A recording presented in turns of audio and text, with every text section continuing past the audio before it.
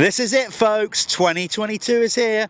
It's the Michelin MX Nationals powered by Milwaukee, round one here at Fat Cat Motor Park. It's going to be a glorious weekend. The track is looking in great shape. We've got some of the best riders in the country, from the Lifeline's fastest 40 right down till the Syntol 85cc class and everything in between. Sit back and enjoy a full day's live coverage on MXN-TV, brought to you by the guys at Alpha Live as well. We're doing our best to up the stakes here in British motocross. Enjoy it. It's free to view. Let's have a great day. It's going to be wild.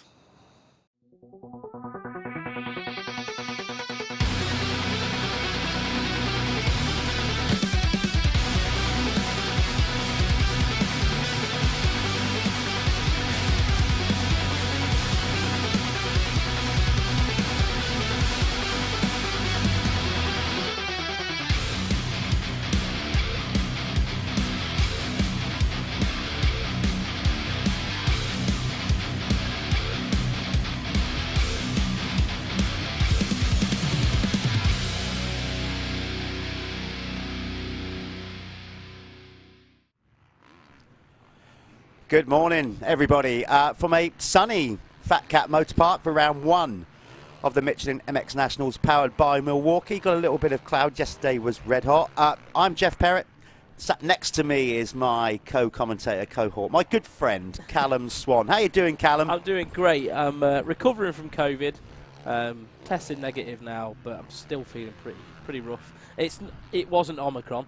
I think I've had the OG, good, original gangster death machine. It's good. been tough, so won't wish it on anybody, but great day, nice and sunny. We're gonna have a good one. Yeah, listen, if we start to sound like teenage girls by the end of it, if we get excited at a gig, it's because our throats are starting to go. It's been we've both been suffering a little bit, so bear with us if we do start to sound a bit squeaky by the end of it. But you can see we're at Fat Cat Motor Park here at Doncaster. There it is. There's the track map. We'll be showing you what it's like to ride that track later on. What you're currently seeing on track is warm-up practice for some of the classes. We've got the pros coming out later on for their qualification. There we are, broken clouds, scattered clouds, it's all. But so far, the weather's been great. The track has been brilliant racing yesterday. Nice. Yep, it was good. It was good racing throughout the day. And it's nice now. I think the track's going to be a little bit drier today. We'll see a slightly different track, but then we've got the pros out on it as well, so then it's going to shape up a bit differently. It is indeed. Look, we've got loads to get through with this live stream, brought to you by MXN-TV. Loads going on in an MX Nationals paddock. So we took some time out. What we're going to do every round, we're going to go around and talk to some teams. So we went out yesterday and spoke to some of those teams. First up, we're going to bring you a little interview that we did with the Phoenix Tools Even Strokes Kawasaki team. So kick back and enjoy this chat with Barry Moore, the team manager. Right, we're back in the paddock for another profile on some of the teams that race the Michelin MX Nationals. These guys have been stalwarts of the series, really supportive of what we do. It is the Phoenix Tools Even Strokes Kawasaki team. I'm here with the team manager, Barry Moore. Barry, oh, by the way, he doesn't just support it, also the Phoenix Tools guys sponsor our straight rhythm, which is awesome. But we'll talk about that another time. Barry, we're here again, start of another new series. You got everything going on behind you. You've got a new team name, busy man. Yeah, there's a lot new, to be fair, not just a team name. The previous 4 years, I was with a Pico, Dylan, and fantastic, brilliant company to deal with. An opportunity arose. And a good friend of mine, James Burfield, everyone will know through MX Vice.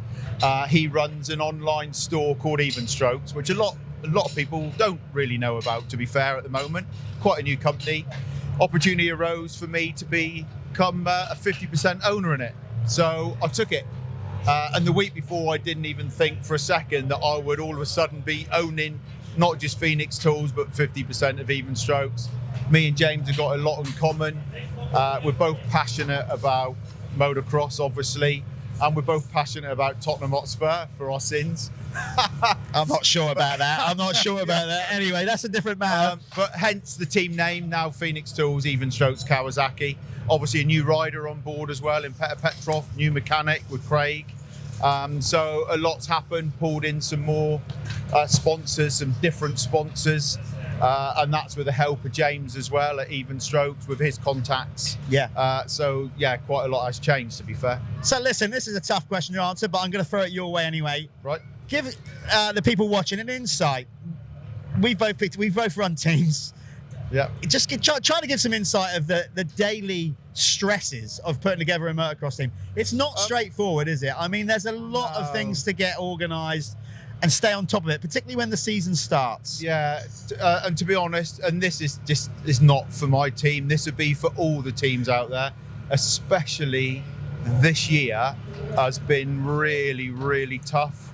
And I know there's teams in the same boat. You know, we're using last year's triple clamps and pipes and wheels because we literally can't get the product. And it's of no fault of anyone, really, I suppose.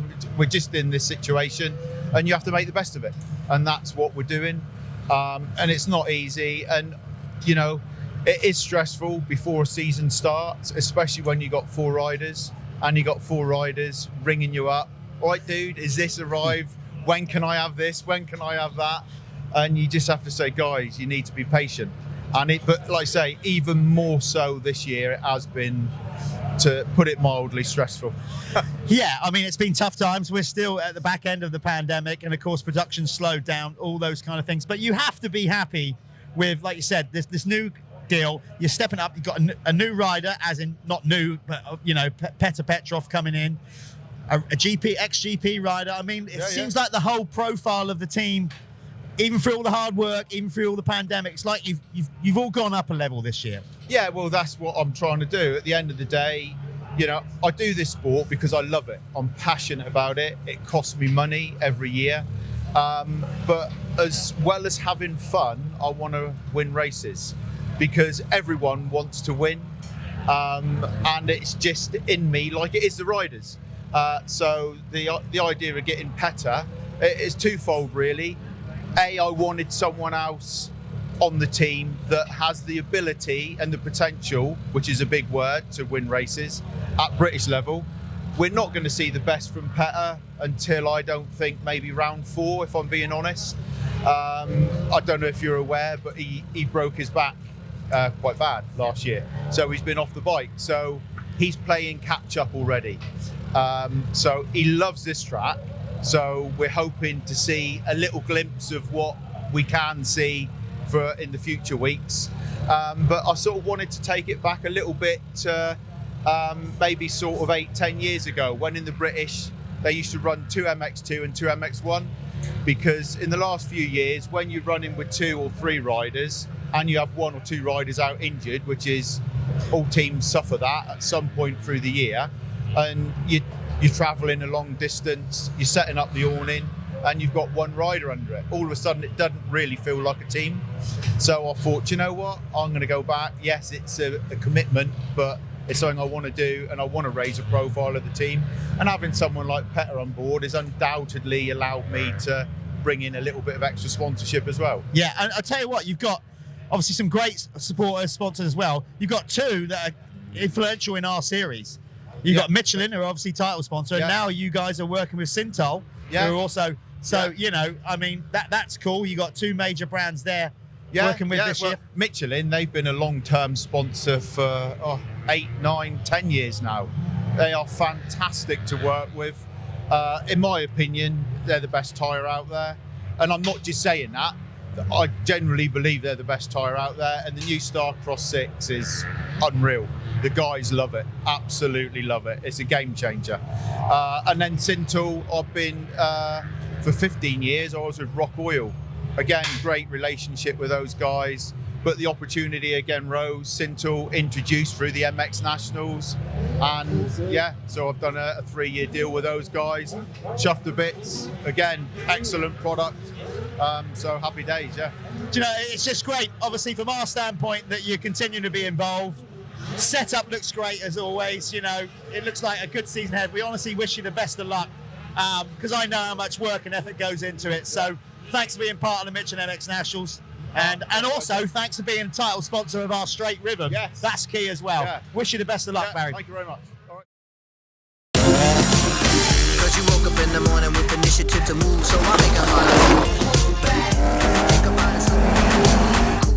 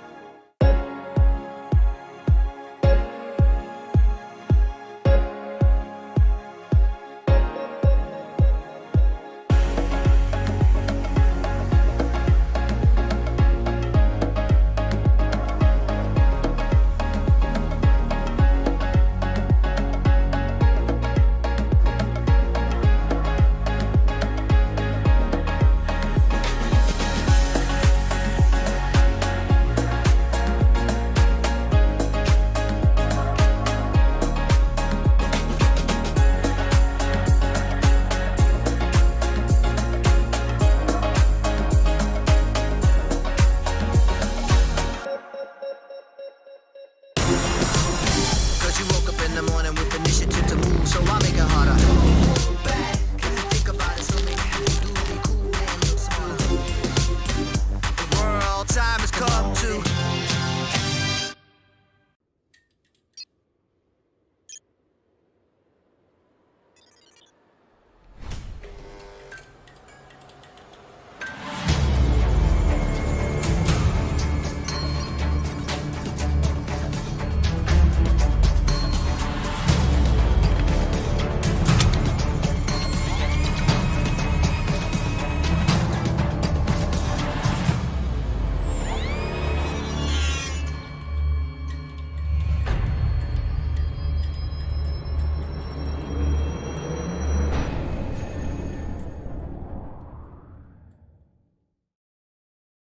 This is Tech Talk with Bob Buchanan. He's going to just talk us through how to prepare goggles on a day like today, and also other days, and how important it is, and the difference it could be in a result.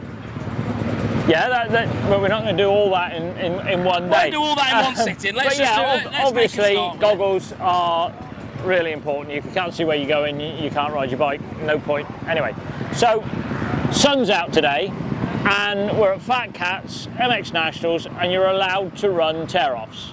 Last week, British Championship, tear-offs are banned, all roll-offs. Now, people naturally think, sun's out, oh, sunglasses, we'll have tinted lenses, we'll have mirrors.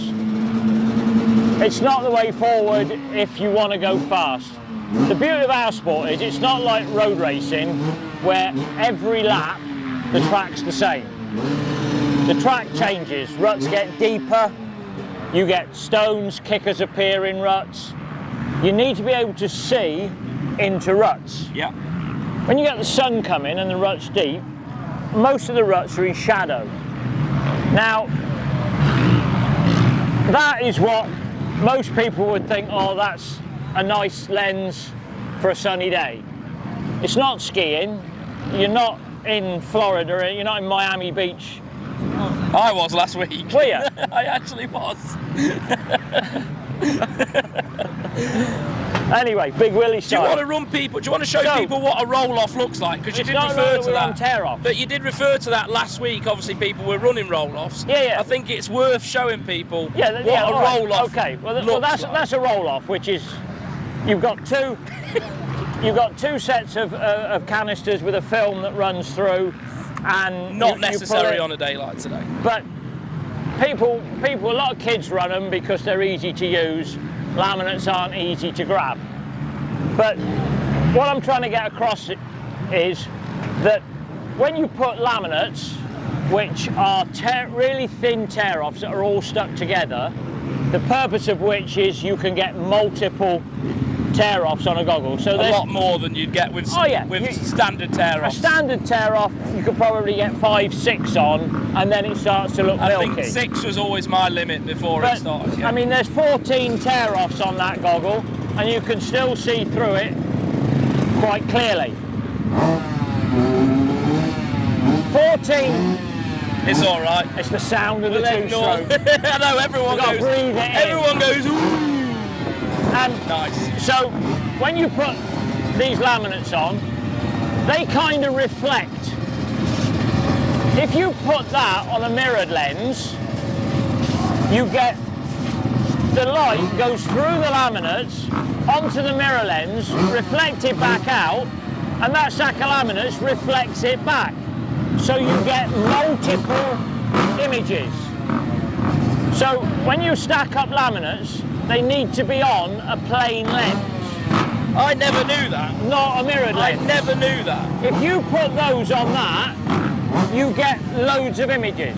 And I actually went riding last week, Bob, and I actually put laminates on a mirrored lens, and what you've just said, I got that experience from it. It was low light at the track, and it was really in the eyes, and I couldn't see a thing. And now I know why. Yeah, if you just in a house, if you look at a light bulb in a house, when you, like in the workshop or something, when you've got laminates on top of there, there's 5 or 6. Yeah. Because you're getting double reflection, double refraction. You can have a plain tinted lens that's not mirrored, like that grey, that's fine, because you just get the light pass straight through. It doesn't come back. And what would be the benefit of a dark? Would that be more beneficial probably on a day like today? If you've got a track, not necessarily, because as we're saying, when you've got shadow and you can't see the bottom of the ruts, so probably more on a hard pack track, you'd be okay with a darker lens. So your setup preparation for a track like this would be clear lenses, but peak extensions. Yeah. Because the problem that you've got in your eye is the sun glaring. So if you have a peak extension, you can buy now, you know, Bell and people like that or make one for yourself. Or exactly that, gaffer tape. Like we all did back in the day. Get an old lens, gaffer tape it on. So when you get the sun, you can just dip your peak so you don't get the glare. If you're driving your car, you've got a sun visor that folds down. Correct, yeah. So it's exactly the same principle. Yeah. You shelter the glare so you can see distant, sunlight. but then you can still see where you're riding. You can look in that rut, and if there's a stone come or a kicker, you can still see it. And react to it. As a thing, if you've got those mirrored lenses and laminates, if you've got it on and you're looking at a line, if you take it off, that line moves. It's not actually, it's distorted. So if you're riding on the track, then it's obviously not the one. So preparation today, in my opinion, would be laminates, clear lens or a grey, so you can see through it, not mirror. There we are. So that's Tech Talk with Bob Buchanan. Take his advice if they want to. I imagine they can do what they like. It's a free life, but you know. No, it'd be a very good idea to listen to Bob because he's had a lot of experience with GP riders. You've been around the world. You've been on the clock for a few hours, haven't you? I think so. Yeah. So some great advice from Bob. Get your goggles sorted. If you want Bob's service, he's always available at the Nationals. Always coming out if you need advice or anything. Just come and ask. Have a chat. If we can help, we'll help. If we can't, then you know. Never mind. I don't think there's a case where we can't. When have you can't? Is that a thing? Unless they don't listen, then that's their own problem. Enjoy the rest of the show, guys. Cheers.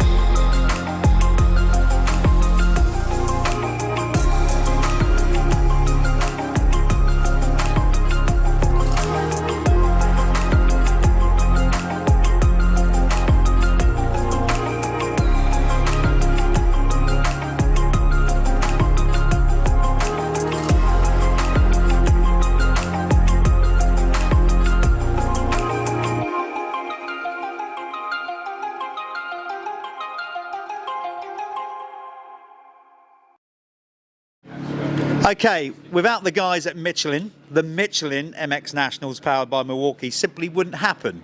So we're fortunate enough to have the main man here, Andy James. Andy, first and foremost, thanks for the support of the series. Obviously, you've been with us right from the start. So, thanks for sticking with us. You're most welcome. Thank you. How's it? How do you think it's gone? For us and for you as a brand. It's the MX Nationals. Without wishing to blow smoke up the team's backside, it's every year they seem to come out with something new.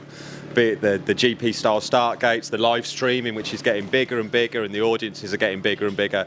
It's the premium motocross series in the UK, and we're very, very proud to be sponsor of it. And this year, with new products coming out, it's more important and more apparent to us than ever before. So, roll on this season. Seamless link. He's totally pro. He's saying about the new stuff that we bring into the series. And it just so happens, here we are with a new product for this year in our market as well, the motocross market. Indeed. Tell us what you got there. So this is the brand new Starcross 6. Taken over from the Starcross 5, massively inventive name. The Starcross name has been around for a while, so we saw no need to change that. However, we wanted to shake up the market a little bit. We'd done a lot of research and a lot of testing. I know Paul especially had been involved in the development of the tyres. Obviously, they're not developed specifically for the UK market. This is a global product, so we need to meet the demands of riders in all conditions. So the main change for the Starcross 6 over the 5, we've changed the naming convention on it slightly. So instead of a medium and a soft, we've got a medium hard and a medium soft. Still a specific sand tyre. There's also a rear mud tyre, which will be great for some of the UK conditions. The big thing for us is the performance of the tyre has improved over the Starcross 5, but it's the first motocross tyre to have 100% silica rubber in it, which increases the robustness and the durability. So not only does the tyre last longer, it also keeps the performance level as the tyre starts to wear, which is absolutely critical in some of the longer races. So on this is an example of the new medium soft. As you can see, it's got a slightly buffered surface on it, which will give you immediate traction. You can also notice on the blocks the way they're shaped, right down into the base rubber as well. It's not a cosmetic thing. It's designed to resist tread block tearing, which is obviously a major concern on a motocross tyre, and again increase the robustness of the tyre so that performance lasts for the whole of the race.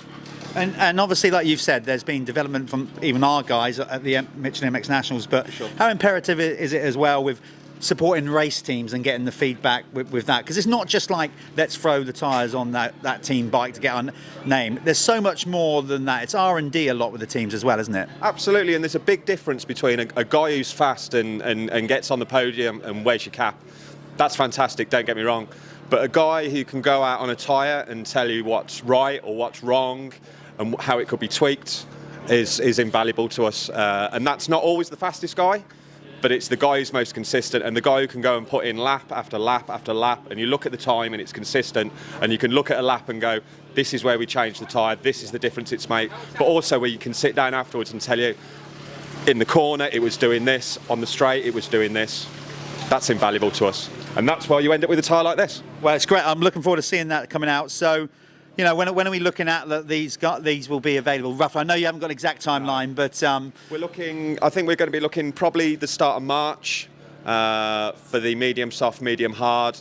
Maybe April for the mud and the sand. I'm just trying to look at Paul's itinerary and the tracks we're going to, and thinking, are we going to have the right tyre for the right track? The good news is we will still have the Starcross 5.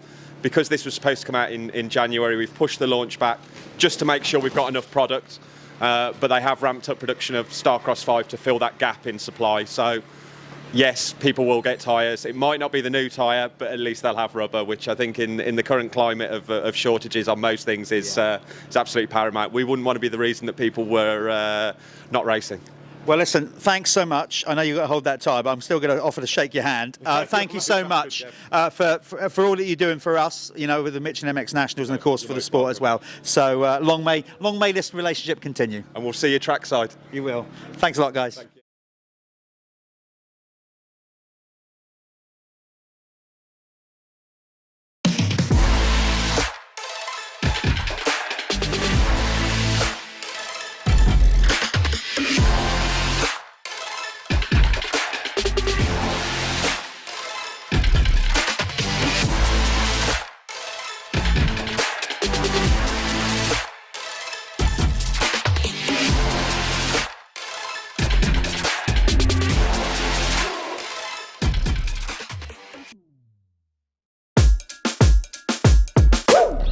pop, pop, pop, pop, julep, pop, pop, pop, pop, pop, julep, pop, pop, pop, pop, pop, julep, pop, pop, pop, pop, pop, pop, woo!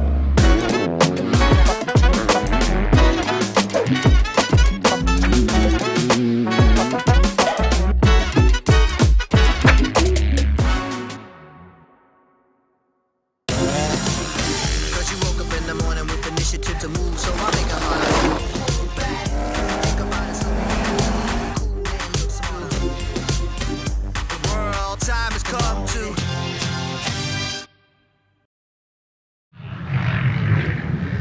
Right then, the first of our team profiles for 2022 is on this lot, a real professional team across the board, GRT Impact KTM. You can see this great little setup. I'm here with John Giffard, one of the team owners, managers. John, tell us what it is exactly you do. Obviously, you guys are a little bit different and in such a professional setup, but you also run youth riders. So tell us basically all the hard work that goes in putting the team together. Yeah, I mean, it started in 2020, and me and my brother Dan, we decided that we'd put something together for the youth riders.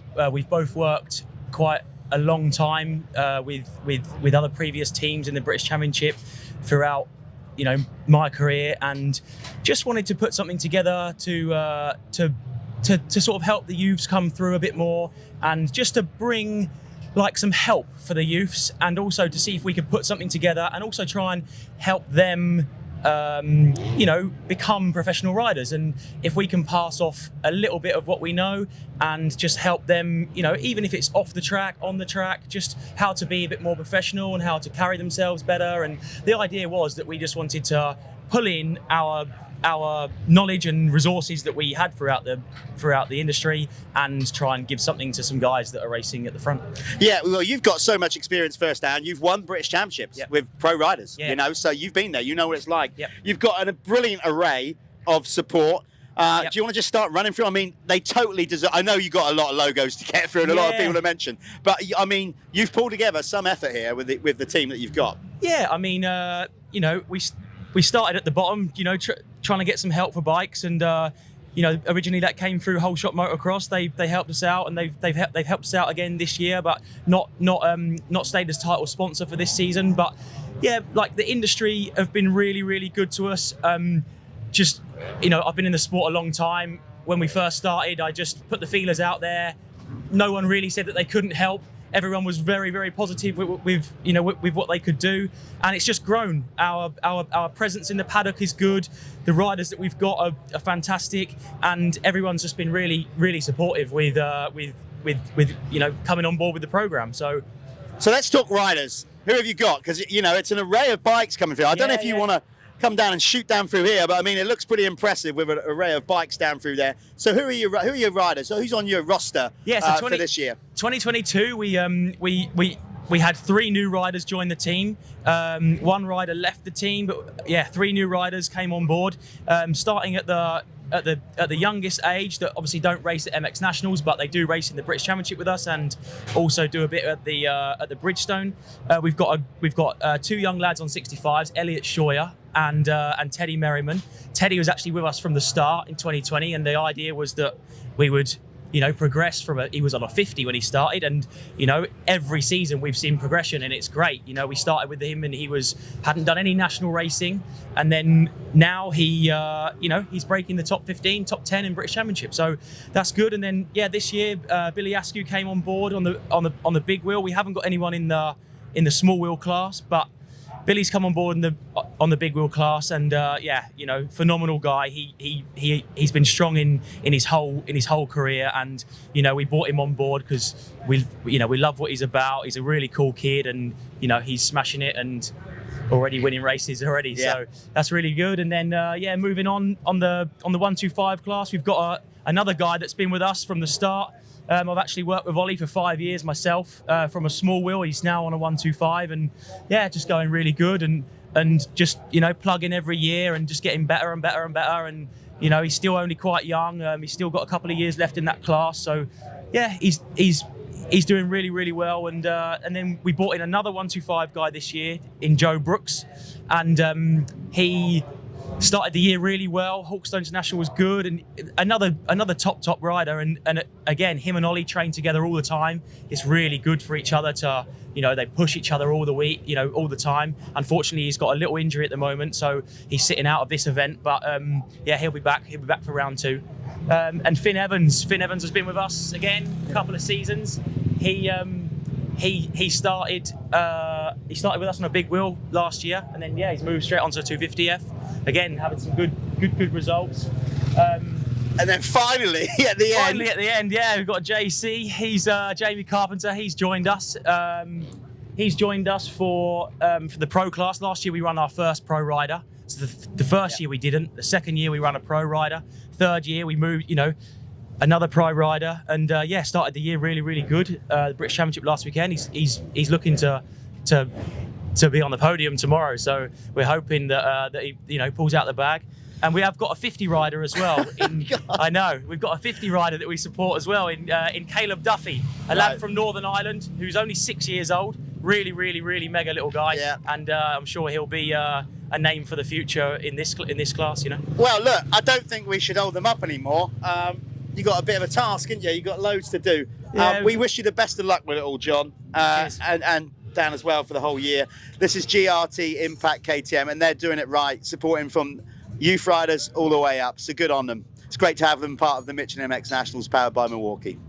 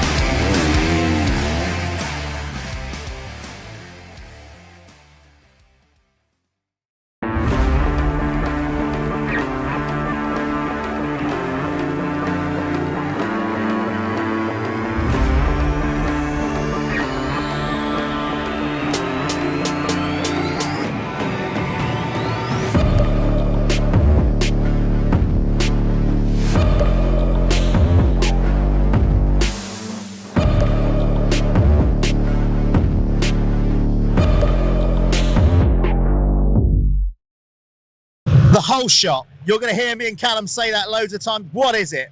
Basically, that is the first rider around the first corner. That's what a whole shot is. It can make or break your race. If you're buried in the pack, your work rate is so much harder. Check it out, who's going to get the whole shot in this race, because it will make such a difference to their whole race performance. Whole shots are key.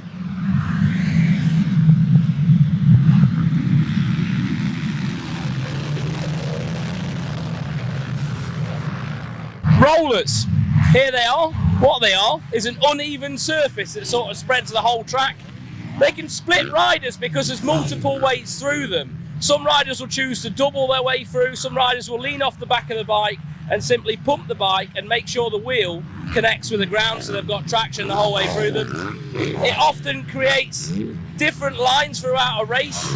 Well, you can watch just here and you'll see the guys coming through them. Tabletops, you're going to hear us mention that quite often. This is one of them. Basically, this is a jump that has a takeoff, a flat top, and then a downside.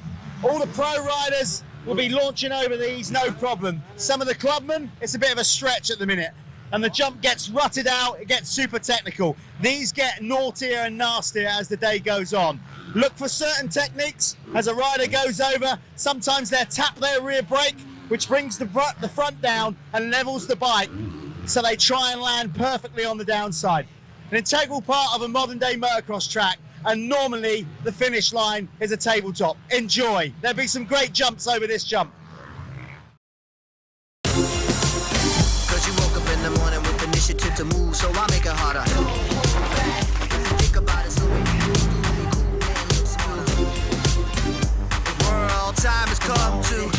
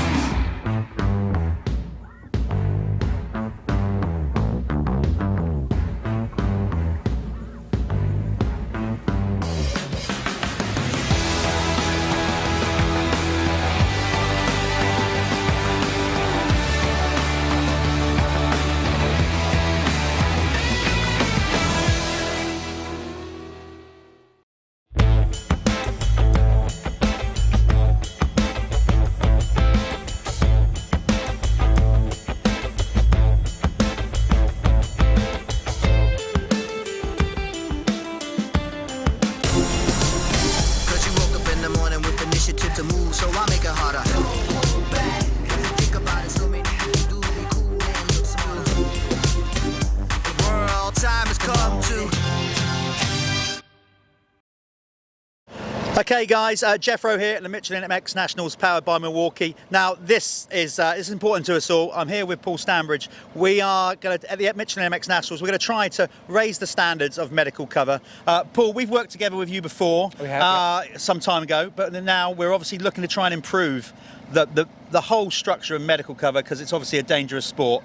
So you guys going forward, I know there's new equipment, machinery that you can now bring to the table. So tell us more about your plans of what we're going to do for rider safety. Okay, so one of the things, obviously because of my background with working with MX Nationals, we've highlighted a few things and we've developed more skills, especially for the racing that we do. The equipment that we've got is advanced. We have a Lucas heart machine, which will give you CPR.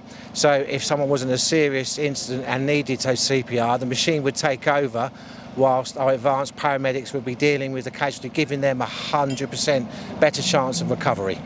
And also, we spoke in the lead up to obviously this year's championship about what we're going to do. And your guys have also got like training, a better word, out in the field, as it were, like war zones. Absolutely. And stuff like that. So they're really used to like dealing with trauma. Yeah, our paramedics that we got for the whole round are coming with us, and they're all military personnel, so they've done 2 tours in Afghanistan. So their skill set is a big advantage for raising the bar of medical cover. And you've been around the sport a little bit now and whatever, so, you know, from your standpoint, seeing the dangers and the risk involved, you know, it's obviously you must see things and you think, oh, we could definitely make improvements there and that side of it, because obviously accidents do happen in our sport. Yeah, absolutely. And we're constantly dynamic risk assessing. So everything that we do, no matter what round, every round is completely different. Every race is completely different from the ranges that you have of the race styles. So we dynamically change and we adapt to whatever happens. We will just adapt with that and look at it at the end of the day and say, can we do that better? Learning sort of things that we can do, and then we take that back and feedback, and then we adapt and move forward. Well, look, don't take this the wrong way, but hopefully we don't need you very often. You know, don't take it personally, but hopefully we won't need your services that often. Thanks. Great to have you involved and to push forward with the medical cover, so thanks for that. Super. Good stuff.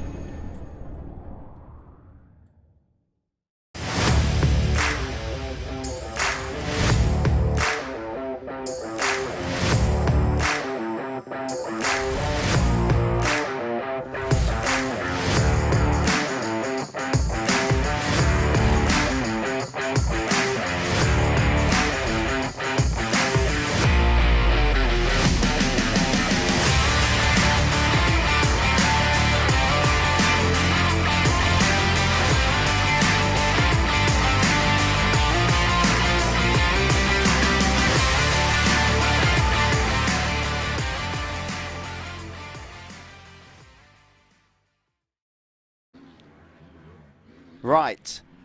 This sport is brutal. This is the Fat Cat track. We have done some drone work. This is Sam Nunn riding for the Cab Screens Crescent Yamaha. This was yesterday after their open session. We're following them around with a drone. Great work by Geordie Whitworth of Elevate 45 Media. You can see how gnarly the track gets. This was at end of play yesterday, Callum. Yeah, well, I mean, it's not only how rough and gnarly it is, look how low the light is as well for Sam here and the guys that went out for the final practice. Seeing the little holes in the ruts is just nigh on impossible, isn't it? Luckily, if you've listened to Goggle Bob's tech tips, you might have a little bit of a chance. But here is Sam Nunn making it look easier than what I would. I mean, look at that there, just trying to line those ruts up, you know. Yes, these guys, their race will be the last race of the day.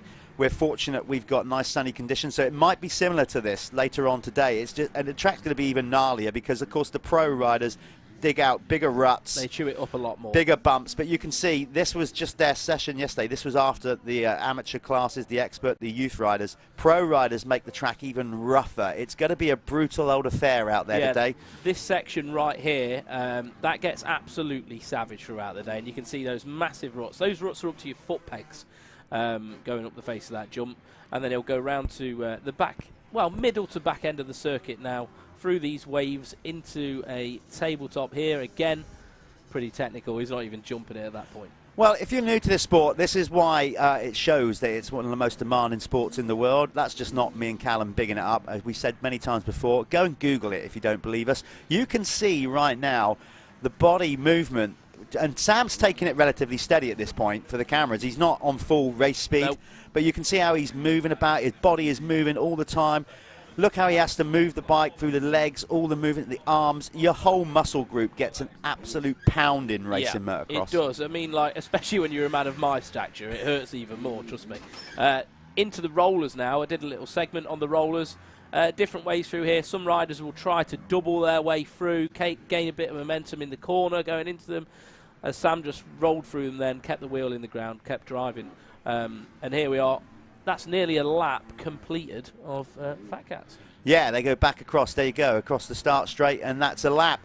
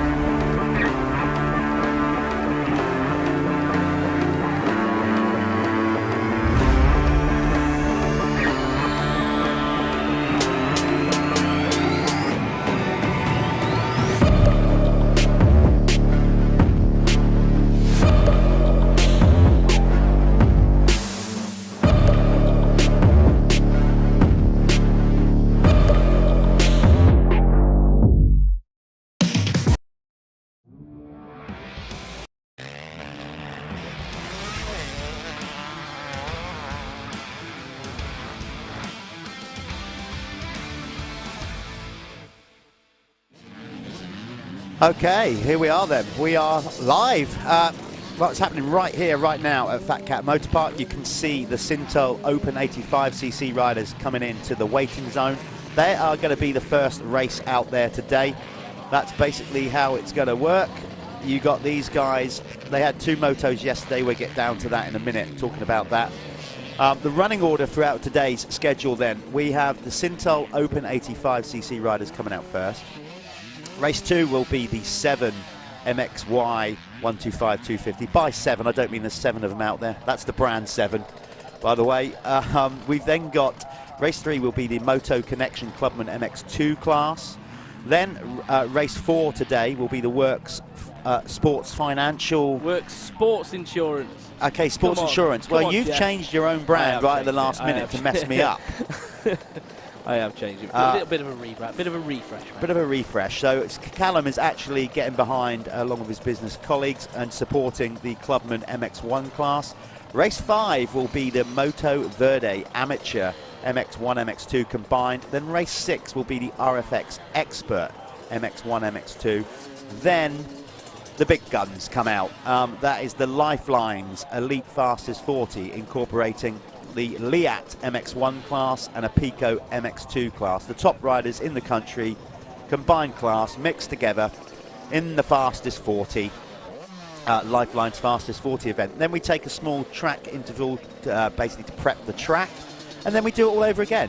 And that's it. A continual live coverage here on MXN-TV throughout the day. Wherever you are in the world, hope you're enjoying it. It's from sunny UK. We're up here just outside Doncaster in South Yorkshire. It's sunny, but believe me, it's still quite cold. Just looking at time practice from the pro riders, might as well. Absolutely, mate. Bit. So Josh Gilbert was our fastest man, which is, I don't know, probably quite nice for him being a sand track. He's normally a hard pack guy, so has he figured something out? Well, this is it. If you've seen last night's Live at 7 studio show, we had Josh on. Josh has spent, what is it, nearly 2 months in Florida. Yeah, in sand. In the sand, yeah, because they do have quite a few like sand facilities out there, don't they, on the East Coast. So, Josh, obviously, it's showing that it's worked out for him. He was at 1:48.867. Ashton Dickinson was second there, second fastest. Peter Petrov and Jake Millward fourth. Sean Simpson rounded out the top 5 there. So Tommy Searle not in the top 5. I don't think he'd be overly worried about that. No. Reigning champion, Harry Koulas in 7th, Carlton Husband on the Phoenix. To be fair, the track would have been very flat. Not a lot of lines would have been developed yet. So throughout the day, there'll be a lot of changes. Tommy, we all know, very experienced GP rider, and Sean, and Harry. When the track starts getting churned up a bit rougher, than their old school skills start coming out. It's going to be good. As we said, the UK's best riders all in one race together, combined. There will be a Lifeline's Fastest 40 Championship. So what we're doing differently this year is basically where they finish in the race, they will be rewarded points for that. But then they're also going to be awarded points for their class category. So we're going to end up, for example, with a Lifeline's overall Fastest 40 champion. We're going to end up with a Liat Elite MX1 champion, and we're going to end up with an Apico Elite MX2 champion. So that is fantastic. Yes. Right. So MX2 Pro, it was Carlton Husband fastest, Jamie Carpenter. Is that Florin Mio? No, it's not. It's Matteo. It's Matteo Mio who was third fastest, because Florin's got a concussion. So Matteo, his younger brother, who's a beach racer in France, is filling in for him. So it's Matteo. Lewis Hall, fourth fastest, and Adam Collins rounding out the top 5. Pro MX2. Well, those guys are sort of scheduled to come up around 12:30 when those guys, obviously we trim the schedule and to get all this racing in, so we can't ever give you quite an accurate time of when the fastest 40 presented by Lifelines come out. But right now, let's concentrate on what we got on screen, which is the Syntol Open 85cc class. Yesterday, again, some great racing. Last year, Callum, we went down, we was around short last year, COVID, etc. We're not going to bang on about yesteryear with all those problems, but it still went to the wire even after 5 rounds between Musto and Billy Askew in the very last race at Cusses last year. Musto just about getting it done. It was great, wasn't it? It was brilliant. Really good to watch. It's really good to watch, like, young kids have that tenacity as well and still have that real deep driving desire to want to win. It was great to see. It was awesome. but it hurt Billy. They were brilliant, by the way, the pair of them. They basically shook hands, they braced, had a bit of a hug. You know, it was brilliant sportsmanship from a young age, but Billy would have gone away, kind of also knowing, there he is, he's going to be first to the line. He was good yesterday. Oh, yeah, wasn't he? yeah, he was Very good. Yeah. But yeah, I see where you're coming from. It would have hurt Billy, but only if he can't use it as a drive going into this season. If he can use it as motivation, and what we saw yesterday, it's going to be very hard to beat him. Yeah, I think, you know, there's Archie J. Girdham, number 100. He was obviously stiff competition yesterday, you know, but really Askew was just, okay, he didn't set the quickest time in qualification, as you see there, but he was dominant. There's little Hayden Stat. Still, I mean, he's growing, but he's still not growing as much as everybody else. He's so small, he's so diminutive. His little starting blocks there are, you know, probably about 2 foot tall. He could probably do another 4 years on an 80. Listen, I'm vertically challenged as well, so don't let it hold you back. I know it doesn't hold Hayden back. I've been vertically challenged my entire life. Yeah, yeah. So this is going to be a good one. The guys... You didn't even have whole shot devices. No, when you God, raced. no. Like, I bet you was just like rocking side to side. Why did no one even think about starting blocks? I used to run and jump, get on the bike. Villapoto. Listen, I'm short, but I'm not quite that short. I can still at least touch the ground with one leg. Oh, fair enough. But yeah, this is going to be a great race. Yesterday, as always, the Syntol 85 class just offers up incredible racing. They are the stars of tomorrow today. There's so many of them now that have really stepped it up with their professionalism. You know, it's becoming more of a thing. They're more focused, I think, just because of social media, the fact that sports science is more openly available to the kids now. They understand that actually this could be a career path, but also they understand the importance of training, nutrition, all those kind of things. Yeah, different level. The sport's constantly growing, and I think now, like, it encourages the kids to probably be a little bit healthier. You know, when we were kids, running around eating McDonald's or whatever was there. I think there's probably a little bit of a conscious effort to be better, because they know how much it takes to be at that elite level, and the kids at the front of this, well, throughout all of these categories, they are wanting to get to the point where they're one day lining up in the pros, or they wouldn't be doing it, would they? Absolutely, and there's some teams, of course, that cater for riders all the way through, and of course the team that Billy's riding for, GRT Impact KTM.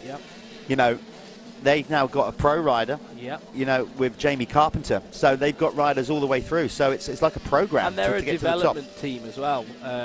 Riders come through that program, and then maybe find other rides going into the pro class. They put on a very good package for these kids. Okay, well this is. You can go on Speed Hive for those people at home or wherever you are in the world. Go on Speed Hive, find the MX Nationals on live timing. It's also got all yesterday's results up there as well. We're just waiting for ours to refresh here. We are going to try and bring you up live timing on the screen throughout to keep you up to speed. But this is Syntol 85 action, Moto 1 of today, 3 of round 1. It's only the pros that didn't ride yesterday. Who's going to get that all-important hole shot? You heard us talk about that with the terminology. It's a key part of the race. It can make a whole lot of difference. Here we go. First gate drop of our live stream on MXN-TV. Straight into it. Who's going to get it? Looks like one of the Matt Gardner riders there up the inside. Is that Freddie Gardner, number 14? It didn't quite get it done. But you can clearly see Matt Gardner racing team. They're in orange and white bikes in bright red kit, so they're easy to spot. But yeah, some good early racing. I can't quite see who that is in front just yet. Obviously, new season, new riders. We've got to learn new kit, new numbers, riders moving classes, but we'll soon pick it up. Names are always very interesting, especially at the moment. Well, we got the modern day. We've got the Planet Moto First Lap Leader Award, so who's going to get that across the stripe? Obviously, this will be... We're going to know that information now. Who was first over the line for the Planet Moto First Lap Leader? It was Jamie Keith. So Jamie Keith on the one. Guy's got a flyer. Yeah, well, he actually started from, I think, the middle, and just carried a bit more momentum through that first corner. So he's on the way now. He is on the way. So basically, the first lap leader award, what it is, it's a Planet Moto competition. What we do is we have the first rider over the line on the lap will score a point. The rider with the most points at the end of the year will get a all-inclusive ride holiday with the guys at Planet Moto down to Spain. That goes across all classes except the pros. Basically, we're doing that. So whoever's got the least number of points at the end of the year, the most number of points, will be the winner and will get a Planet Moto trip down to Spain in the off-season. I mean, that's a pretty cool prize. Got some yellow flags already. But yeah. Billy Askew is, he's made quick work of that, hasn't he? He has. He's already got to the front. It was Ryan Waggett there in second, but Billy's already got there. Charlie Richmond on the Matt Gardner racing machine currently resides in fourth. Then it's Jack Walker, who was incredibly quick the other week, Jack Walker. So one to look out for. Number 5 is Bernie as well. I tell you what, the the style that Askew's got, he's very technically able on a bike, isn't he? He's so light on his feet. He almost looks like a Ryan Hughes sort of likeness. He's dancing around on that thing, on his toes, really, really picture perfect. Yeah. That's how you should ride a motorcycle. Well, he's got Ash Wild in his camp, I think, as his trainer. I'm sure I've got that right. Apologies if I'm not, but I'm sure Ash is still training him. Yeah, on the balls of the feet, looking good. Jamie Keith having a solid moto here. He's got Jake Walker. Yeah, Jake's been quick. Jake, he's a big lad as well. Big lad, looks very strong. But Askew at the minute showing them all what's what with a 2:06 to Jamie Keith's 2:13.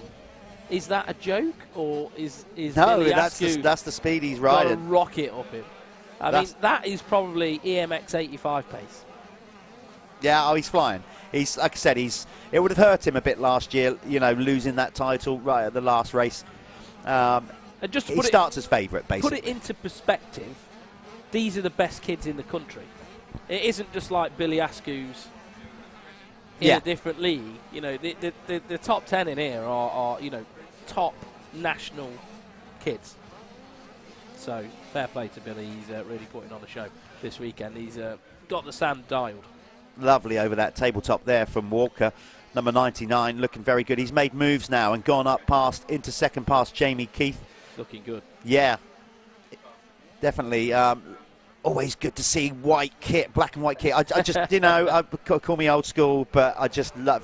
white kit is not the best kit for motocross, but it looks cool. It doesn't... well, it's only not the best kit for motocross if it's not being supplied to you. If it's free, then rock it. There is that. There's Joshua Vale. Josh on the SJP Moto Husqvarna has turned many a laps around here. He's a big old boy, Josh. He's just solid. Yeah. How old is Josh? Do we know? I'm not actually sure. We need to start. He is quite I'm not going to call it. We need some rider profiles. Well, we're going to be absolutely on top of that for round 2. What we're going to do is we're going to send out a questionnaire to all our riders to fill in to give us loads of info. So that will be going out to all the riders between rounds so we can be armed. And what me facts. and Jeff will do is completely ignore that information and just say what we feel like saying anyway. It's a long day, Callum. It's a long day. So as you can see, those rollers are not quite as violent as they were last year, but that's still a technical area. And you come down past the mechanics area there. So currently, Billy Askew has the Keck's fastest lap. Now, what this is, we're not doing it per race. It's whoever sets the fastest lap of the weekend per class, not per race. Basically gets the Keck's voucher and award to go and get discounted Keck's clothing online. New pair of underwear.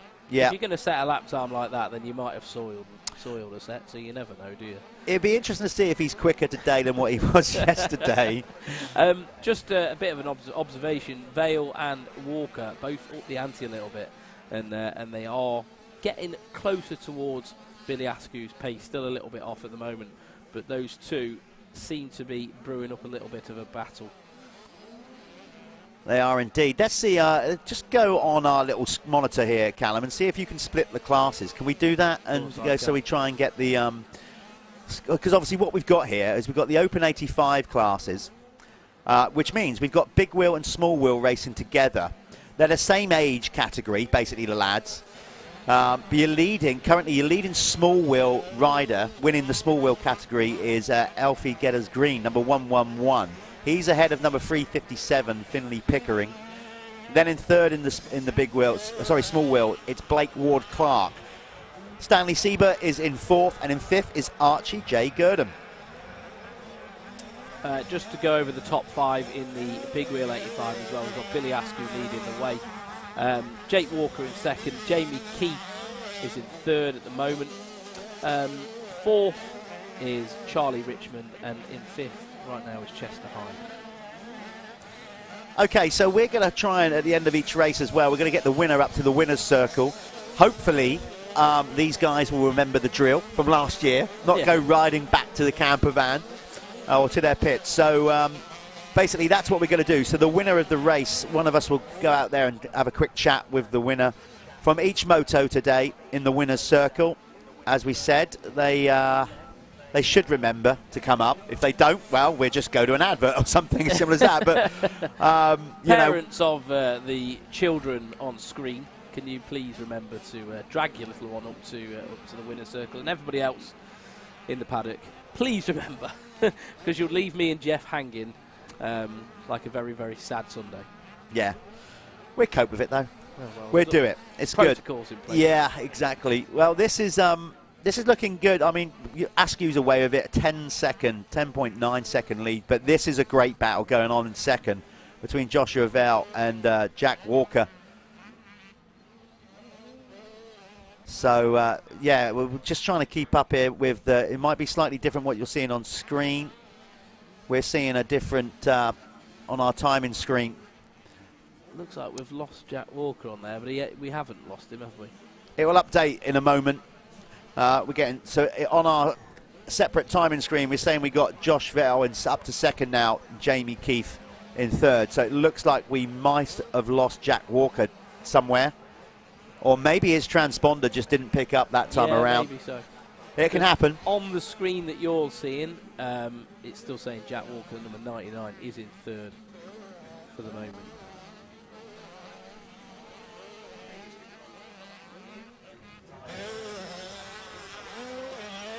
You can see already how brutal this track is for these little 85cc riders. They'll absolutely suffer tomorrow.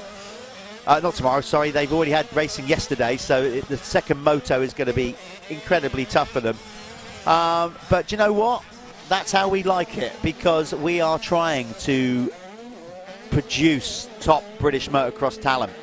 If these kids are going to make the grade, if they're going to go on to the world stage, to EMX and MXGP, these are the kind of tracks we need them riding, because ultimately the tougher tracks they ride as kids and develop their skills, they're going to find it easier in the big leagues, right? Big time.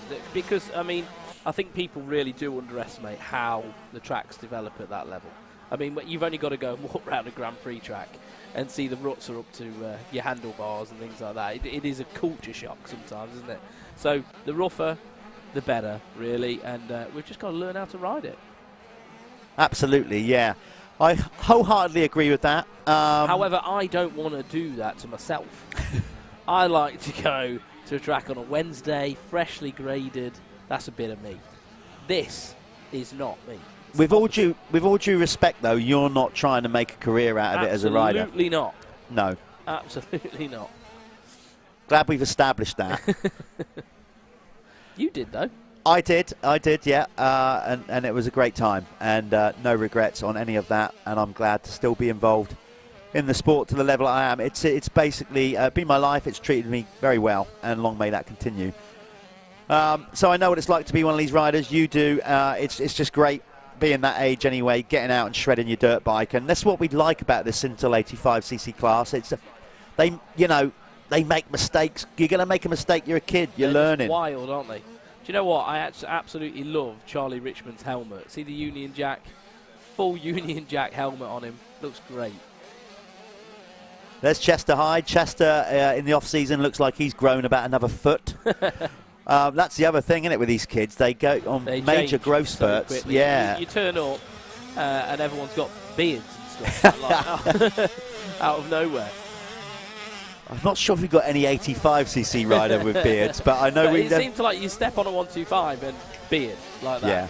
Just happens when you get on a 125. But no doubt, Chester's definitely shot up a few inches since I saw him last. Anyway, so the running order. There you go. Billy Askew on the GRT Impact machine, just plain sailing. He's keeping a nice gap at the minute of 10 seconds. Well, nearly 11 actually. Yeah, that round, he's pulled the pace back a little bit now. Josh Vale was actually a little bit quicker that time round, but I think Billy's in a nice position now where he can probably manage the race. That 10-second cushion, he can probably look over the track a little bit and just see where Josh is and maintain that gap. And I imagine that's what he's doing if he's got any common sense about him. Oh, they've got plenty of that. There you go. Look, you could see Charlie Richmond there going for a roll-off. Yeah. You've obviously touched on that with Bob about Goggle preparation. That was a great piece, by the way. Learning stuff that neither of us knew. I didn't know.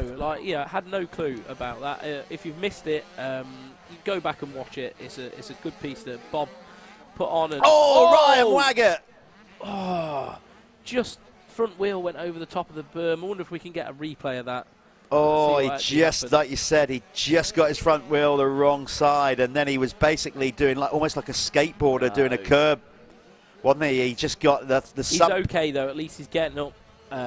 He's going to try and get that bike fired up. Let's see if we can replay that. Bike doesn't look too much damage. Here we go. We're going to see this again. So slow-mo, he comes round and he just gets the front wheel too high. He gets look, just lifted. In fact, both wheels nearly went over. It was such a small error that had a big reaction. But hey, that's motocross.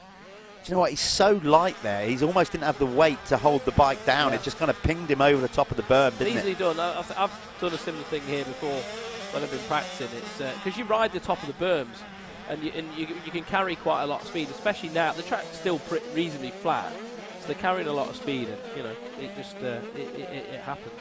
Oh, we've all been there. Yeah. We all have plenty of them. It's a nice soft landing at Fat Cats, unfortunately. They're pretty daunting though. They're really quite high banks, so to go off the back side of them. They're not very strong either. They do fall away. Back to the Goggle Tech tip talk with Bob. He was saying yesterday that on a sunny day we shouldn't be using mirrored lenses.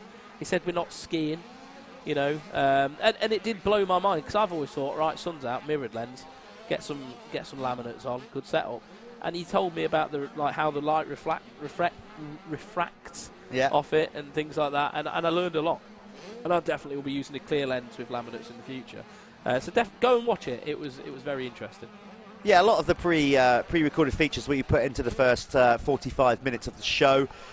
Once we get this live stream out of the way, we'll probably be able to break them down into individual edits on MXN-TV, and you can then just go and find it. Obviously, we're going to, after this event as well, we're going to start breaking down the classes individually. So once we, in the weeks following, you can go on MXN-TV, go on the search, punch in whichever class you're looking for, and then all the races should just turn up so you can get straight to your race rather than re-watching the whole live stream. Brilliant. I like that. Have a little long service. time coming. Looks like the 99. Look at him hanging off the back of that bike. He's been pushing. I've noticed a few little mistakes from him in the corners where he's absolutely trying to get everything out of that bike. But that's what you've got to do. Jake Walker is pushing really hard at the moment. Little bit of time. Can't have too much time left. This is a 15 minutes plus 1 lap race. We must be getting close to seeing that 1 lap board coming out. In fact, time has elapsed, so I would have thought this next lap around, Billy Askew will be on his last lap. Yeah, the last lap for Billy Askew was fantastic. 2:05.432, so he had a new best lap of the race towards the end. Shows that he's got the fitness as well. Pushing right to the end. Somebody rocking the Stars and Stripes kit there. I'm not sure if they're actually American, but they couldn't try to be more American. I think I did that once. I remember they did a Fox Stars and Stripe one. I definitely indulged in that when I was a kid. See, it's Billy Askew on his last lap, bringing it home. He is the leading big wheel rider, remember. Where are we at with the small wheels there, Callum? Just scroll down again, see if we can find it. It's still Elfie Getters Green leading the small wheel category ahead of Archie J. Gurdon, 101. Lucas Moncrief is in third ahead of Blake Ward-Clark. That was the top four there in the small wheels, but it's no mistake in the leader. Billy Askew, 4:41 on the GRT Impact KTM. Those guys put together a hell of a team. They had to throw it together even later than normal. They had a last-minute title sponsor change, which caused them a whole lot of grief, along with where we're at in the world, getting products off the back of COVID and everything. The whole sport has suffered. So many teams have really suffered. Speed goes round there. Did you on see the how ball, close? yeah, on the tiptoes of his feet. On the tiptoes of his feet, and how close Billy Askew was to the edge. And that's what I was saying earlier. It's so easy to just break a wheel over there. And you've got to really put a lot of trust into the track. You see our medical Unimog there going to make sure rider's okay. Yeah, we've got this new medical team, cross-country medical service, really up the ante with the medical cover this year. We've got, I can't remember, excuse me, the technical term for the machine, but we've basically got a machine now where the guys can then just put on an injured rider that will give them CPR. The machine does it, and that way we can get them to the ambulance quicker and get them on a stretcher. So that could be literally life-saving. Yeah, oh yeah. So brilliant stuff. Big up to Cross Country Medical, our medical team for the series. And big up to Mark Morris as well for absolutely getting behind all that. And here we are, Billy Askew crossing the line. Let's go and see if he's take the first race. I'm going to go and see if he actually remembers to come up there. Win. I'm just going to throw you over to an advert. So here we are.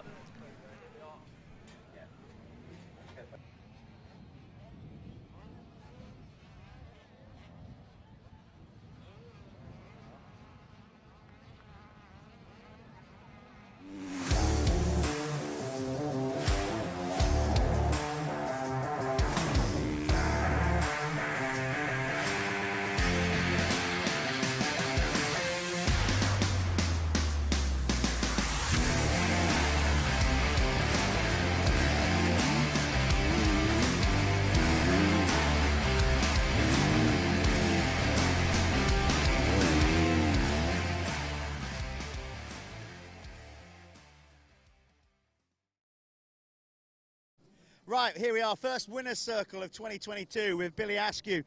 Billy, another dominant ride. I mean, I know you ride here quite a lot, but you've got to be pleased. Last year, it didn't quite end how you wanted to. It started off great this year. Yeah, this weekend's been perfect so far. Enjoying it, loving the track. It's nice and rough, I like it. I was beyond happy, just loving it. I mean, some of those corners, you were just going around there on the balls of your feet. I mean, you've been training real hard. It's been a good off-season for you, right? Yeah, it's been a brilliant off-season for me, spending a lot of time up in Spain with the RMJ Rookie Academy, with Ash, and then come back in here, riding here quite a bit. So it's been a really good off-season, really. And a new team. Obviously, you want to thank those guys? Yeah, new team, it's been helping me out a lot. Yeah, they've been getting races where I couldn't get before. It's been really good. Okay, mate, go and get yourself scrubbed up. You've got one more motor to go. We wish you the best of luck. Billy Askew, GRT Impact KTM.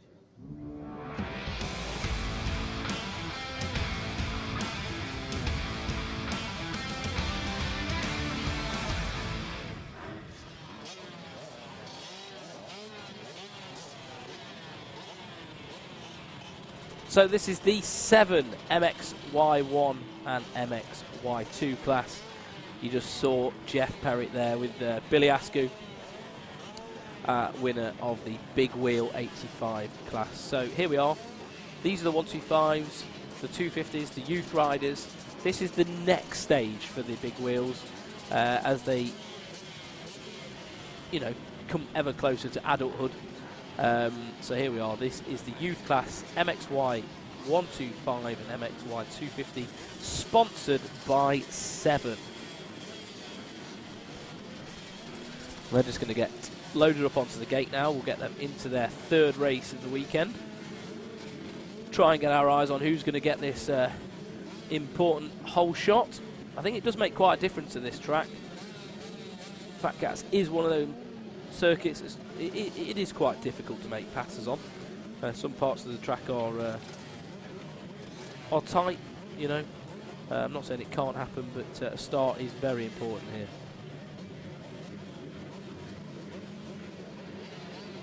Green flag is up. And we'll have the 15-second board any moment now. There we are, 15 seconds. So riders are going to get themselves ready and engaged. That board will turn to 5 and the gate will drop at any moment in those 5 seconds. Here we are, look, heads are down. Who's going to get this start?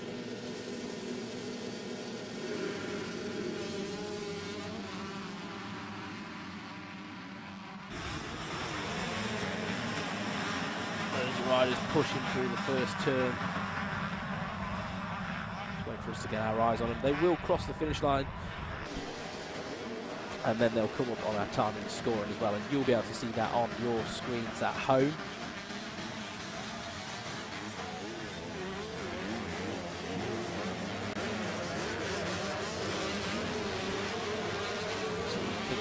Broadly in the 72, we just had on screen there.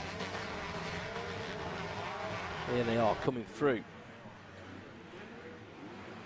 And leading the way is the 421 of Bayliss Uting, followed by Charlie Heyman. So a good start for Charlie Heyman on the 125. Ollie Colmer there as well.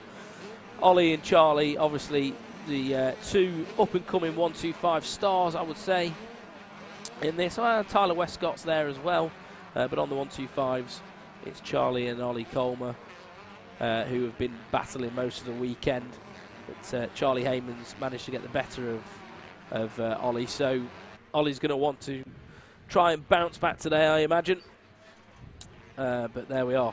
Charlie Heyman, pretty local lad from Nottingham, so probably spun quite a few laps around this track. Probably. Definitely. I was going to say, yeah. Definitely. Come on now. Yeah. And let me just split these classes up. We've got all this tech in front of us here, so we can split the classes. So the MXY2, as they came through, Bayliss Uting, Tyler Westcott, Leon Williams, Jack Taylor, Mackenzie Marshall was in 5th. And in MXY1, yeah, MXY 125, Charlie Heyman absolutely smashing it again ahead of Ollie Colmer.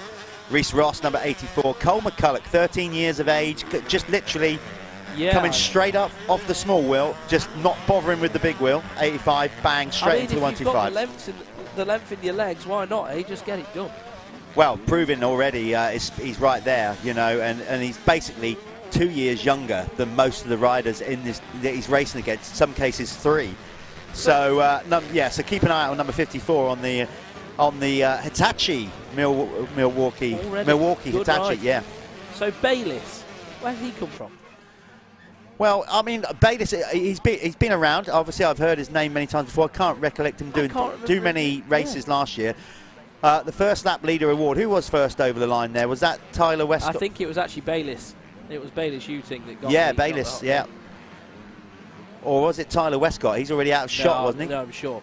Okay. I'm sure. Either way, we can go back and look at the data. That's the point.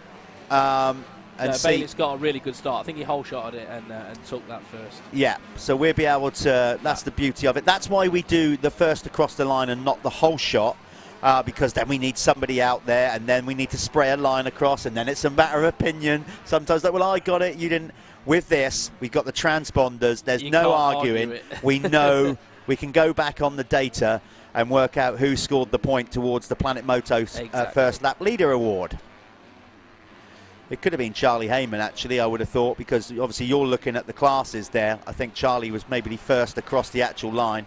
I don't know. I don't think he was. Was he? Okay. No. Look, I was here. Sorry, mate. I was out of the thing. Look, listen, mate. I've got it. I'm under control. I tell you what, Mackenzie Marshall looks pretty good at the minute. He's absolutely ripped through a load of them. So Mackenzie Marshall, wherever I can get him again. There's McCulloch. Riding, well, he's registered as number 55. He's got 555 on his back. And that was the number 84 of Leon Ongley. Oh, Leon. I think he went down on the first lap, so tough go for him.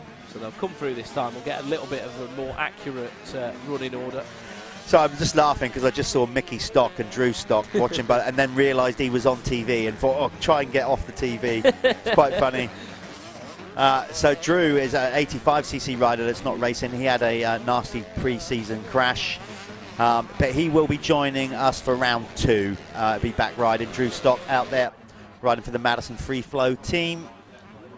He's here watching with his dad. There's number 22, Jack Taylor on the Team Green Kawasaki. Moving up, there is Ben Musto, number 163 on the Matt Gardner machine in all red. He is last year's 85 champion. Yep. And they're doing well as well. You know, he's setting a good pace at the minute, 2:03. Fastest man on track. Came through that time. Charlie Heyman. No surprise there. 156. Well, 157. Just under 157. We'll give him the 156 anyway. Ollie Colmer, Tyler Westcott, Colmer Culloch 4th, and Baylor Shooting now down to 5th. Yeah, this one is presented by 7MX. Great to have these guys involved. Obviously, such a major motocross brand. The story behind it, James Stewart obviously started it, you know, along with some others. It's just gone from strength to strength. Brother Malcolm, obviously repping the 7 brand now. Yeah, doing very well actually as well in the yeah. Supercross series this year. Brother Malcolm, you know, starting to walk in the same shoes as James did. I tell you what though, they are an innovative brand. Innovative? That's close enough. Yeah, and they've done some new things, haven't they? They've come up with like slightly new kit designs. We've got the compression jerseys, the pants as well, a little bit more technical. There's a lot of thought that's gone into creating a more technically derived motocross kit, I think. Oh, they're big on it. I was fortunate enough to be over there in January. Had a little walk around the HQ there. Some great stuff. I was fortunate enough to see what's coming. Some of next year's kit. Wasn't allowed to take any pictures. Any good? Like, yeah. There's some good stuff on the way. They're always quite vibrant with the colours on, and I think they're brave a lot of the time with stuff they do as well. But I like it, and you need that. You need people to lead the way, especially fashion. I tell you what, though, James Stewart actually watches this show. Yeah, so somebody told me, yeah. Which is great. In which case, afternoon, James, morning, whatever it is. Whatever it is, if you are watching, you know, it's good to have you on board, mate. It is indeed. Yeah, these kids, so these are riders from sort of ranging from Cole McCulloch out there at 13, you know, up to about 18, varying obviously, and then that's the difference. We got kids like Harrison Greenoff is a great example, 6 stone he weighs.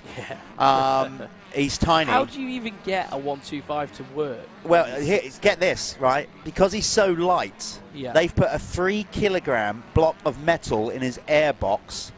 Really? To try and get some traction on his rear wheel out of the gate, because it just spins because he's so light. So they've actually weighted the bike to try and help him. That is absolutely mental. And then, I mean, I know even when you're sort of like 4 or 5 stone, it's hard to get an 85 to work right. Yeah, so that's what they do. That is insane. And then you got the likes of, let's say, Hudson Roper for Team Green. You know, he's a lad. You know, he's got a beard. He's got it going on. He's, you know, and so you got varying. Obviously, they're all going through different stages of puberty. Yeah, exactly that. We've all been there. We've all been teenagers. We know the score. But it just makes great racing as always. So this is a hotly contested class, and it's good to see. And they're still at the age where if you make a mistake and hurt yourself, you just have a few days off school. Yeah. So they're all full send. They don't care. So it's Charlie Heyman is your race leader. He is out there on the SJP Moto KTM. In second is Ollie Colmer on the GRT Impact machine. Then it's Tyler Westcott. Actually, I need to check Tyler's title sponsor. I know he is supported by the guys at Planet Moto. He is on screen right now, so if we can get a nice view of the side of his bike, it'd be good. Because they change a few things around. But like I said, for round 2, I promise we'll try and contact all the riders in the series and get as much information on them as possible. It's in their interest to do so. Carl McCulloch is currently in 4th in the race, but 3rd in the 125. So Tyler Westcott is your leading 250 rider at present, and we're following him around the track right now on screen. So regards to the 125s, it's Heyman, Colmer and McCulloch. The 250 category will be Westcott, Bayliss Utting, and then it would be Jack Taylor on the Team Green Kawasaki in 3rd. Same age category, 2 classes within a race, 125 and 250. But these guys, as I said, they make a decision, I guess, of what they want to ride, 125 or 250.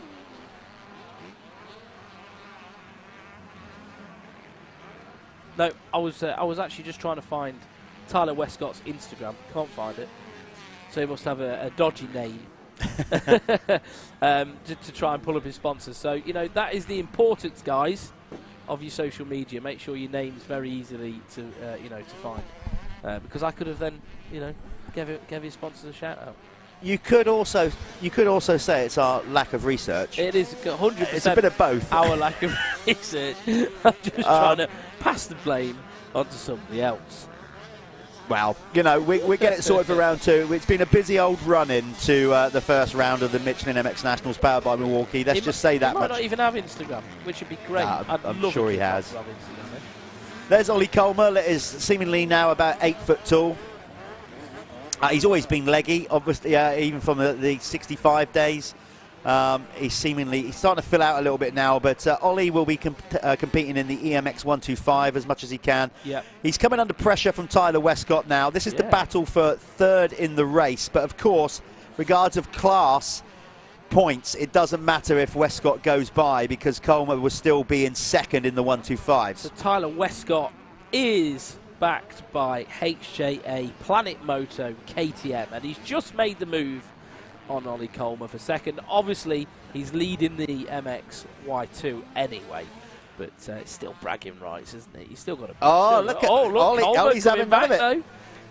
Coming back half the engine capacity. Colmer is on a got the inside. Oh, Tyler hit that big old braking bump. Oh, Colmer getting a little bit aggressive, putting a wheel where he needed it to be. And the 202 of Tyler Westcott just had to yield a bit there, but he is on the inside. He's going to cut back though. Good, great race. Yeah, very good. He's got him as well, hasn't he? He's got the run on the 56. Better run through the rollers, and he's on the inside again. Fat Cat Circuit providing some good racing, and Colmer going wide look, so he's going to enter the rollers with a lot more speed. And here we are, look. Tyler messed him up because he went for it. He had a run on him, but then he went for a roll-off or something there. And this is a brilliant race for 2nd in the race. Of course, like I said, they're not actually racing for their position because one's a 125. Ollie Colmer's on the 125. Pride. But this is what I love. You know, it's like they don't have to do this, but they're racers, and it's absolutely brilliant. And it's going to probably pull these two on. Heyman, though, he's got a nice gap, 9 seconds at the moment. Can Colmer do anything about Westcott now? See, Colmer's just using a lot like wider lines on the circuit. He's trying to keep that 125 in the right RPMs. It's really important on the, obviously those bikes. 250F, you can just dive on the inside and use the torque a little bit more. We're sticking with this battle because it's that good. You know, Charlie Heyman, he's going to get plenty of TV time throughout the year, I should imagine, in winner's circles and whatnot. But right now, we're not sticking with Charlie because he's nearly 10 seconds out in front doing his thing. It's all about this battle for 2nd between Colmer and Westcott. Yep. Westcott is currently in 2nd at the minute, but Ollie Colmer is not letting him get away with it that easy. Sitting back there in 4th, and the 3rd 125 rider is number 555 on his back. That's Cole McCulloch riding for the Milwaukee Hitachi KTM team out of Northern Ireland. Then it's Bayless Utting. I kept saying Uting. Utting, Utting. I don't We're know. check. Yeah. Bayless is in 5th. Musto, Ben Musto, that is, elder brother of the two.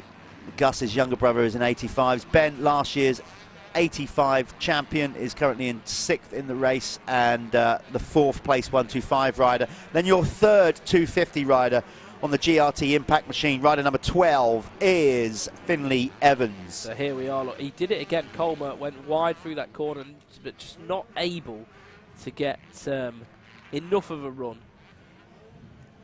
Great race though, because he's not been dropped. No, not at all. He is stuck with it. Colmer's sort of like waiting there, and he obviously knows that, you know, Heyman's out of the way, isn't it? This is what he's got to do.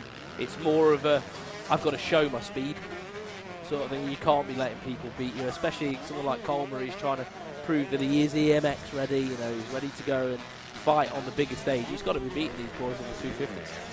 Yeah, it's great for him. Yeah, he basically got to ride the wheels off that 125 all the time, and you could argue that's why it's a good thing to have the mixed classes. You know, we're trying to find. There he is, the race leader going so quick. Our cameraman can't keep up with him. In this 7 gear as well. Yep. Yeah, looking very sharp. So he's changed his number to 422 this year, Charlie Heyman. He's always pretty much ridden number 22. The reason he's done that is he's going to be racing some European Championship rounds, and they normally give you a triple-digit number in that. So rather than have, obviously, like having to keep... Yeah, you have to earn your number. Yeah. Earn a low number, yeah. But then rather than having to have different kit printed with 22 on and then 422, they've just run with 422 the whole time. So is that mark just being tight? Or probably, yeah, I don't know if it is. It just makes life simpler, doesn't it? No, I know. But Charlie, absolutely fantastic at the minute. Let's stick with Charlie for a bit here. We can, you can just get a good sense of the talent of the kid. Let's look at what he's doing differently. I mean, it's all down to momentum, isn't it? Especially around the circuit. You can evidently see there he's quite a bit quicker than when we was looking at Colmer. He was managing to go on the inside and still maintain a good speed through the rollers. So maybe just being a little bit smoother, getting all the way over the obstacles as well. It's all momentum. 125 racing is all about keeping those wheels rolling, keeping them moving. There's a definite art to it, and there's two ways you could look at it. You could say, like, 125, just keep it wide open and smash everything. But that doesn't always necessarily work. I mean, look at... everybody says about Hurlins does that, but he doesn't. No. He rolls off the throttle at certain times, and then it's timing. So there's a degree of almost like supercross technique. Yeah. You want to go fast, but sometimes you just want to roll off a bit and then open it back on to, like, hop and skip over some of the bumps. Yeah, so you don't get bogged down. Exactly, yeah. If you hit into stuff, it's just going to kill the engine and take potentially on a 125, it could affect literally the entire section of the circuit if you get one part out of time. And if you watch Heyman, he's very good at landing down the downslopes and the little bumps and using everything to be able to push him forward. And gear changes on a 125 are absolutely critical. You know, if you just get it wrong by about five yards, something like that, you know, if you hold on a gear too long or you change too early, you can easily drop like a second and a half just by not executing the gear changes in the right area. Definitely. I think also when we're looking at 125s as well, 250Fs as well, these riders are going to want to search for parts of the circuit that aren't going to bog them down. So maybe, you know, they'll look for lines which are a little bit firmer under the wheels, because you will get areas of the track where it's held water and things like that. And definitely you have to make a conscious effort of trying to find that hard, light ground almost, and to gain speed. You do, and Charlie's doing it better than anybody at the minute. This one is a 18 minutes plus 1 lap race. We give these guys a little bit longer. Yeah, so MXY2 at the moment. Tyler Westcott still well out front, actually. 25 second lead over Bayliss Utting. In third, we've got Finley Evans. Fourth, Jack Taylor. Fifth is Hudson Roper. And then the top 5 in MXY1, obviously the 4-2-2 of Charlie Heyman. And then behind him we have Ollie Colmer. Charlie Heyman bringing the lap time game down as well. 156. Cole McCulloch in third. Ben Musto fourth. And then rounding out the top 5 is the 101 of Tyler Hooley, who was on a 85 big wheel last year as well. So Tyler Hooley, great rider. Cracking style as well. Yeah, he's riding for the AC United team for this year. So there's Heyman getting the 1 lap to go board. You saw it on his pit board. He'll be acutely aware of what's going on with his pit signals, but he's been at the front in enough races in his short career to know what it's like to lead from the front, race management. He's done this many times. He's got a 12-second gap back to Tyler Westcott. Westcott was actually faster on the last lap through. But he's obviously managing a gap back to Colmer as well. So all riders doing a great job of keeping those gaps at play. Yeah, so it's looking good for him. I guess it'll be your turn to jump out and go and have a chat with him if he remembers to come up to the winner's circle. Better go and do it now. No, 19 minutes past now, so I shall see you in a moment, Jeff. Yeah, so Callum's going to go down there and chat with these guys. Again, big shout out to Seven, getting behind this MXY 125 and 250 class. Really appreciate their support. As we do with all our sponsors, Michelin, who, quite frankly, without their support since we started this series back in 2014, we wouldn't be where we are today. Milwaukee, Power Tools, but come on board a couple of years ago with the series and has just been great, fabulous to work with and are supporting us again for 2022. We've got Lifelines, a new sports nutrition brand. They are going to be the title sponsors of the Elite Fastest 40 racing, and then within that Fastest 40 race, of course, we've got the MX1 class and MX2 classes. The MX1 class is being brought to you this year by Liat, so we're really pumped to have Liat on board. Pico will be the title sponsors of the Elite MX2, so big up to them. And then we've got varying other brands, RFX, Beer, we've got Moto Verde doing their thing, sponsoring the amateur class. Syntol, who sponsors the 85, so a host of people that make it happen. Let's bring Charlie Heyman home. It's going to be another moto win for the 422. Here he is, checkered flag. Charlie Heyman, another solid first morning in the office for him. Tyler Westcott is going to get second.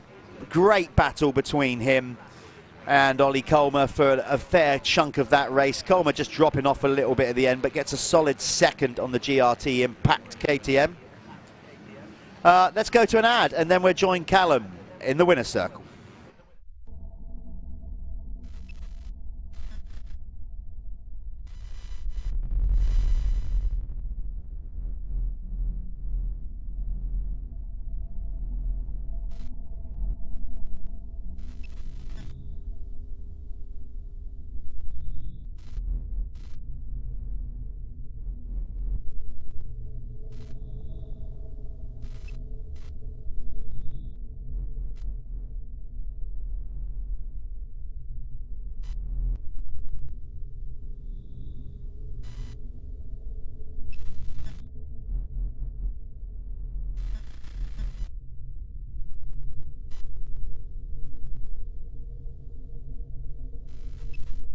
In the winner's circle with Charlie Heyman, who just absolutely dominated for the third time of the weekend.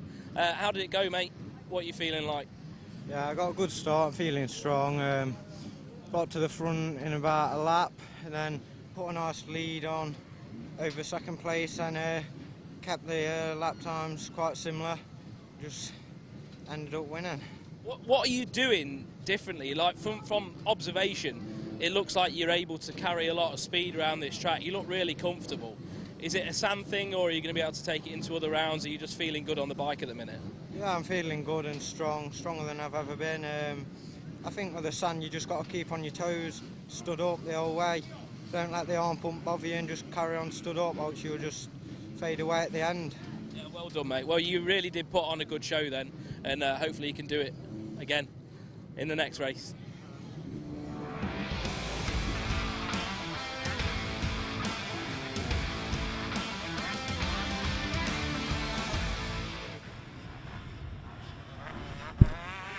Nice one, fellas. There we go. We're back on the start line. The Moto Connection Clubman MX2 riders coming to the line. We love the Clubman. They make it. They make it for us, basically. The backbone of our championship. The guys that are out there going to work in the week, coming round, you know, doing jobs, varying. We got all sorts, really. And then they come up the weekend. They give it their all. They go home absolutely shattered and then go back to work on Monday to earn hard-earned money to spend on motorcycles and equipment that keep the industry ticking along. So the Clubman, thank you. We praise you. So they're coming to the line. You can see these mesh gates. The MX Nationals were the first series to in the UK to introduce the mesh start pads. Traditionally, obviously, it used to start on dirt. Well, what would happen is it would rut out and then you'd get all horrible jagged ruts. Now we've got a level playing field, literally. We have got these mesh start pads where you just get guaranteed grip every time, you get consistency, and as a rider you know where you're at with it. So great to have the mesh gates now at all major championships around the world and in the UK. So it was good that the MX Nationals were the first to get that done in the UK. You can see we've got a kind of BMX style drop down start here, and an unusual layout for a motocross track here, the fact that we kind of go across the start straight to make a lap here at Fat Cat. 15-second board is up there. It's going to turn to 5. When it turns to 5, any time after 5 seconds, that gate will drop. Here we go. Motor Connection, Clubman MX2, gate drop. Down it goes, and who's going to get the whole shot? It looks like Ben Wainwright. I think he took both motos yesterday, and he's off to apply. He's changed machinery. He was on a Yamaha last year. This year he has now switched to Honda, and he's got another flyer. He's small, he's diminutive, he's light, and if he gets his technique working, which he did, he absolutely flies out the trap. So another whole shot for Ben Wainwright. We're getting them all across the line. The transponder will pick up and tell you of that gaggle of riders who is where. No split class with this. These guys are all on 250cc machines. It is Ben Wainwright crossing the line. It's not a complete full lap yet, so we're basically looking at doing it. I think the first lap leader is effectively the second time they come round. You're right. I'm a bit out of breath. I'll tell you what, this COVID oh, one, Wainwright. Oh, he's gone down. See, yesterday, immaculate, no problem. We're giving it as soon as we go live on TV and we big him up. Well, he's got some work to do now. Commentator's curse, Jeff. You did it to him. Is that Richie Roberts? It's an impossible task, mate. It Good really start is. for the 1-1-1 of Richie Roberts. Well, yeah, he crossed the line in 4th. He's now looks like he's got himself into the lead. No, second at the minute. He didn't have a good day yesterday, so he's going to be a lot happier with that. Yeah, bear with me and Callum. As I said, we don't want you to get the violins out here at this venue or at home. Callum is coming off the back of COVID. I honestly, like, it's the shortness of breath and stuff. I cannot actually believe it. It's definitely something you don't want anyway. No.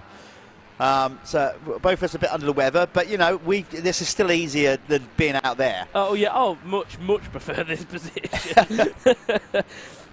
Right, so who have we got leading the way? It looks like it's Aaron Framingham to me, number 32. Aaron in the stealth, all black. Yeah, kit. What is that kit? It's black. I'm aware of that. Has he just messaged Canvas and just said, "Can I just have black?" Yeah, maybe. I mean, there's well, he's not helping us by not having his name and number on the back. Yeah, but we need to make that a law, don't we? Yeah, we do. But it looks like Richie Roberts is going to put a move on here on Aaron anytime soon. He's closed in. Yeah, he's definitely got a good start and he's looking good. I expect Wainwright. It'd be interesting to see where Wainwright picked himself up. We didn't see him get back up, but he's looked like he was trapped under the bike for a bit. Yeah, so see how they come through. Nice squeeze there by number 28. Ollie Sheldon's put a squeeze on Roberts going into, and it looks like he's going to go one more and go. So the first lap leader, that was tight. So it's the first whole lap we're doing basically with the first lap leader.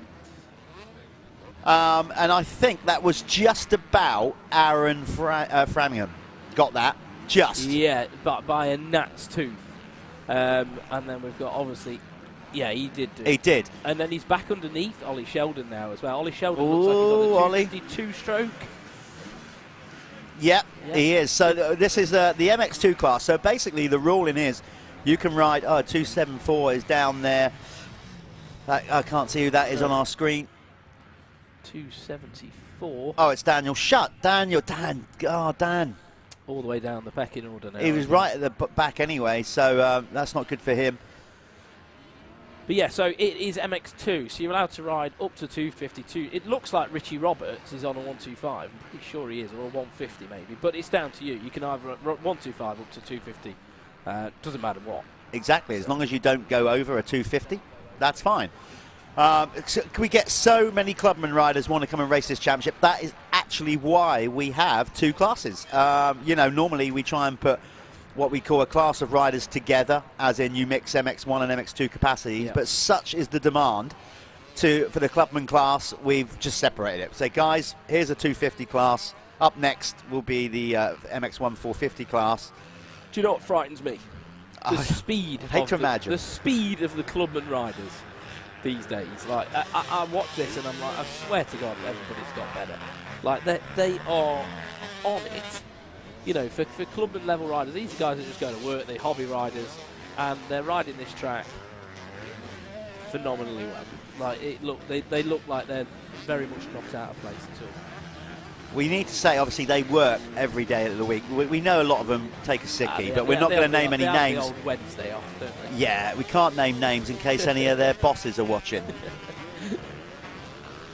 But they're trying to sneak in some practice. But I should imagine, particularly in the summer, when we get the lighter evenings and some practice tracks are open, you know, they can still put a shift in the morning. You know, go and repair a boiler in the morning, and then that's it. I'm just surprised how well they get round. Oh, that was close. Let's see where Wainwright is, because obviously he's going to be a championship contender. He's up to 11th by the look of it. Yeah, Matt Pocock out there again. Those two had some great battles last year, didn't they? They did. How cool was that last year? Pocock obviously changing to Austrian machinery this year as well. Yeah. Off the Yamaha, switched to a KTM. Apparently found it a bit more comfortable, so he just ran with it. So the rider that we thought was maybe just about going to go over the handlebars was Toby Lightbound. Toby, an industry guy. He is responsible. He is the Bell UK guy, helmet rep, basically, brand manager. Fair play. But what he not wants to do is a little get together there. Have we stalled? Has he stalled it? On? What? Oh, what's his happened there? Foot is stuck. No way, he's ridden over his own foot. Hang on. And then the leader's gone into the... And drowned himself. The leader's gone under. He has literally gone underwater. Ollie Sheldon, he got together with Ryan Gardner there, and I think that's what's put him off the track. Ryan Gardner had his foot caught in his own wheel, didn't he? Can we get a replay of what happened there? That's crazy. And then just round the corner, Sheldon has gone for an early bath. That would not be very pleasant, because I've just been outside and it is not warm whatsoever. So hopefully we can get a little bit of a replay, see what actually we just want to, because it just happened so quick. It did. We just want to highlight that the fact. By the way, the water as well. You know, there has been a lot of water up and around obviously the Doncaster area. We've lucked out with the weather over the weekend. The track drains relatively well, but of course the water's got to go somewhere, so it goes into the drainage on the side of the circuit, and that is where Sheldon found himself. Wow. So Sheldon, he's going to be well out of it now. Who's going to be leading this race? It might be... It's back to Framingham, I think, is going to be back in front. Number 32. Let's see when they cross the line. Of course, it will refresh. There on the Suzuki, because he had a problem with his Kawasaki yesterday, so he's borrowed a bike today. So number 17, Will Morris, on a borrowed bike today. Good to see a yellow one out there as well. Yeah, absolutely. Not too many of them anymore. It's Ricky Roberts that's gone in the front. Wow, good ride. Completely different rider from yesterday. So the 111 having a cracking one at the minute. Maybe it's because he knows if he gets it done, he's going to be in the winner's circle. Gives him a little bit of extra incentive. He really wants to talk to you, doesn't he? Yes, that's what it is. But he's not there yet, because Aaron Framingham has gone back round the outside of him. And who's this coming up joining the party as well? Is that Tom Hughes as a wild card? Yeah, it looks I think like it is. So it looks like we got a three-way battle. We have. Look, all three riders in shot. In fact, just like that, Hughes goes into second. Roberts then gets him straight back. Great racing. So the top three, you could right now look. They could have a party in a cubicle. Hughes able to just go on the inside there again, using the power of the four-stroke. Richie's obviously having to make a bit more of a conscious effort to keep things flowing up in the RPMs. I think he's on a 125. I might be wrong. He might be on a 150. but definitely not on a two-stroke. What? Who's that there in the yellow and blue? 37. So that is Haddock's Tom in there as Haddock. well. So he's really closing up. This is bonkers. We've got a genuine four-way, and look who's coming in the background. Wainwright. So this is brilliant. And George Boyce. Okay, so you effectively got, you can see the top 6 all in shot. There you go. That's them right there.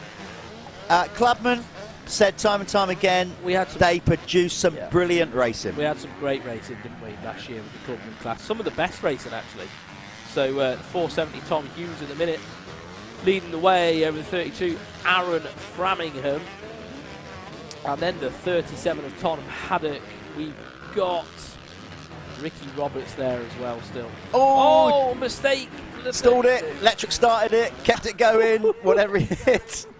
I'd have been in an issue there, because I ride a Suzuki, you see. I'd have had to oh my God, carnage, and then we got a rider stalling. So Wainwright's loving this. The leader, Tom Hughes, who on your timing screen, by the way, is THW.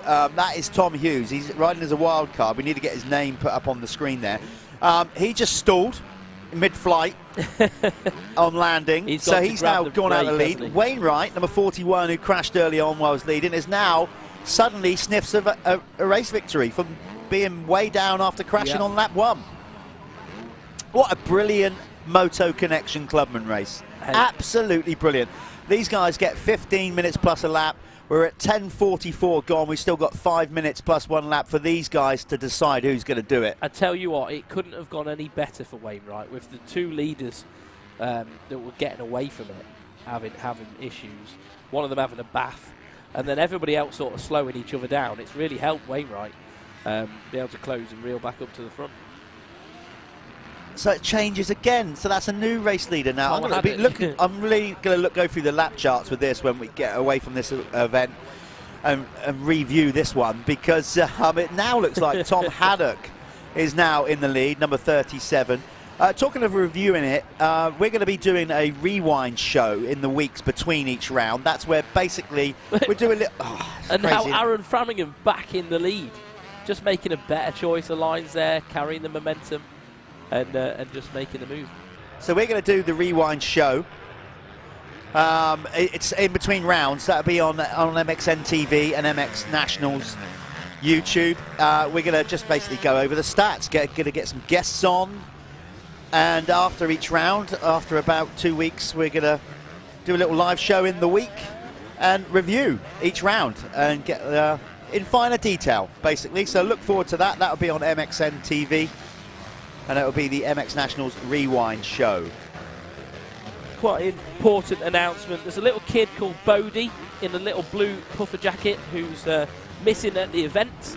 Bodie, if you want to just get yourself to race control, someone will get you back to your parents. So little kid called Bodie in a blue puffer jacket. If you see him, just bring him to race control and we'll get him back with his parents. Thank you.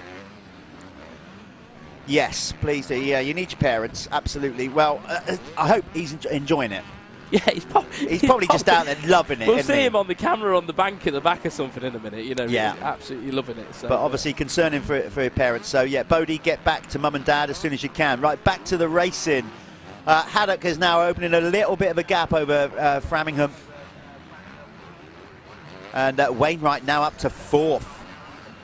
No, 3rd even. God, yeah, getting a march on. Of course, he was last year's champion, wasn't he, anyway? Yes, he was. And then I think, so he's allowed to do it again? Yeah. Obviously, if he did it again, then he'd have to go up to... Basically, if he wins it this year, he's got to go up. That's the new ruling being put in place by the MX Nationals team. Which I think is fair. It's the same sort of how it runs in the AMA stuff, isn't it? You're allowed to win, defend, and then that's it. That's the basic ruling. If you win it twice, back-to-back, no matter what class you're in, with the exception of the pros who can't then elevate. Right, mate, sorry, you've got to go do GPs. Yeah.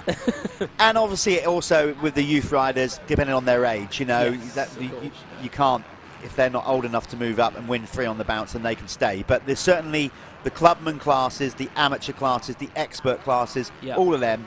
If you win 2 titles back-to-back, clearly you're too good to be in the class. Up you go. That's it. Oh! Okay, Aaron Framingham having a bit of a moment then, and I think that's going to allow Ben Wainwright to get, Ben's through the 41. He can sniff a victory now, can't he? Oh, it would be a good one for him. He was on the deck. He smells the scent of Tom Haddock now. He is. Smell that Lynx Africa. Is that what they're running in Clubman? Clubman? That's what I like running. That's the choice of Clubman riders, is it? Other deodorants are available, by the way. Our engineer is laughing his head off behind me right now. We have got, this is going to be tight. He's not going to get the 1 lap to go board here because it's 15 plus 1 and he's not going to get over the line. He's going to be over the line in less than 20 seconds. Oh, so he's just going to miss it. So no 1 lap. There it is, 15 to go. Is he going to go through? It's a 2-lapper from here then. I think that's it. I don't know. Wainwright goes into the lead.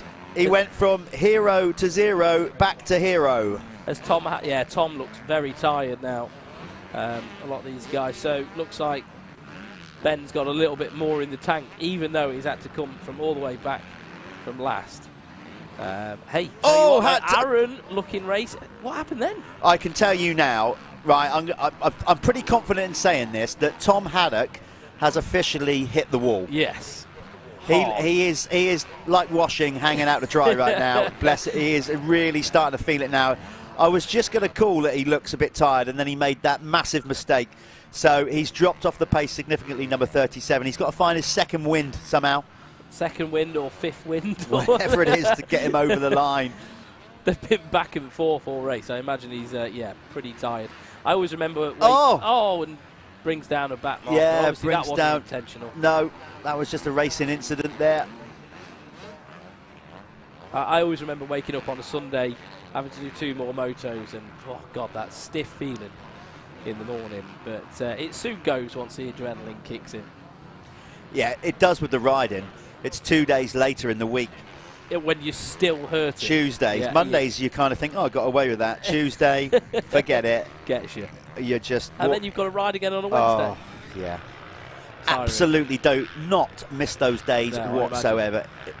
We haven't got to ride again. I don't even ride anymore, and I feel like I have on a Tuesday. Why don't you ride anymore? What's going on? Where did it... I'm riding next week. The game was coming back. No, I am riding next week. My first race of the year, and I have done 0 preparation. Where are you racing?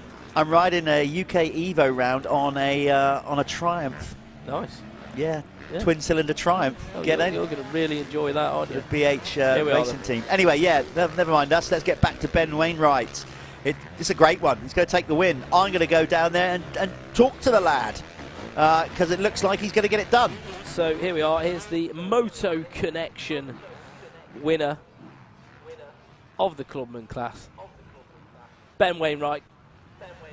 Well, he's not the winner yet. He's got the last lap to go because last lap round they didn't quite miss it. It was missed. So Jeff's just rushing back. I knew that. You can go if you want. I knew that. I've got this covered. I was just testing you to see if you were paying attention because sometimes I obviously wasn't. So Ben's got 1 more lap to go, and I'm sure Tom Haddock's going to really enjoy doing that extra lap. But Ben looks good, mate. He looks like he's. He's worked hard. As I said, Ryan Gardner's moved up the field as well with a good. Well, actually, the fastest lap of the race last lap through. So Ryan Gardner, the 4:47, is moving up the pecking order. He's into 4th, and he's pushed Richie Roberts back to 5th. So overall, as they came through that time round, was Ben Wainwright, Aaron Framingham, Tom Haddock, Ryan Gardner, Richie Roberts in 5th. Matthew Pocock came through in 6th, 7th, Toby Light Brown, 8th was Joe Cooper, 9th was George Boyce, and rounding out the top 10, Michael McAllister.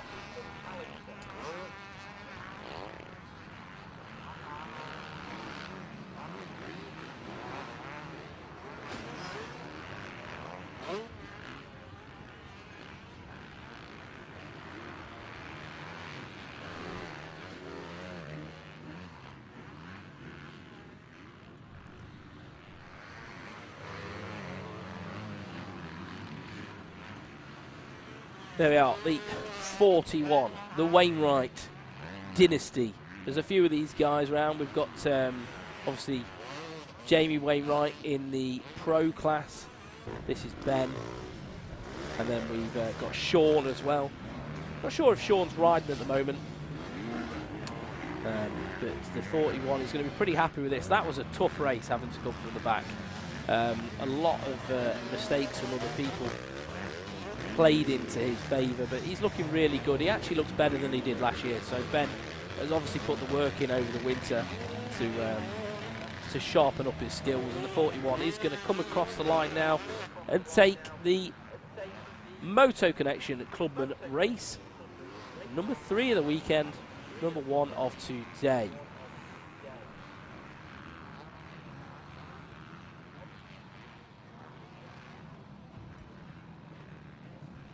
So we're going to chuck it over to an ad break now, and the next person you're going to see is Jeff with Ben Wainwright in the winner's circle. See you later.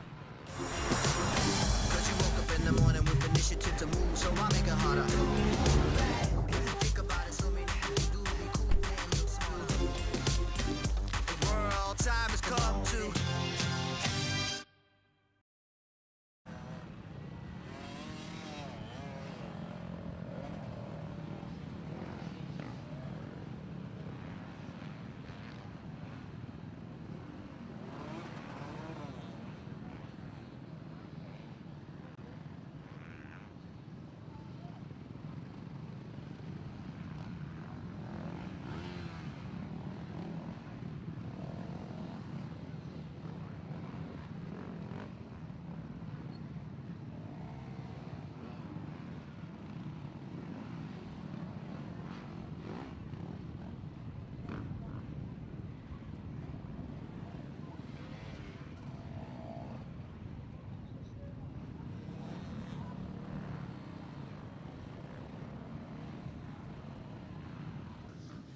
Okay, here in the winner's circle, I've just had a little chat with him already.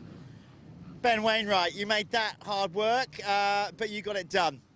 Yeah, I crashed on the first lap, and then just put all my all, and luckily got back to first, so third win of the weekend, so I'm happy, really happy with the first round, coming back into it.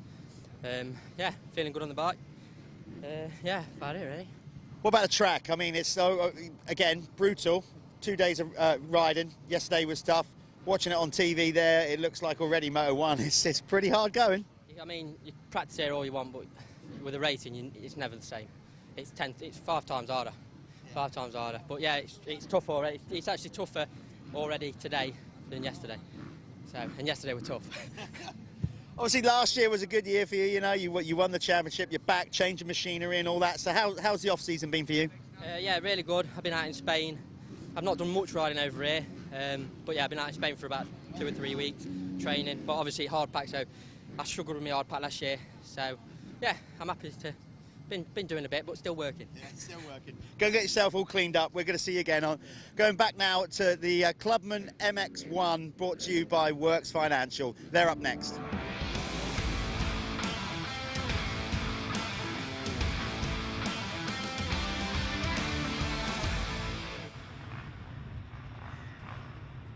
So, here we are with the Works Sports Insurance Clubman MX1. Obviously, that is one of my companies. If anyone needs insurance, hit me up on social media. Callum Swan.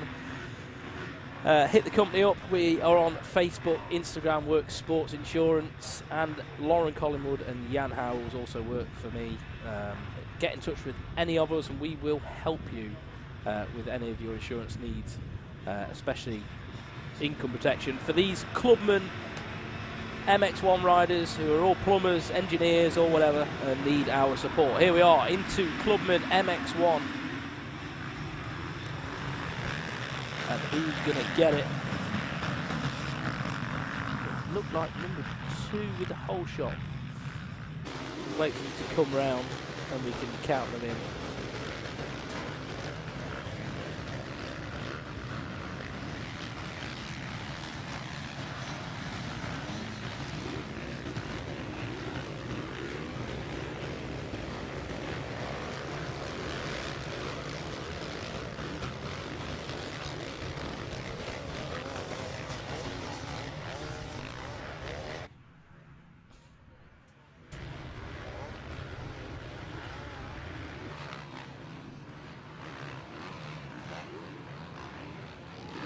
Right, so it was Connor Baldry, who got the whole shot there.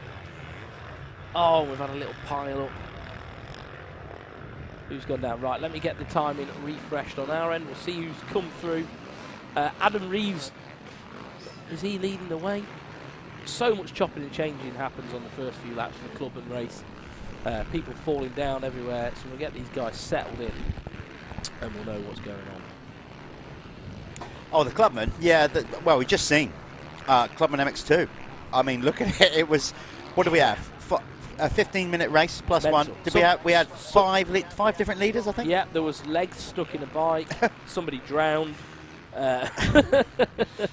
Somebody came from last to win it. It was drama. Yeah. Absolute drama. So here we are with the Work Sports Insurance Clubman MX1, and it's go time again. It is for the MX1 class, 450 machines. These ones, again, you can ride a 250 two-stroke in this if you want to. So the 61 of Jack Waterman has got donut kits on. A donut kit. It looks like his kit is donuts. What, is that right? There's just donuts all I over thought it. you're not being rude. No, you're genuinely calling it like. No, look, mate. Okay. Well, I'm not being rude. I just thought it was quite funny. So Adam Reeves has got off to a good early start here. I think pretty good. Yeah, looks like he's. See, I'm tempted to say it, and I'm not going to say it. Don't just. No, because I was going to. stop. Yeah, no, exactly. Let's just see how the next 30 seconds Taking it unfold. seriously. Look, he's got cone valves and everything in that Kawasaki. You know. Clubman, no such thing. He's a full factory He's Clubman. just seeing what's Revo doing. Yeah, we'll have some of that. Some of that. And this is what I'm saying. These guys are they are the backbone of the sport. They buy the equipment that keeps the industry ticking along.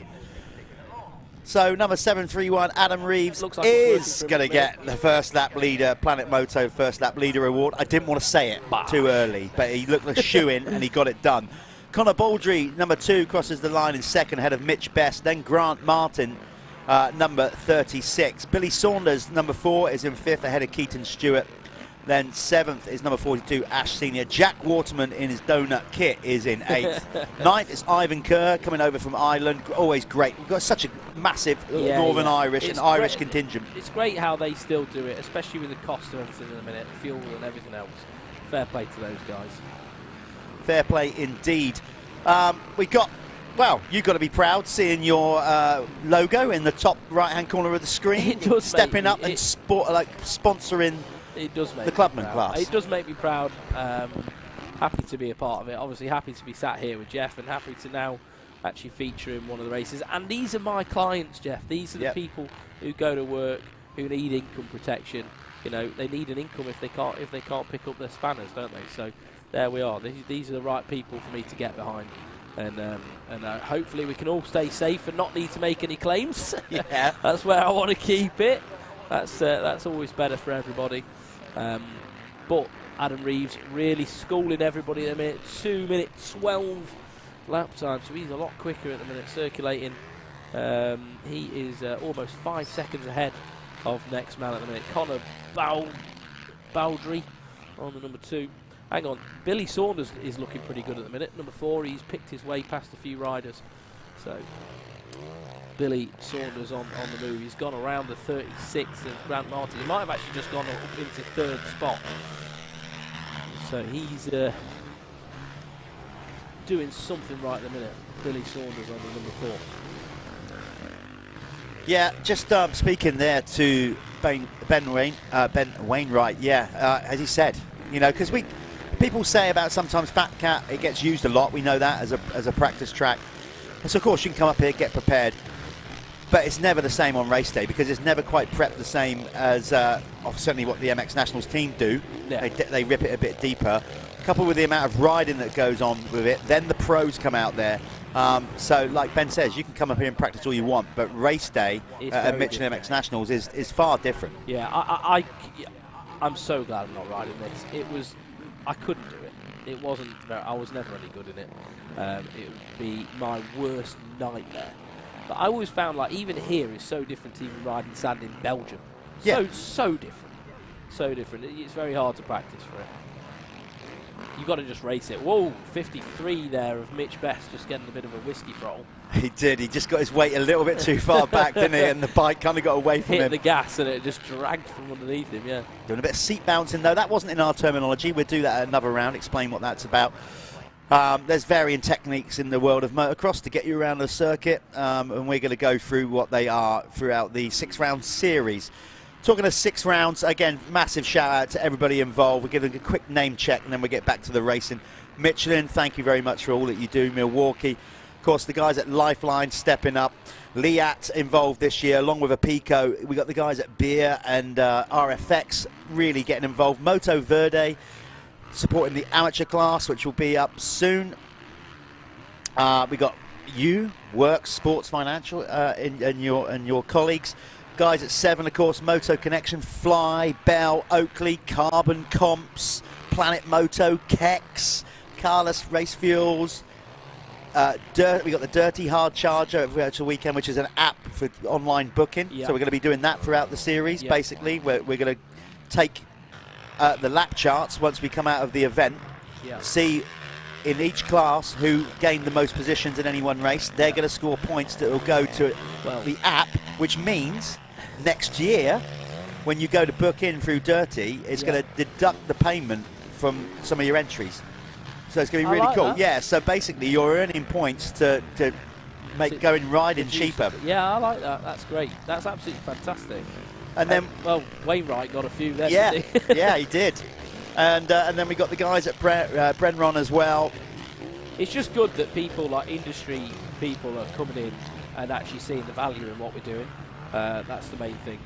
Even the guys, here in the paddock, all the different retailers that turn up, it's a great help. Every bit of contribution towards this weekend makes a huge difference on the grand scheme of things. Absolutely. Thanks for having your trust in us. Yes, it's well, basically we just don't get it done without them. So yeah, thank you for your continued support. Back to the racing. Adam Reeves is checking out in front a bit now. He's got over a 10-second lead now.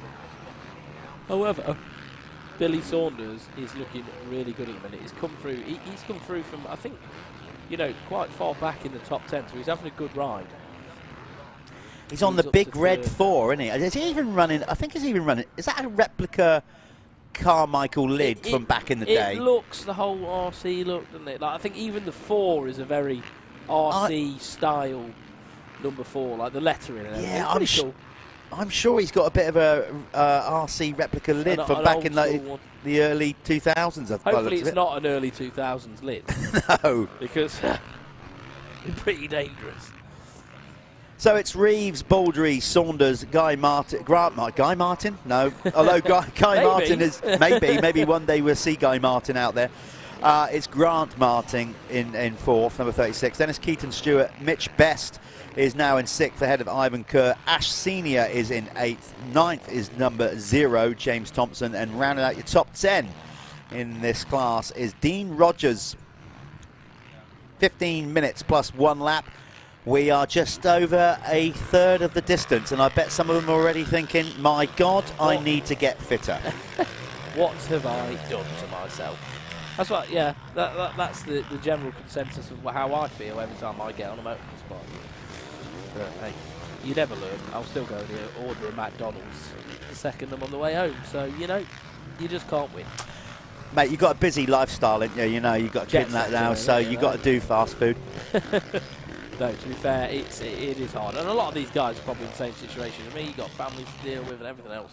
Last thing you need to be worried about is going to the gym. You just want to go and ride your bike and have fun, don't you? Well, they certainly do that. Oh, Billy Saunders is down. Yeah. You see him in the background there, just before the finish line. Looks like he's maybe just given it a bit too much gas in that rust and spun it out. So that's going to put Keaton Stewart up into 3rd now. So the 69, Keaton Stewart, he is up into 3rd. I think Billy, where's he going to fit in? All the way back to 7th. So that's going to be annoying. He needs to pull his finger out now and pick some guys off. Obviously, a championship can't be won at the first round, but it can certainly be lost. So if you can make your worst day a 7th, it's not too bad. It's a great cliche. That is a classic motocross one, that isn't it? Because it's true. You know, you can be all gung ho, going for that first race overall victory, throw it away, have a DNF, and then you're straight away on the back foot, playing catch up, putting yourself under pressure. The objective for round 1 is to try and get 4 solid points rides. You know, just build it up. As you can. Don't overstep the mark. Stay in your lane. Do what you got to do, and then go from there. To a degree, of course. You know, certain riders that want to get off a good start. We won't. We're saying that. Mentality. Yeah, of course. There'll be certain riders. I mean, we got the amateurs coming up next, so that'll be a good one as well. Then the experts, and then we are into the Lifelines Fastest 40, which incorporates the Liat MX1 category, the likes of reigning champion Harry Kulas, Tommy Searle, Jake Nichols. Those riders are in those races. John Adamson's last year's MX2 champion, stepping up to MX1. Then we've got the Apico MX2 class with the likes of Mio, Haig, Sam Nunn. Plenty of top talent going out in the Lifelines Fastest 40. If you want to know what Lifelines is, by the way, go and check them out online. It's a new hydration, sports nutrition brand. Refresh, recover, rehydrate. They've got varying flavours. Have you tried it yet? Not yet, no. Should we do it? I shall be trying it in the week. We should do an online, a live sampling session. I'm doing my first stroke ride. You're going to need that whole tub next weekend. Yeah. Do you really think that's going to help? I'm hoping it will. I might not follow the formula. I might literally just, I'll be so desperate, I might just pour it straight down my neck with no... Dust. That's dust. Oh, who's that gone down? Gone down. It was the 53 of Mitch Best, so that's going to help Billy Saunders out. Loving the numbers. There we are, there's Billy Saunders. I am loving gaffer tape numbers. Mitch Best numbers. His numbers. That's it. That's Clubman retro. Well, I don't know. I do. I like that. I mean, all the rest of the kit is all obviously cool, looks sharp. But what he's done is he's kept it real in true Clubman fashion. He hasn't had his shirts printed, so he's rolled out the duct tape. Maybe he should have put his name on there as well. At least he's done it with thick duct tape. I've seen people do numbers with the thin stuff, and it's not so good. Yeah, it doesn't look. The bin tape stuff. Yeah. At least he's doing us a favour and put his number on his back. It does help. It does help. When you sat in here and you're just looking at a screen, it helps, especially on the start. So there we are. He's back up and going anyway. Mitch Best, just little mistake, very easily done on a track like this. One little foot wrong, you know, turn the wheel too sharp, you're going to be tipping her over. But he's back up on 2 wheels now. Billy Saunders capitalised on that, so he should be back. He'll be up to 6th now. This is the 7:31 of Adam Reeves though. Out front, making it look very easy at the minute. He's got an 11-second gap back to Connor Baldry and 20 seconds over Keaton Stewart. So nice, comfortable ride for him. And when you watch someone in that position of like, where they're not under pressure, look how chilled he looks. Yeah. He looks so chill. It doesn't even look like he's going fast. You know, and that's when you genuinely are clicking off the laps. Little mistakes. Or no little You're mistakes. in the zone. That's just it. You're in a zen-like moment. You're just doing your thing, aren't you? You're not overthinking, but you're thinking enough, and that's all you need to do. I'll tell you, it looks pretty sharp in that Emax kit. It's a new brand, isn't it, to the UK? I think those guys are based out Angular, maybe over the East Coast somewhere. Sure. I've seen what some of the kit designs, obviously on Facebook and things like that, though, and they do look great. And I think like it's sort of inspired by the whole 7 style of fits, isn't it? So. Yeah, it looks good. They're doing some nice bits and bobs. So this is number 2, Connor Baldry. It actually looks like the gap's not 10 seconds, but it still is by the looks of it. So Baldry again. Riding nice though. Look, nice up on the pegs. Look, doing everything right. Look, if you watch him, he's on the ball of his feet. He looks like he's going a bit quicker than Adam at the moment, but. Yeah, I think he's going to start pegging him back in. What have we got? We have got. Okay, maybe not because we're probably running up we're going to be couple of laps. 1 to go next lap around. I think these guys get a 15-minute moto. I don't know. 10 seconds is not a lot of time in the Clubman race. You know, you can lose 5 seconds in a corner. So we'll see. We'll see. Yeah, but he's riding nice technique, energy efficient. I liking what I'm seeing from Conor Baldry there. Ivan Kerr has made his way. He was a front runner last year in this championship, battling it all the way, virtually right down to the last round. Ivan Kerr was at it with Alex Buchanan. Alex, I think, has moved up into the amateur class. Cool. And credit to him. Yeah, He's won his clubman class and he's moved up. And that's what we want to see, progression. Ivan stayed down, and he's come away from a long way back up to third, number 45. Haven't seen much of him, but that's a solid ride. Yeah, it's actually a good ride. I mean, speed-wise, though, still a little bit off when you're looking at lap times. I mean, they don't need everything, do they? But consistency-wise, he's obviously been clicking them off because he is reeling them back in. He's coming up to the back of Conor now. He's not too far behind. Yeah, so Keaton Stewart, number 69, is in fourth. Then it's Grant Martin, still in fifth. Billy Saunders, after that tipple over, finds himself rider number 4 in sixth, ahead of Michael Graham. Eighth is Mitch Best. We saw Mitch earlier on having a little tumble. Oh. Ivan missing a gear shift there by the looks of it. Headbutted his front mudguard. Terrible, isn't it, when you miss a gear? I mean, it really is. Because your body's constantly braced and engaged, isn't it? And then you just all your centre of mass just falls forward. And it's just annoying. It's really frustrating as a rider. You think, I can't believe I did that. Try being on a Suzuki, mate. You just, you go for third gear and it ain't there. You just get another neutral. So, we're on the last lap now, aren't we? Basically, we're reading this in. Adam Reeves. Conor has chipped away at it, but unfortunately, a little bit too late. I just think that's good race management there from Adam Reeves. So, pretty certain we missed the 1 lap board, but they've got to be on the last lap. So, if it stays as it is, you'll be speaking to Adam in a short while in the winner's circle. You can ask him about his rather radiant kit. It looks pretty good. I like the setup, to be fair. Yeah. The bright orange on the green. I didn't think that would go, but it looks cool, doesn't it? And tie-dye top or whatever. But the setup is on point. He has. He's rode a really nice race here. In this Works Sports Insurance Clubman MX1 category. Up next, folks, we have got the Moto Verde Amateur class, MX1 and MX2. We'll be speaking to the winner of this race in the winner's circle. We'll be throwing to a quick advert, and then we're going to keep it rolling as we do. The racing just is non-stop here at the Michelin MX Nationals, powered by Milwaukee.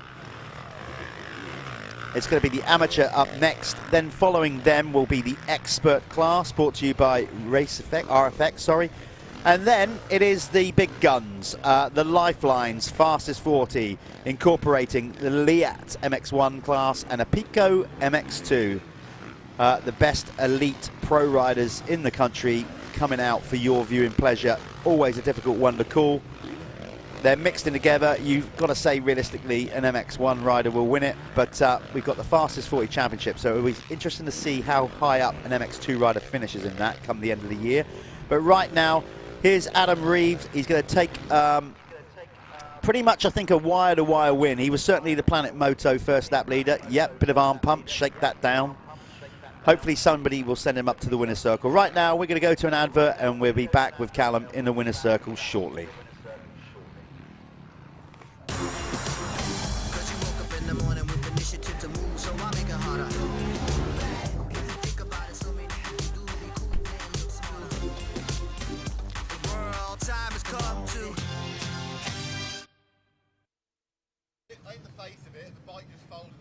Is it already rough? Is it?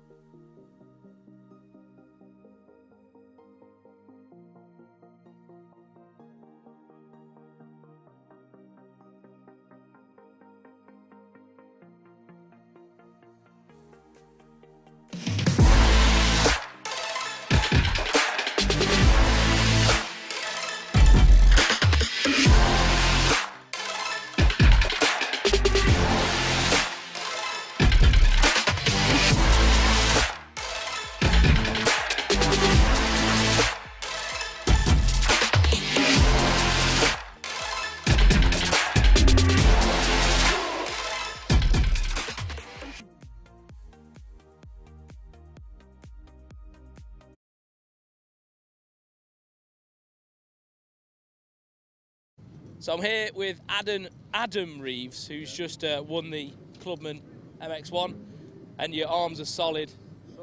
What's going on, mate? Just struggle real bad with arm pump, but yeah, that's it really. Is the track any different to yesterday, or is it rougher? Or? It's getting as rough. That was real bad yesterday. I'm not really a big lover of sand either, so it's hard, you know. Yeah, well, you managed that race pretty well. Were you keeping an eye on the guys behind to sort of? There, but I was struggling to stay where I was, just because of my arms. I get it every first race of the day, my arms, but it's all the nerves and that. So we're going to have a better Adam Reeves in the second one. Let me have another feel. They are absolutely solid. We're going to send it back to Jeff, and next up is the amateurs. So enjoy.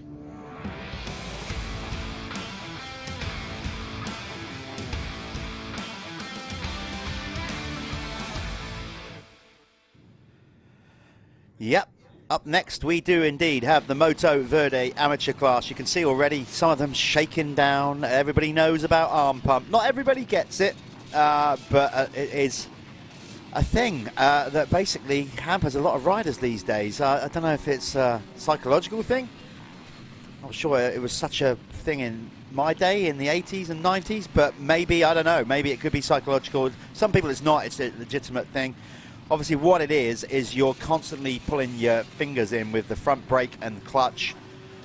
Your arms are always twisting and doing it. If you're sat on the sofa at home, wherever you are in the world, just start sort of basically keep moving your wrists around and pulling your fingers in and out. And keep doing that constantly throughout the race and see how long it takes for your arms to pump up. Because it will happen. So yeah, that is what arm pump is, but that's just sat on your sofa doing it. So imagine trying to hold on to a race-bred 450 for 15 to 20 minutes on a rough track like this, and then you might get an understanding of what it's like to get the chronic arm pump. Really pleased and proud to say that Moto Verde have got involved more with us this year. The UK's premier salt-free cleaning products. Go and check them out online. They got varying things from bike cleaner to camper cleaner to all kinds of things, arm pump, chain lube. They do a host of stuff. Steve, the boss man, is like basically a mad scientist that gets in his lab and comes up with all these formulas. They just do a great cleaning product across the board. So go and check them out. That's Moto Verde. They are the class sponsors of this, the amateur class. This one, slightly longer race. We're going back to an 18-minute plus 1 lap moto for these guys. And let's see who's going to get it done. Who's going to get that important whole shot? It's, listen, you can get a whole shot. Doesn't mean you're going to win the race, but it's definitely going to make a difference if you can keep it on 2 wheels thereafter. There's the gate drop, all safely off the line, it looks like. Going into that first corner, looks like Bradley Wheeler, number 4.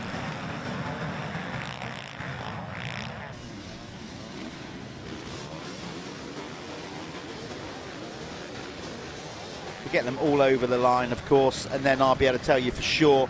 We're going to do the first lap leader award once they get around the entire lap, so we're not necessarily doing it because this is not really a full lap when they first cross the line, such as the course design here at Fat Cat Motor Park. Great camera angle as they come through those whoops.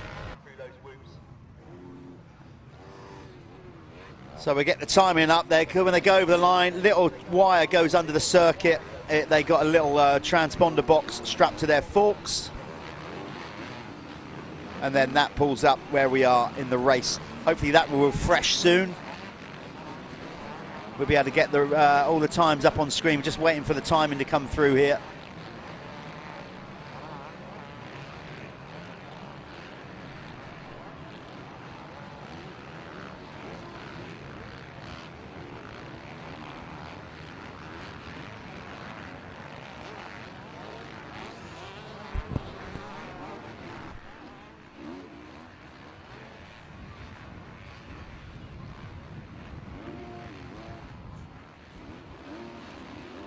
Okay, so we are just waiting for our timing to give us the full rundown, then I'll tell you who's where.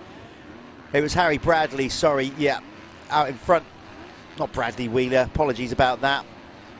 Although Brad Wheeler would have taken that, I'm sure. Harry Bradley, of course. Bear with me, I've only had one coffee at the minute. I need at least another 2 before I'm fully functional. Harry Bradley leading the way ahead of Joshua McCockerell, number 161. John Kirk, number 15. Another rider that comes over from Ireland. And then it's Jack Seaborn currently. Jack used to actually be co-commentator a few years back before we did live streaming with me, a couple of rounds. So it's good to see Jack out there. 227 getting back into the sport. Luca Pegg currently in 5th. Brad Thornhill, basically out there riding on the Yamaha. His elder brother, unfortunately, won't be racing in the Elite MX2. Oh, sorry, MX1. Fortunately by Liat, because Dan has broken his shoulder blade. He's done his shoulder blade, didn't he? He's cracked. He did, I think. Yeah. I'm back. Go steady. You are recovering from COVID, so just go steady. I don't That want... was McCorkle just made a mistake. That inside line there is getting real deep. So McCorkle going down. Not a very ideal time to go down. Start the race makes it a lot more difficult, doesn't it? It does. First lap leader was Harry Bradley there. Oh, carnage, yard sale. 3 riders on one corner. The whole disgruntled... Man, they might start fighting in a minute. No, I don't think they did. It's just rider's incident. The rider at the back there was committed. Don't know who that is. Can't see his number just yet. Clearly, he probably went in there fully committed. Couldn't avoid that one. It's Wilcox who's on the deck there as well. And who else? Number 2.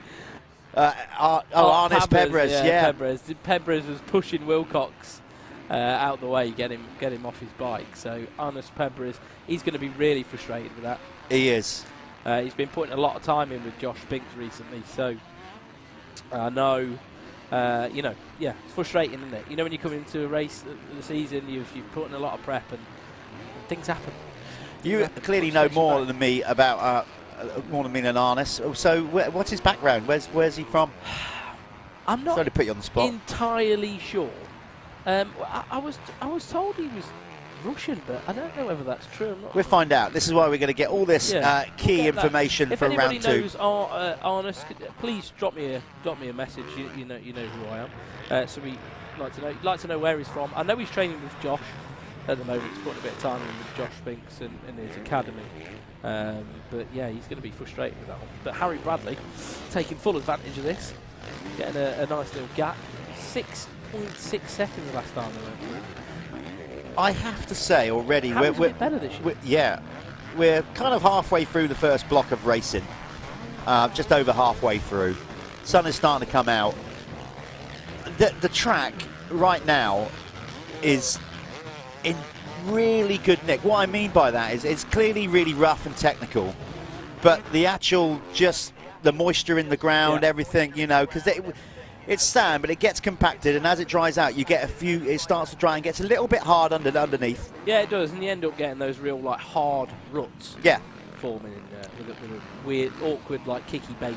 But right now, I'd say that's as kind of good as you're going to get it. It's perfect, yeah. It will dry out. The wind it's a little bit biting the wind out there. The wind has picked up a bit. We've got the sun, so the track will dry out. Of course, it will get rougher. And some of those bumps right now and rollers have just got a little bit of give in them. But as we get towards the latter part of the day, that'll be hard edges. You got some news on? I have got some news. He's Latvian. There we go. So I was wrong there, and he's a full-time Planet Moto Academy guy. So obviously spent a lot of time out there at Planet Moto. So he's going to be frustrated, isn't he? But I'm sure he's a very capable rider. I did a whip contest with him, didn't I, last year? You did, yes. Actually at the Moto Verde ride day. I did. I put my my life on the line for that. Before you go further, I just want to explain to any viewers that are new to the sport what a whip is, in case they really do go off on the wrong tangent. Yeah. A whip is obviously when you do a jump and you throw the bike sideways, yes. Which you did, but your wheels didn't really come off the ground. Well, marginally. Not enough. And you'd already had the thing sideways. I landed completely sideways, didn't I? But, mate, I needed to show these kids that I ain't there for a joke, you know what I mean? They're going to get beat. Well, you say it was a joke. I found it funny. You say it was no joke. I thought it was. No, I found it funny. The fact I just turned up there, I'd rocked up, hadn't even ridden yet. I hadn't ridden for about 2 months, same as you. And then they go, yeah, we're just starting this whip competition. I'm like, oh, right, sound, okay. Well, then, let's go then. And I always remember, was it Catherine Booth? She went, nah, I'm not doing it. After she saw what I did, she bailed out. Got the skills, mate. Got the skills. You landed it. You landed it. That's all that matters. But did I die? So no. No, you're all right. You're good. So Harry Bradley is your race leader, number 4 on the Kawasaki. Yeah, you know Harry, good friend of yours. I do know Harry. He's, yeah, if we can get a bit of a visual on the number 4. He's running a really good race at the minute. So Harry Bradley put in a bit of graft this winter, I think. He's had a little bit more focus. Just got into a new relationship. Which is thriving. I'm sure Lois is going to love that. But yeah, I think he's just in a good place at the moment with his life. A lot of balance, and it's showing in his riding. He's got one agenda, and that's to ride his bike. Looking at him though, what I can see visually there is his front brake line has come away from the forks.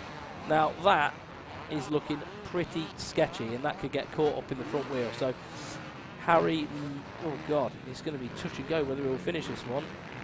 It depends what happens when that gets caught in the front wheel, if it does, but it looks like it's going to. So we'll keep an eye on that.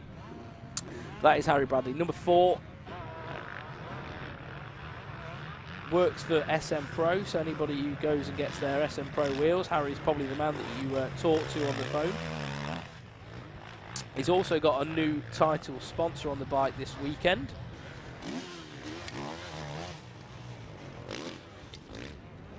Just going to pull it up now because I've got a little bit of this information. Yep, so Scaffolding by Design is the title sponsor on the bike. He's also backed by O'Neill, Off-Road World, and of course SM Pro. And he's having a blinder at the minute. Let's just see, he's just about to go through the line. We'll see where he is and we'll get back to some of the other action. See what gap Harry's got. Back to the rest of the field, but looking absolutely perfect at the minute. So the only bit of concern I've got is that front brake hose, because that could get ripped off very easily. So he's got a 10-second back now to Luca Pegg. Luca Pegg on the 807. Here he is on the Yamaha, having a good ride as well. So looking at the times, Harry's yeah, a little bit quicker. That last time round still about a second faster than Luca, but Luca having a brilliant ride. Looks like he's got a stack of tear-offs stuck to the side of his helmet there. And if you were watching the Goggle section with Goggle Tech at the start of this stream, you'd have learned all about that. He was telling us about what sort of lens you should be using on a day like today, educating us on laminate tear-offs and things like that. And what you can see there, oh, Luca Pegg goes down, and he's got tear-offs everywhere. It's just all going wrong for him. So Luca Pegg just made a little bit of a mistake there. That's going to give Harry an even bigger lead. He's going to try and get the 807 fired up. Sometimes a bit tricky to start these bikes when they're in gear. All you can see there, what I was going to say is those tear-offs are just, he's pulled them all. He's pulled his whole stack off and they're just stuck on the side of his goggles. He might have made that mistake just through being a bit distracted by the noise that creates, because you do get this sort of flapping, irritable noise. But Harry's probably going to be 20 seconds in the lead when he comes. So absolutely a different rider compared to what we saw last year, and it's great to see it. So the Scaffolding by Designs Off-Road World Kawasaki is looking pretty good right now. So let's see where he's going to be at this time through. If we can have a look for John Kirk on the track, see what's going on with him. Yeah, Lewis Taylor also moving forward. So the top 10 at the moment is Harry Bradley, Luca Pegg, John Kirk, Lewis Taylor Aaron Gardner, Brad Thornhill, Jack Seaborn, Lewis Glynn, Dan Brough in 9th, Alex Buchanan in 10th. So Luca Pegg might have lost a few spots on that lap. So here is the 15er, John Kirk, on the Honda in the Moto Verde Amateur MX1 and MX2 class. Looking really good. If I just split the classes, just to have a look at how it's working in MX2 as well. So Luca Pegg's actually leading the, was, not sure what's going on. Yeah, he still is. So Luca Pegg's leading the way in MX2. Second, Lewis Glynn. Third is Dan Brough. Fourth is Alex Buchanan. Fifth is David Finnemore. Lewis King London in 6th. Ben White in 7th. 8th is Harry Foster. 9th is Harry Fletcher. And 10th is Armis Pabbers. And the MX1 is being led by Harry Bradley. John Kirk in 2nd. Lewis Taylor's in 3rd. Aaron Gardner is 4th. 5th is the 95 of Brad Thornhill. 6th is the 277 Jack Seaborn. 7th we've got Callum Gordon. 8th Danny Townsend. 9th is Joshua McCorkle. 10th we've got Scott Hale.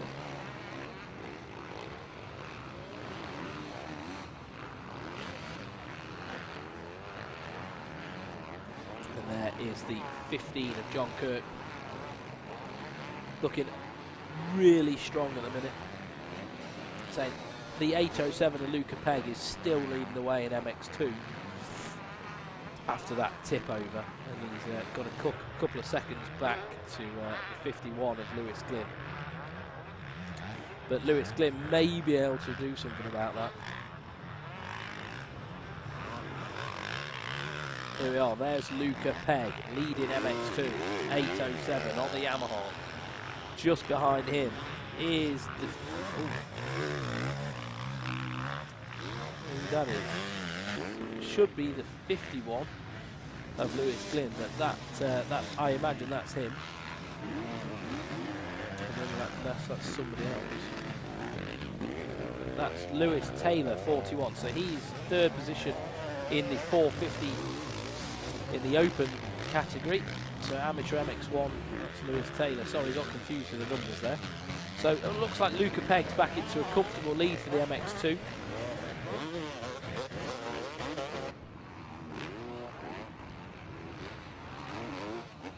But that is on screen, the 41 of Lewis Taylor.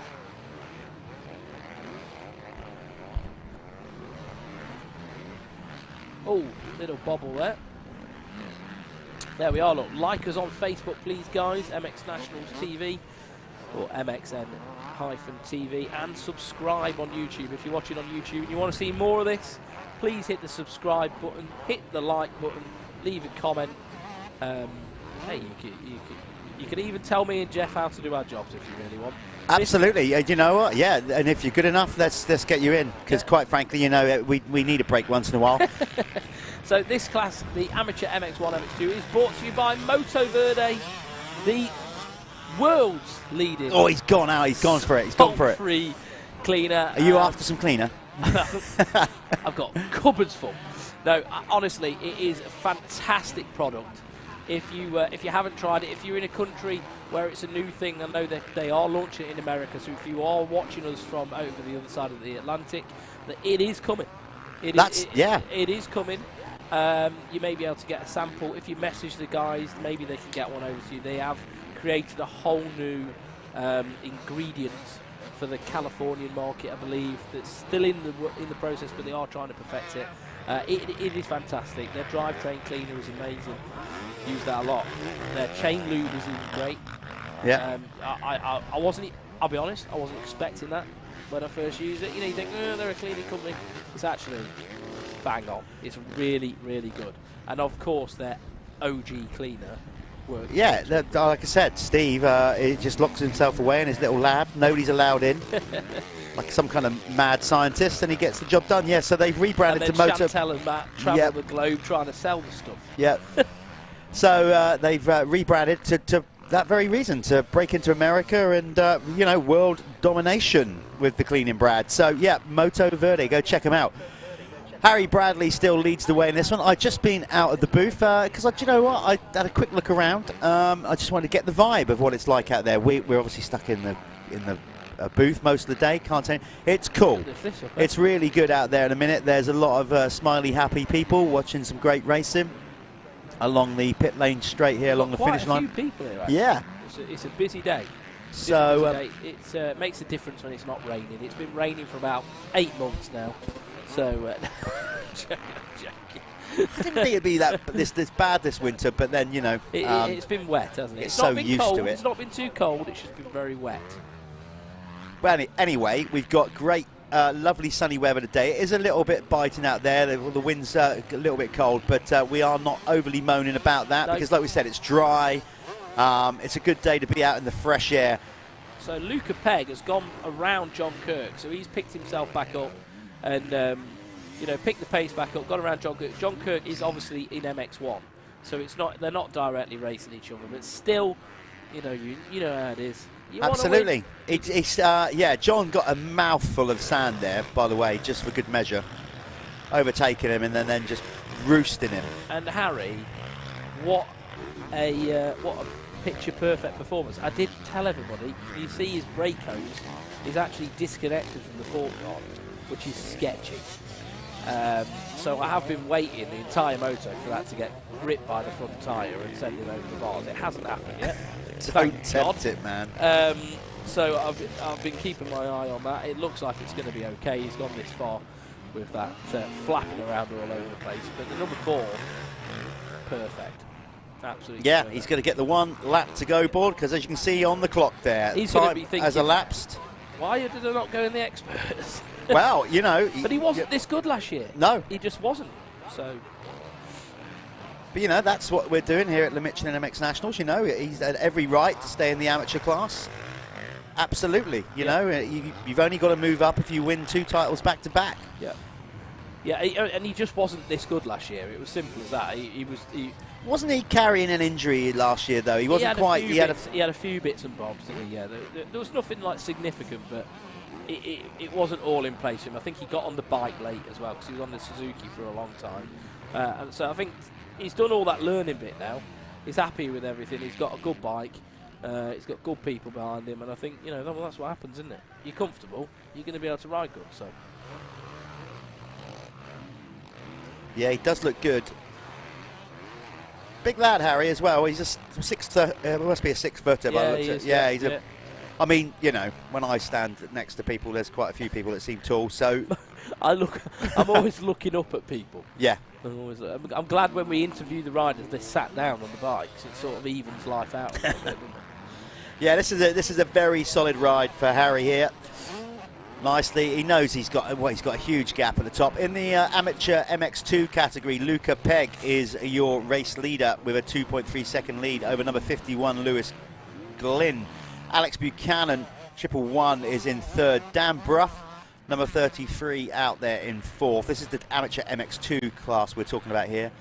David Finnemore is currently in 5th. In 6th is Ben White on the White's Transport RFX. And by the way, big shout out to his dad, Ray White, of White's Transport, because another sponsor of ours, without Ray's help, we don't even get all the equipment to the racing. So a massive shout out to White's Transport Services, because they basically provide the Arctic truck that brings all the equipment, the start gates, they weigh and load. All the scaffold towers, everything basically gets put into an Arctic trailer and brought to each round courtesy of Ray White Transports Limited. So thank you to Ray and the crew. Right, it's going to be checkered flag for HB. I'm going to get down there and grab him. So yeah, number 4, Harry Bradley on the. I'm just going to go. No, I'm just going to go. I think we're just going to quickly go to an ad, and I'm going to get myself there. So yeah, Harry Bradley took the win. Julep, julep, julep.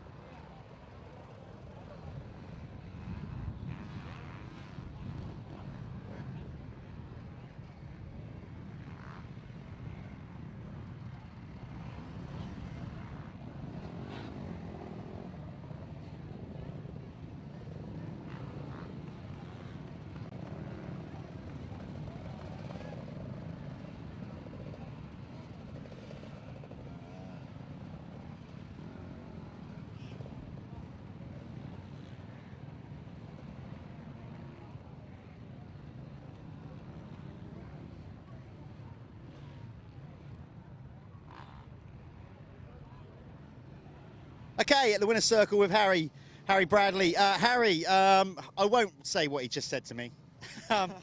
Let's just say you're tired, right? Yeah, tired. It's bumpy out there already for the first moto. The pros definitely make a difference. It was rough yesterday, but with the pros out there, the track is going to be brutal in the second race. Are you right? Do you come up and practice here? Occasionally, it's only like an hour and 20 from my house. I did race on that track last Sunday, but completely different. Like the last time I rode this, it was like this deep, and this weekend it's like 5 times deeper. So you can't really prepare for Fat Cats. It's its own fucking its own climate here, its own track. Like everything about it is just different. So just do what we can. As tiring as that was, you've got to be pleased with how you're riding this weekend. You're off to a solid start in your championship. Yeah, please. I didn't manage to get in the championship last year, so I did a few wild cards, and then first race yesterday, my clutch was slipping like mad. So we put a new clutch in and I felt a lot better. I hurt my thumb in that one, but should be good to go for the last one. Great sport, innit? Yeah, love it. There you go. That's the winner in MX1 in the Moto Verde amateur class, Harry Bradley.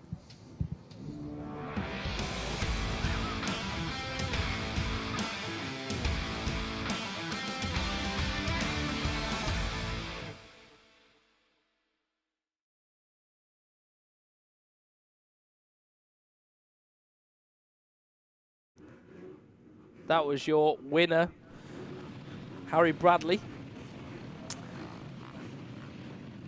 This is now Expert MX1, MX2. We've got a little bit of a fun fact about Harry Bradley. If you just go and have a look at his bike, he does have a pink spoke nipple in the front wheel, and he's done that kindly for his girlfriend. So if you go and have a look at him, and just dodge that massive thumb that's just above his head. I'm joking. No, but he does have a pink spoke nipple, and we've given him quite a bit of buggery about it on the group chat. So there we are. The boys are going to love that. Back to Expert MX1, MX2, Race 1. It is the 20th, and we are at Fat Cat Motor Park.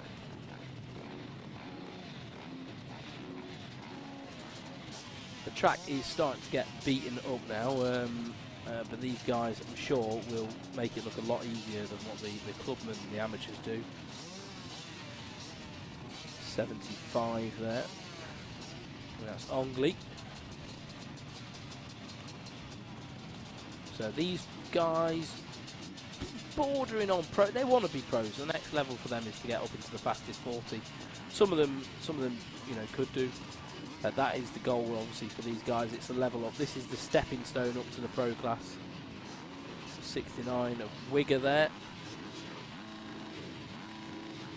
So these are going to get lined up, and we'll be dropping the gate for the Expert MX1, MX2, Race 1 of Sunday.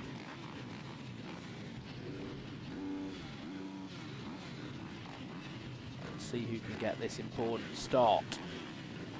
This race is brought to you by RFX.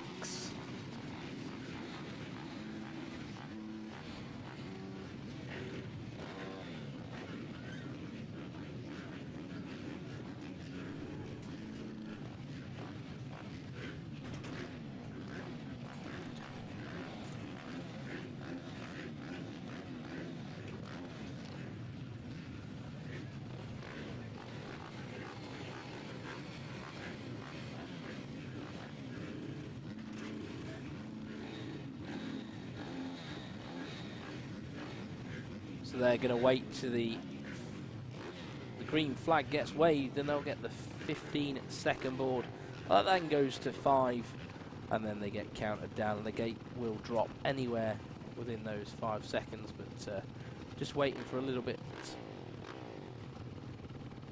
of work to be done, probably on the track somewhere. It's a nice looking ST Blazy MX Honda.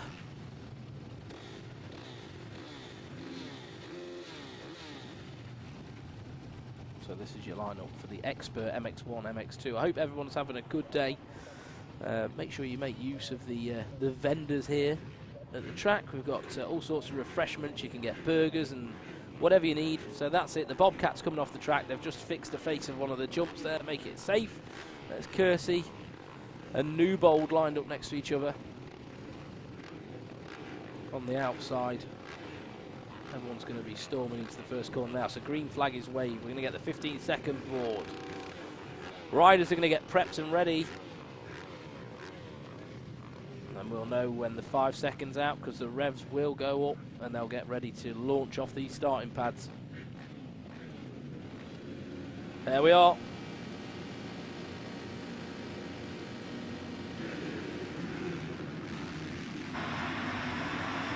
And who's going to get the start? It looks like Waterman. Yeah, I think that was Josh Waterman who managed to get the start there. Josh Waterman used to do, well, AMCA Championship. Not sure whether he still is doing the AMCA Championship. But he's definitely here with us this weekend, so good start for Josh.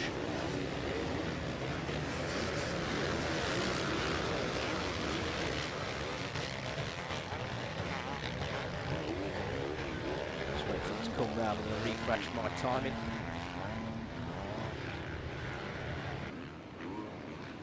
Just caught the back of Glenn Phillips there as well.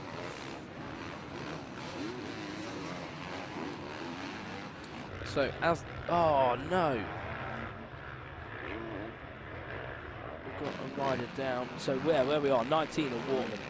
So the top 10 MX1 as they came through. Waterman, Jaden Ashwell, riding for ESP. Sean Southgate in the 301 there as well. Richard Bird, Charlie Putnam in 5th. Aidan Wigger 6th. 7th, Jordan McCoo. 8th was Luke Smith. 9th was Jamie Dixon. Luke Mellows 10th as they came past the post there. Jack Lindsay led the way through in MX2. Oh look, Jaden Ashwell moving up the inside of Waterman, making a quick move. Waterman's going to bounce back though and try and take that back.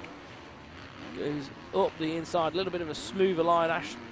Jaden just trying to stay on the pegs, maintain speed. To the 211, Jaden Ashwell, South African rider, trying to make quick work of Waterman at the start of this one. Both of those guys were all set for AMCA Championship last year, but here they're at MX Nationals, are in the expert class and they're going for it. Jaden Ashwell having to just yield then just for a second. Waterman has just stepped it up. Yeah, the speed. This is where we start to see the speed step up now, don't we? You can clearly see now, as we've been going through, just the speed, each class gets faster and faster. Of course, after these guys are the Lifeline's fastest 40, brought to you MX1 by Leah, MX2 by Pico. So some of these guys, you know, would have been in that fastest 40 a few years ago. Someone like Josh has been around quite a long time, done some pro level racing before. Josh came up through the Team Green program, didn't he? When he was younger, he had, you know, massively high hopes for his racing.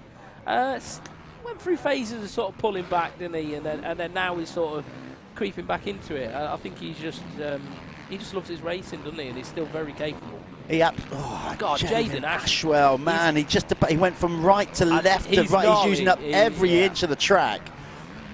I saw him, I think, in a race yesterday. I think he went underwater. He's another one that went a slight off-track excursion and went in the sink yesterday. Oh, he did that I nice. know he's had that bike all tuned up by MFR, so it's got a full race motor in a 450. It's an absolute beast. So Michael Freed's had his fingertips in there, massaging the motor of that bike. So this is a good race, eh? And back in the expert MX2 category, you got Jack Lindsay on the Apico Husqvarna leading the way, number 433, ahead of Bailey Johnson. Then Jaden Haig, 661. Josh Coleman there's two 661s, that can't be right, is in 4th in the 250 class. Then it's Ollie Beamish, Sam Atkinson, number 127.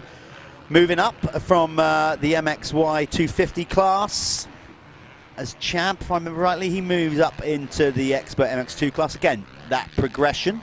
Yeah. This is why this expert class is so good for these youth riders. Like, these guys are fast. This class is no joke. And, you know, it is that sort of next step to the pros, isn't it? It is. So that's the top 6 in expert MX2, brought to you by RFX. But look what a race we've got on at the front. In fact, what a race we've got everywhere. McCall goes off the track, nearly cleans out one of our videographers there. That'd be a good close-up. That will be a good close-up. Great to see so many media coming out as well, out there capturing the action, both photographers and videographers. You'll be able to see plenty of that online. They're all out there. They're all going to be tagging us into their photos and hashtagging it. So if you want to see action from the MX Nationals on Instagram, of course, follow Michelin MX Nationals, which is MX Nationals UK on Instagram. Also on Facebook, we've got MXN-TV on both accounts as well. But then Putnam, showtime. Yeah, showtime indeed. Going to make a move. Up the inside. He would have improved. He's been out in Florida with Josh Gilbert for a couple of months, riding plenty of sand in the heat. So Charlie should be in better trim this year coming into the championship than he's ever been. In fact, the team, SC Sport Homes Husqvarna, new title for them this year. They are going to be racing some AMA. Well, Josh Gilbert certainly is. Really? Yes. Outdoors? Absolutely. If you go and watch last night's Live at 7 studio show, you'll find it on MXN-TV. Okay. I think took some yesterday. I think Bob Rechef's trying to sort his situation out as well, isn't he? Trying to get his Dutch visa. That's right. Yeah. Something like that. To say that he's a Dutch, the passport, I think. And then hopefully he can get back riding again, obviously with the whole Russian deal going on. So they're obviously having to deal with that as a team as well. Love that. Putnam looking great. That was, that whole thing there, as you go inside, you can't double out. But if you go wide, you can double it. Yeah. That was cool. I think Putnam's a very underestimated rider, though, as well. He's got a lot of natural ability, hasn't he? He always has. It's just, I feel rude to say that he's probably lacked a bit of the effort. But I don't know whether I don't know how he'll take that, but that's how I feel anyway. But I think this year he's more focused than he ever has been, and he'll be able to show a little bit more of what he's capable of. I think he'll laugh that off. I don't think he's going to be upset that you said that. You know what I mean? Yeah, of course.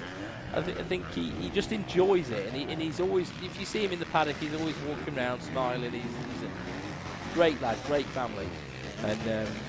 Yeah, I think this year he's just going to be a bit better than we've ever seen him at. Indeed. So this is a good battle between these two. While they're battling away there, Waterman is getting away a little bit, actually. He started to pull away. Ooh. Putnam's legs got booted off the foot pegs there, but he managed to keep it on 2 wheels, and he's just gone round the outside of the AJP gas rider. Jaden Ashwell. Oh no, hold on. What's happened? Bike. No. I thought he'd done his foot and now his bike stopped. Clear technical problem there. That's a real shame because Charlie was having a solid ride there on the SC Sport Homes Husqvarna. He's like, what's going on? Yeah. Oh, what a nightmare! But that's I thought that was really odd. I thought, why is he just suddenly slowed down and dangled his foot so much? But Jaden's going to be like, whoa, okay, I'm good now. So Jaden Ashwell not under the immense pressure that he was the lap before, but I think Southgate's on the move as well, so he better not relax too much. So the top 5 in MX1 now goes. Josh Waterman is still leading the way. Jaden Ashwell there in second. Putnam's out the race, so it's going to be Sean Southgate in third. Luke Smith will be in fourth, and Jordan Macau will be in fifth. MX2, Bailey Johnson is leading the way. Good ride for Bailey. Sam Atkinson second, so Sam's worked his way back up the order. Jaden Hay is in third, Jack Lindsay fourth, and Josh Coleman is in fifth. Yeah, this expert class is it's really good. As we said, these guys just on the peripheral really of becoming in that fastest 40. Jaden's under attack again. He's going to have to do it all over again now with Sean Southgate, a very experienced rider, pro rider really. He has been. He has been previously, yeah, but obviously, you know, to make that pro grade, it's a lot of commitments, and Sean does, like many, works in the week or whatever, so just gone into the expert class. Always goes into a start of the season in the expert class as a contender. There's no doubt about that. Yep. Sean Southgate. So Southgate riding for HMC Honda. Yeah, it's that Hertz racing machine. He what you'll get with Sean is he'll go the distance. What I would say with Sean is he's a grinder. He will just keep going. Yeah. Regards to pressure. Jaden, amazing rider, makes some little mistakes which let him down. He just needs to almost just come back 1%. Ooh, we nearly lost Sean. As soon as I said about Southgate, He nearly, nearly went for a bath then, didn't he? Like. Well, I didn't say he wouldn't make a mistake. I just said he'd keep going. Yeah. So that wasn't too much of a commentator's curse. No, not too bad. I think he made the best of a bad situation then. And that is the... Who's that? Is that 35? So that's Jordan McCoo. Having a really good ride. He's obviously reeled in Southgate after that mistake, but he looks like he belongs to be there. So Jordan having a good ride on the 35. Southgate just responding to it a little bit though. McCoo is on the inside line. How is it going to fare when they come into the rollers? So McCoo, there. You can start actually getting some good corner speed through there when you start actually landing down the downsides of the rollers and stuff. There we go. Look, there's Bailey Johnson. I was going to say, we just... So how old's Bailey Johnson? We just spoke to... I think Bailey must be 18 now, potentially. Yeah, anyway, we just spoke to our director there to see if we could start looking at some of the riders down the field, and sure enough, a little radio call into the cameraman, and there we are. There's Bailey Johnson on screen riding for the Verdi Shiloh KTM team.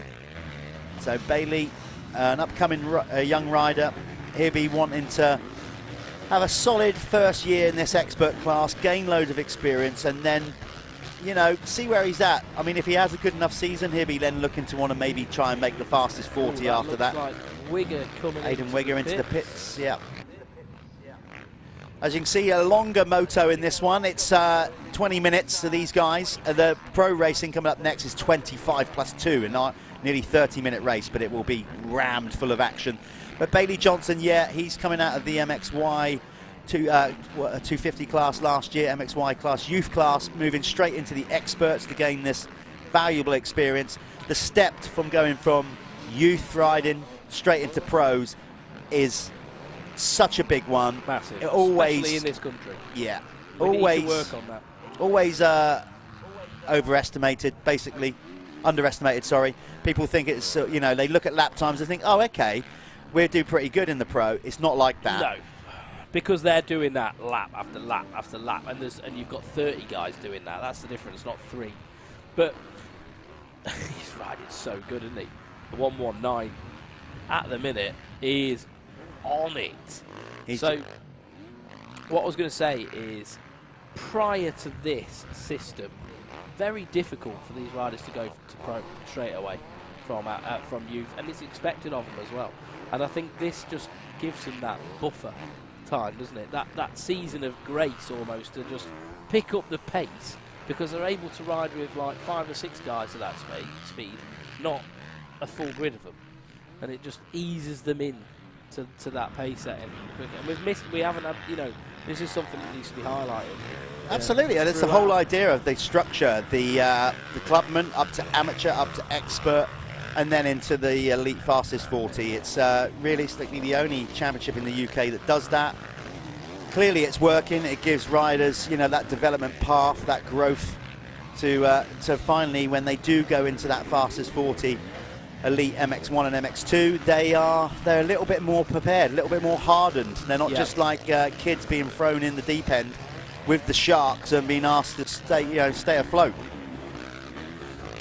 Jaden's looking great at the minute. Jaden is in second in the entire race.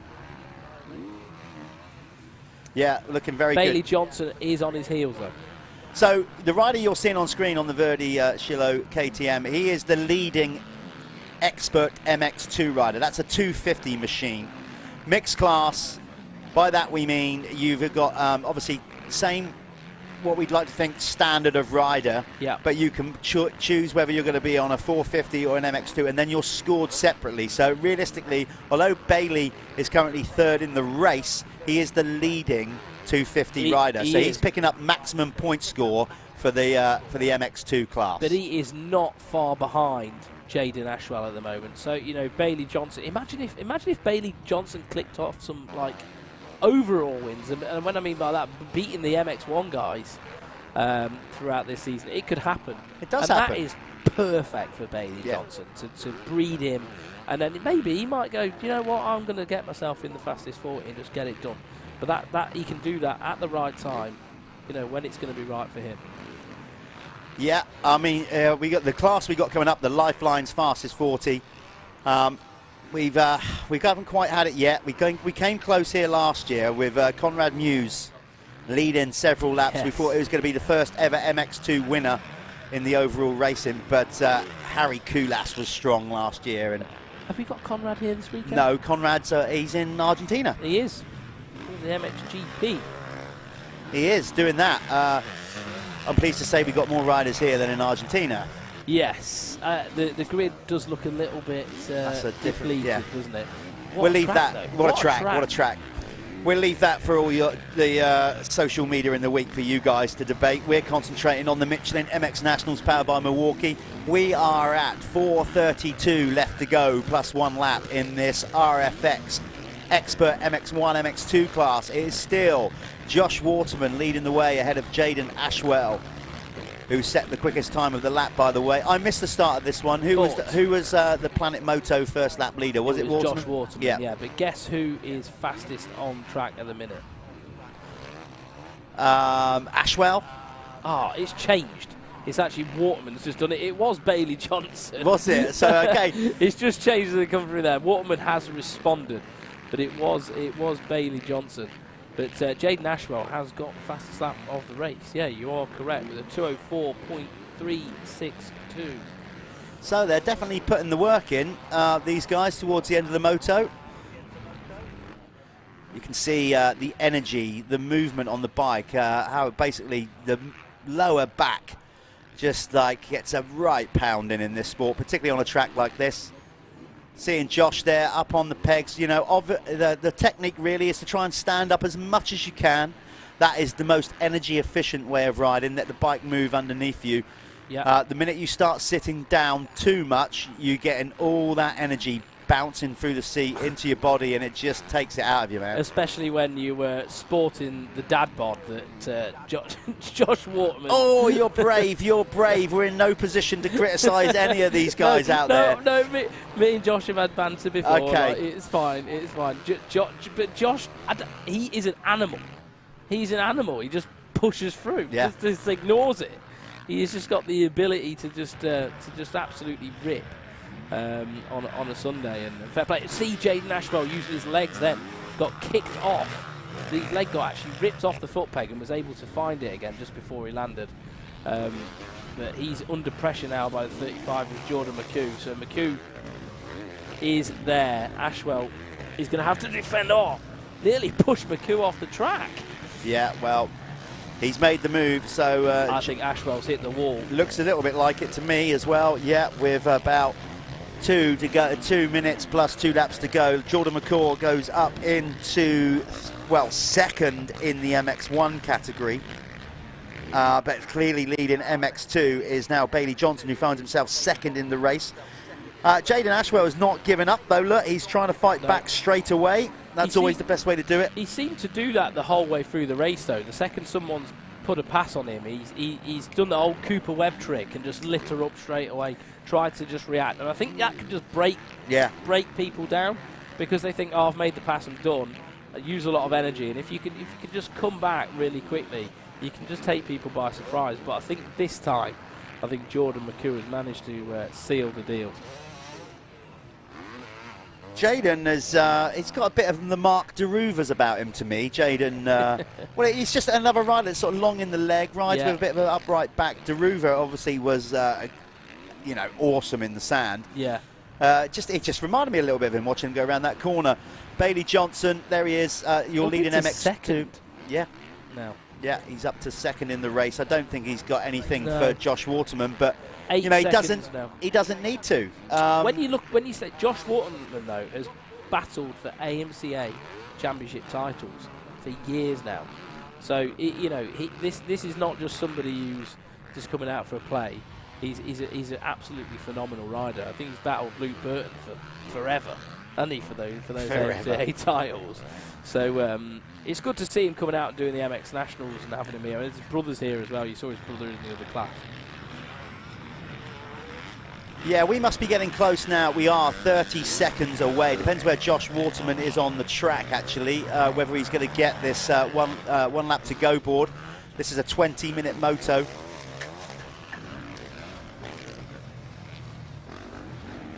Portman doing a good job of keeping that gap between him and Johnson. Not that it matters, you know, Johnson's on a 250. So your race order at the minute is, regardless of class, it's Josh Waterman leading the way ahead of Bailey Johnson. Jordan McCaw is in third ahead of Jaden Ashwell. Then it's Sean Southgate, number 301. Richard Bird, 57, is in sixth ahead of number 127, Sam Atkinson on the Phoenix Tools. Even strokes Kawasaki. And it's Jaden Haig, number 931. Jack Lindsay, number 433, is in ninth on the Apico machine. Then it's Joshua Coleman in 10th, number 661. Ollie Beamish finds himself in 11th, number 771. Louis Kessel in 12th, all the way up from Cornwall. Then it's Charlie Putnam, who, whatever the issue with his bike, it looks like they've got it going. He's circulating in 13th, ahead of Jimmy Marsden, and then Nathan Green in 15th, number 41. Luke Mellows is in 16th, number 44, ahead of Aaron Ongley. In 18th is number 166, Jack Moore. Colby Newbold is in 19th, number 46. And then rounding out the top 20, it's Ryan Adair. There you go. That's your top 20. Waterman just up on the pegs. Strong old legs he's got, and you can tell from just looking at there. He's rode a masterclass race, really, hasn't he? He put the real hard, fast laps down early. Had to battle his way through Jaden Ashwell. You know, it didn't get gifted to him, and he just put his head down and got away from the pack, and that's it. The rest is history. Well, hopefully somebody will drag him off the track and remind him he's got to come up to the winner's circle. We've had a couple of them arrive late. Unfortunately, we've got to steer them through the big crowd we've got here, actually, to get them to the winner's circle. We've got a bit of time because we have got a sighting lap for the pro riders before we go out there with them. Sure, he won't mind me saying it as well. Like, Josh Waterman's actually deaf. Yeah. For people that are watching this that don't know, he's deaf. Yeah. So we will have to do a little bit of lip reading at when I do an interview with him in a moment. But he is, you know, he's quite capable of getting through it. He's been there and done it for many years. He has indeed. But we'll go and grab a chat with Josh. Yeah, you go and do that. We've seen a.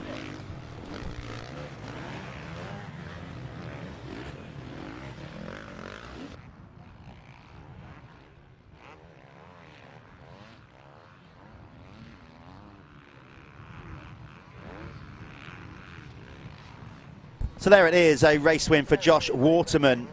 Second across the line was Bailey Johnson, taking the MX2 class.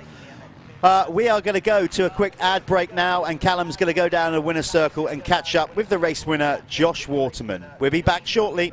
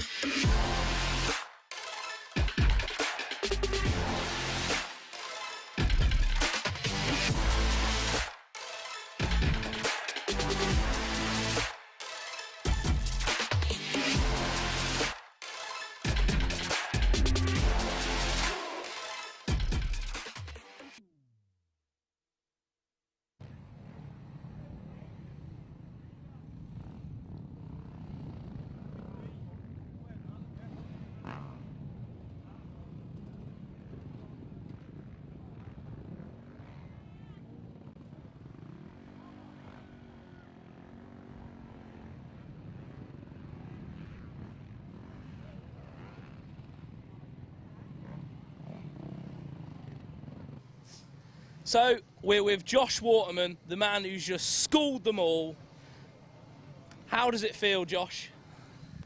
Well, right now I feel knackered, but yeah, nice to be able to get a win on the first round. Yeah. Yeah, you rode really well, and it's I think you put some fast laps in early, so it was just an art of building the gap and then managing it. Yeah, that was my game plan. Get a lead at the beginning, or whole shot it, get the lead at the beginning, and then just drop it into a rhythm. Well, I think, you know, like, that's what you got to do. You got to play to your strength. You have got really good, like, sprint speed. You've raced at a high level for years, so you used it to your advantage and managed to set a good gap. Yeah. Yeah, but when I do the MCA, you're able to do like 4 fast laps, and then you're able to manage the pace, and it's only 18 minutes on a pretty flat track. And yeah, well, I went out for qualifying yesterday on the first lap, I was like, oh my God, I'm in for a hard weekend. Yeah, well, at least it's good practice, and it's going to, like, you know, hopefully improve your racecraft. This is Josh Waterman. He just killed it. Next up is the fastest 40. Have a good.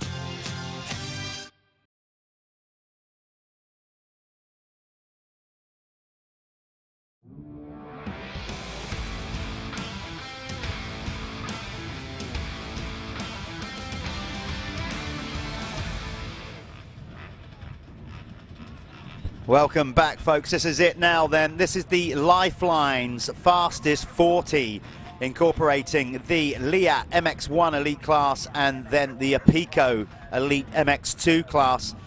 We effectively have 3 championships in one race here. What we've got is the Lifeline's fastest 40. So basically, as they finish in the race, regardless of CC, that is a championship. That's the fastest 40 championship.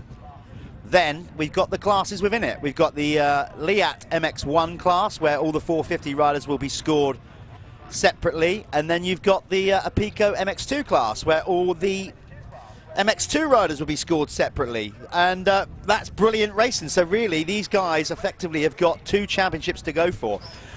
It's very highly unlikely. I'm not saying it's beyond the realms of possibility that we get an MX2 rider winning the fastest 40 championship that's presented by Lifelines, but you never know. We might have an MX2 rider that just excels this year. Well, it can happen, and you just never know who's going to just step up to the plate until the gates dropped for the first time. It just takes a good start and a bit of confidence building, and then it can be done. It can indeed. I'm just going to be checking here because I just had a message ping through. Let me find it now. I think it was from, my phone suddenly lit up. It might have been from Mark Morris from the Jude Morris Foundation. Yes.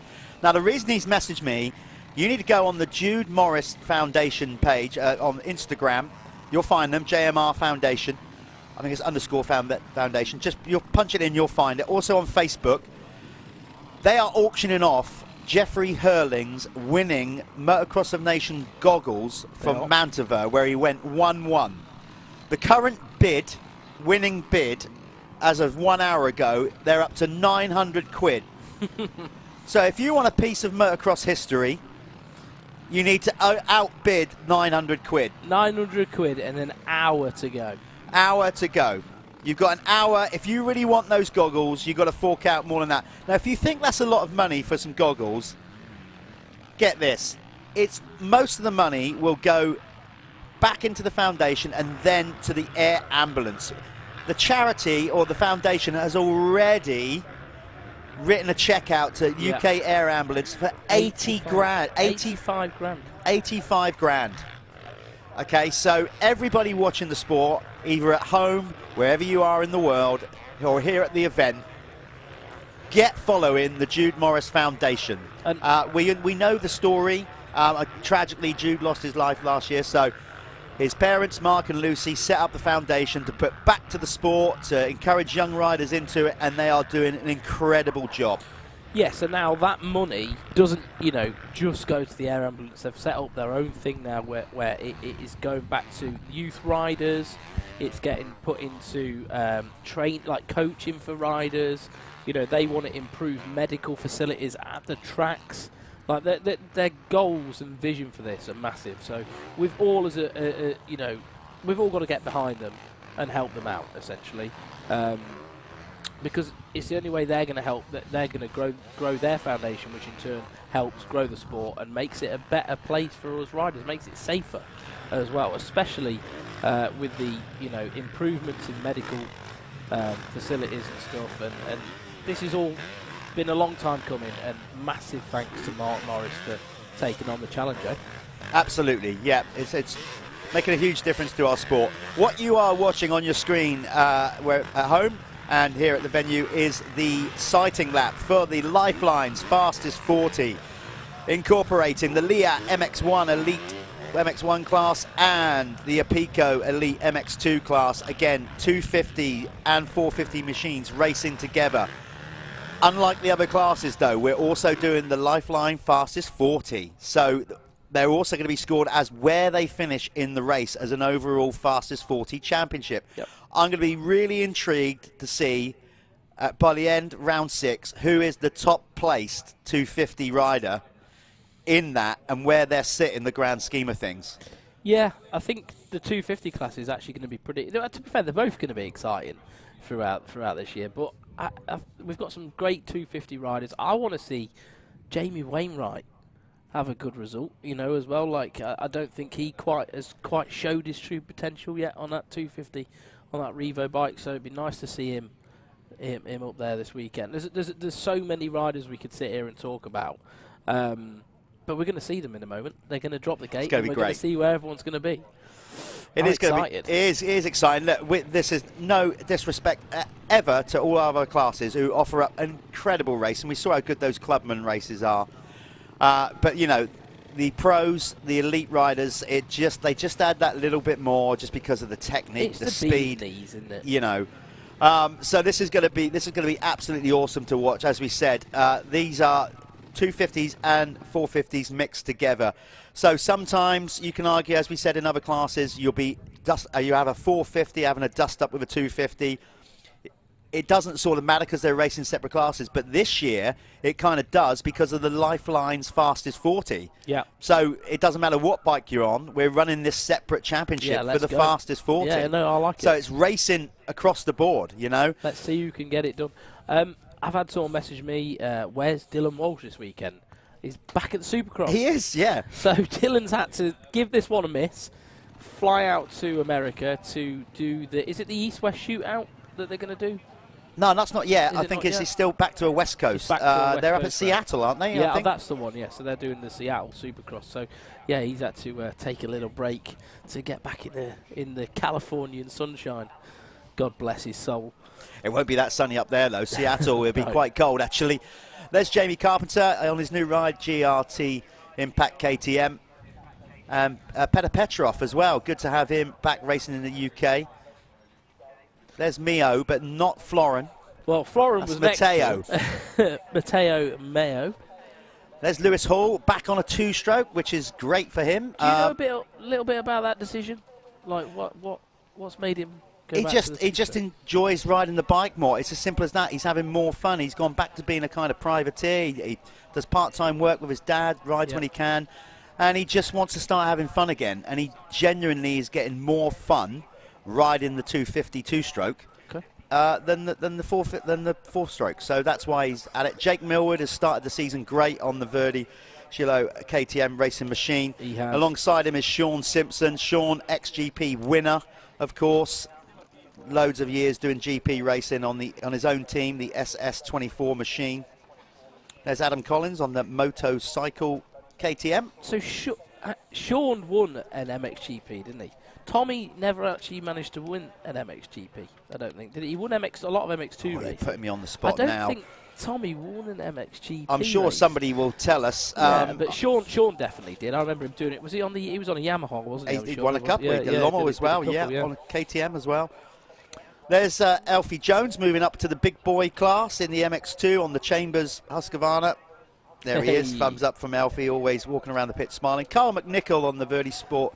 He's had a good start to the season. He started very well. He's had a very good start to the season. Good to see him. And there's last year's champion in the MX2, now moving into MX1 on the AC United Gas. That is John Adamson. Next to him, Jason Mira, riding for Phoenix Tools, Even Strokes Kawasaki, making the trip over from Northern Ireland. Jamie Wainwright, number 40 on the Revo Kawasaki in that nice 7-gear look, looking all racy. Sam Nunn has also been showing some great speed early on.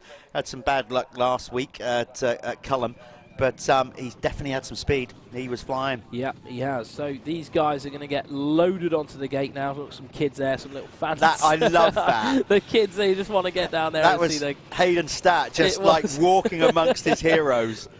Brilliant. So absolutely brilliant. These guys all have their mechanics, so they'll be left alone now. Actually, yeah, that was my brother there, actually. My brother is mechanic, yeah. That's my brother Sean is mechanic for Lewis Hall back from his days with Team Green, and put the old team back together on a 2-stroke, which is definitely more my brother's liking, generation. It's interesting how Lewis has chosen to do that, but it makes sense. I suppose if he's enjoying the bike, I suppose has he still got the 250F if he wants to ride it? Yeah, I think so. He's got both, and he can sort of chop and choose, can't he? Do what he wants. I think he'll stick with the 2-stroke now. I really do. He's doing his own thing, his own little race. You say that, but then when we get over to like hard pack stuff, Fox Hills thing. Yeah, I don't know. I just don't think it benefits swapping and changing bikes throughout the year. You've got to have continuity and know where you're at with everything, really.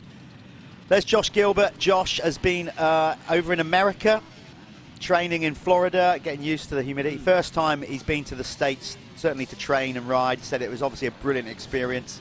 It's probably been his best winter. Yeah, well, it would be. He's managed to get a load of riding in. I mean, he normally lives in Cornwall.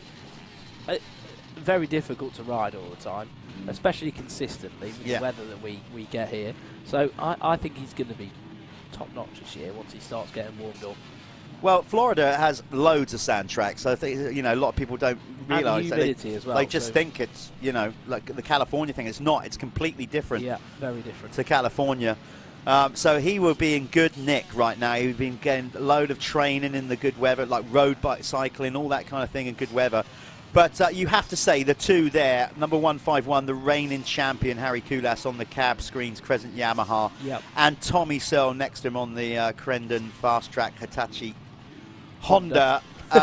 Yeah, they're going to be going at it, aren't they? Like that, as we're lining up right now, those two are firm favourites. There's Stuart Edmonds, 162 on the Apico Husqvarna. John Adamson there on the Acer United Gas, number 2. And of course, for those of you that are not really sure what you're looking at, what we've got here is mixed class, as you said, MX1, MX2. You can identify the 450s. They run white backgrounds with black numbers. The 250s run black backgrounds with white numbers. That's correct. How you can tell what capacity bike they are riding. There's Ben Putnam right out on the end on the Chambers 2-stroke. No, he's not. He's on a 4-stroke. 450. Tim Chambers, great to have him back in the sport. He's got about 40 riders, I think, under his awning, Yeah, something like that. They do have quite a lot, don't they? But I think he's just one of these guys who's just really passionate. He loves it. He loves it. You've got to. You've got to be, you know, well into it to put that level of commitment into something. Do. Here we go then. This is the Lifeline's fastest 40, incorporating the Liat MX1 and a Pico MX2. Hold on, buckle in, gate drop, round 1 at Fat Cat Motor Park, Michelin MX Nationals. We go. Who's going to get that important hole shot coming in from the outside? It looked like Josh Gilbert. Now, he's been working on his sprint laps. That was always a bad... it's Ashton Dickinson that's worked his way to the front already. Did a man in the van interview with him yesterday, and he was saying how confident he is. He's coming into MX1, and he said, I'm going for the top 3. I want to win. Fair play. Fair play. It's been a long time coming. Dickinson's, you know, he's a fantastic rider. He's been in the pro ranks for a long time now. He might be more suited to the 450. Yeah. So there we are. We've got Dickinson. Oh, he's on it. Look at the gap he's opened up already. Gilbert. Early days, though. Kulas. Sean. So the timing as they cross the line, we're going to get up on screen for you in a short while. Get them all over the stripe, and then the transponder, the timing. It's got a little bit of a lag on it, but we'll get it up on screen shortly. It's Ashton Dickinson leading the way ahead of Tommy Searle. And the leading rider over the line in MX2 was actually Tom Grimshaw ahead of Jamie Law on that 250, a Pico 2-stroke. Adam Collins was third over the line for MX2. But leading the way in the race is Dickinson. He's riding that Torque KTM. Good start from Stuart Edmonds as well. So Edmonds up there in the top 5 by the looks of it. And eyes on Millward. So Millward, I must say, is a local lad. He's not anymore. He lives down south now, but definitely grew up round these parts and done his fair share of riding round Fat Cats. Always had some quite good results here as well, Jake Millward, the 303. And he can just, to be fair, not just here, he can shock anybody anywhere nowadays. He really is riding well this season. He absolutely is, and I expect him to charge through. This is a 25-minute plus 2-lap moto. By the time you've had those extra 2 laps, you're getting knocking on for a 30-minute moto, like the old days. Right now, though, as we said, it's the Torque template KTM rider of Ashton Dickinson leading the way over Tommy Searle. Been there, done it, nearly got it all. What was it, 4 times runner-up in the World MX2 Championship. I tell you what, though, he has been passed now by Gilbert, and it looks like Kulas is going around him as well. So Tommy not finding comfort at the early stages of this one. And Not at all. Sean's looking good as well. Sean up the inside. But there's a long way to go. This is it, and Tommy is... he has got so much experience. Look at these two. I mean, they have been around a long time. I think the thing is with Tommy, he needs to be comfortable. Once he starts finding a bit of comfort in the track, he will go forward. It's how he is. He's always been like it. Yeah. You know, he's not going to take any unnecessary risks. He understands it's a championship. This is just day one. Race 1, day 1. Let's not do anything silly. Yeah. He does look a little bit out of sorts there, though. He did like not as lively as he would have been first few laps I've normally seen him. So I don't know if he's just easing in. It's just not his thing, mate. It's not his thing. But well, no, I mean, I've seen him go. You know, he's got the experience. Yeah, there's no need to panic at this point for Tommy Searle. Let's see. We'll hopefully get back to Ashton Dickinson out front. Let's get the battle out front. Here we go. We are on the battle for the lead. It's Ashton Dickinson, Torque template KTM, who has got the SC Sports Home rider Josh Gilbert. You can see the interview with Josh Gilbert we did last night on the Live at 7 show on MXN-TV. Josh Gilbert using all muscle the move. Straight up the inside of Dickinson there. Dickinson, who's going to be bold, by the way, due to those goggles that Mark Morris is giving away. So Dickinson just having to yield to Gilbert there. So the SC Sport Homes Husqvarna rider Josh Gilbert flying into the lead right now. That Florida life definitely served him well, didn't he? Oh, just hit a big old hole when. Yeah, just kind of stopped him in his tracks. Dickinson won't give up on this by any stretch, of course. We are so early into this race. There's a lot that's going to happen yet. We are just starting out as Dickinson fights back. He's going to sweep up the inside. No, it pinches up tight on that corner. Kind of deceiving from the TV angle. You think he's going to have it. Look at Kulas, the champion, the defending champion. Lurking, isn't he, in the background? On the cab screens, Crescent Yamaha. He knows last year he was so good round here. And that will be in his head. And it will be in all the other riders' head. He's quite he's a tough cookie, and I think when tracks get, a little bit rough and gnarly to the degree of where some riders think, ooh, bit of a risk that. Harry just doesn't, it just doesn't seem to bother him. He just does it. The 151, he's been there, he's done GPs, he's ridden in Estonia where he's from. They have some really gnarly tracks out there, like ungraded, nasty stuff. I've seen it. And I think that's just bred this beast that we see today. There's a lot of those, Scandinavian and Northern Europe. These guys race hardened. There's no doubt about that. Kulas, and of course, has got the experience. He's closing in. He won this championship last year in some style, I have to say. So he'll want a piece of it again. He'll want to keep hold of that red plate. Red plate signifies that he is the champion, and then thereafter, each round that we go to, the red plate will signify the series leader in each class. So if he wins it this year, we'll have to get a gold one made for him, maybe. Yeah. You can pay for it. He can pay for it. Anyway, no, we'll sort something out for him, I'm sure. Right now, he's putting pressure on Dickinson, and Gilbert is riding a blinder at the minute. We're going to try, let's see, go further down the field, try and find the leading MX2 rider. We're just going to split the time in here in our booth. It's Jamie Carpenter, number 184. So Jamie Carpenter out there on the GRT whole shot machine. He's down the field a little bit, obviously, on the MX2 bike. But he is leading. He is the lead rider in MX2. That's brought to you by Apico, remember? We'll try and find Jamie Carpenter on the track. Obviously, these guys need to sift through everybody and all the cameras to try and find him. But right now on screen, Kulas looking pretty good, about to make a move on the 115. Yeah, going back into the field on the Apico MX2 class, you've got Jamie Carpenter currently leading the way, Tom Grimshaw in second, Lewis Hall third. Then in fourth is, Lewis Hall now up to second. Wow. Tom Grimshaw. Jay Haig just goes through in fourth. That's the 277.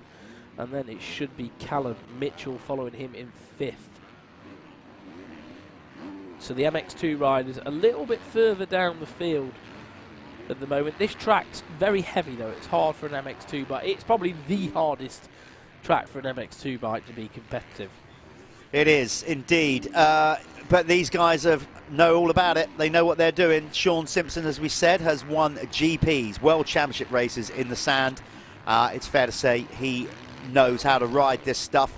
A lot of sand tracks up in Scotland on his home turf. He's spending more time back up there now. Spent a lot of his career, obviously, based in Belgium. Yeah. But he's moved back home now, young family. And yeah, there's still plenty of decent tracks up in Scotland for him to ride. God, could you imagine how much more refreshed Sean feels like on a Monday morning now compared to what he used to?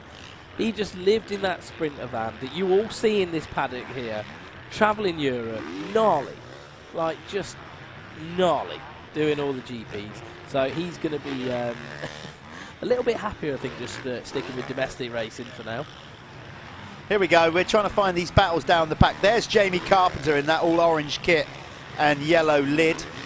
But this MX2 class is going to tighten up a lot. It's Jamie Carpenter still leads the way, 184. Josh Gilbert is your Keck's fastest lap at the moment. Remember, we only do it on the whole weekend. So, you know, I would have thought the first first laps will be the second race is going to be obviously slower. I would say so. There he is, 184. There's Carpenter. But I think Lewis Hall's passed him. He has. Lewis Hall just in front of him, number 419? Yeah. Lewis Hall, 419, is your Pico MX2 race leader at the minute. So there he is, just going over the top of the air. That's in there? Yep, there we are. There is the race leader for MX2.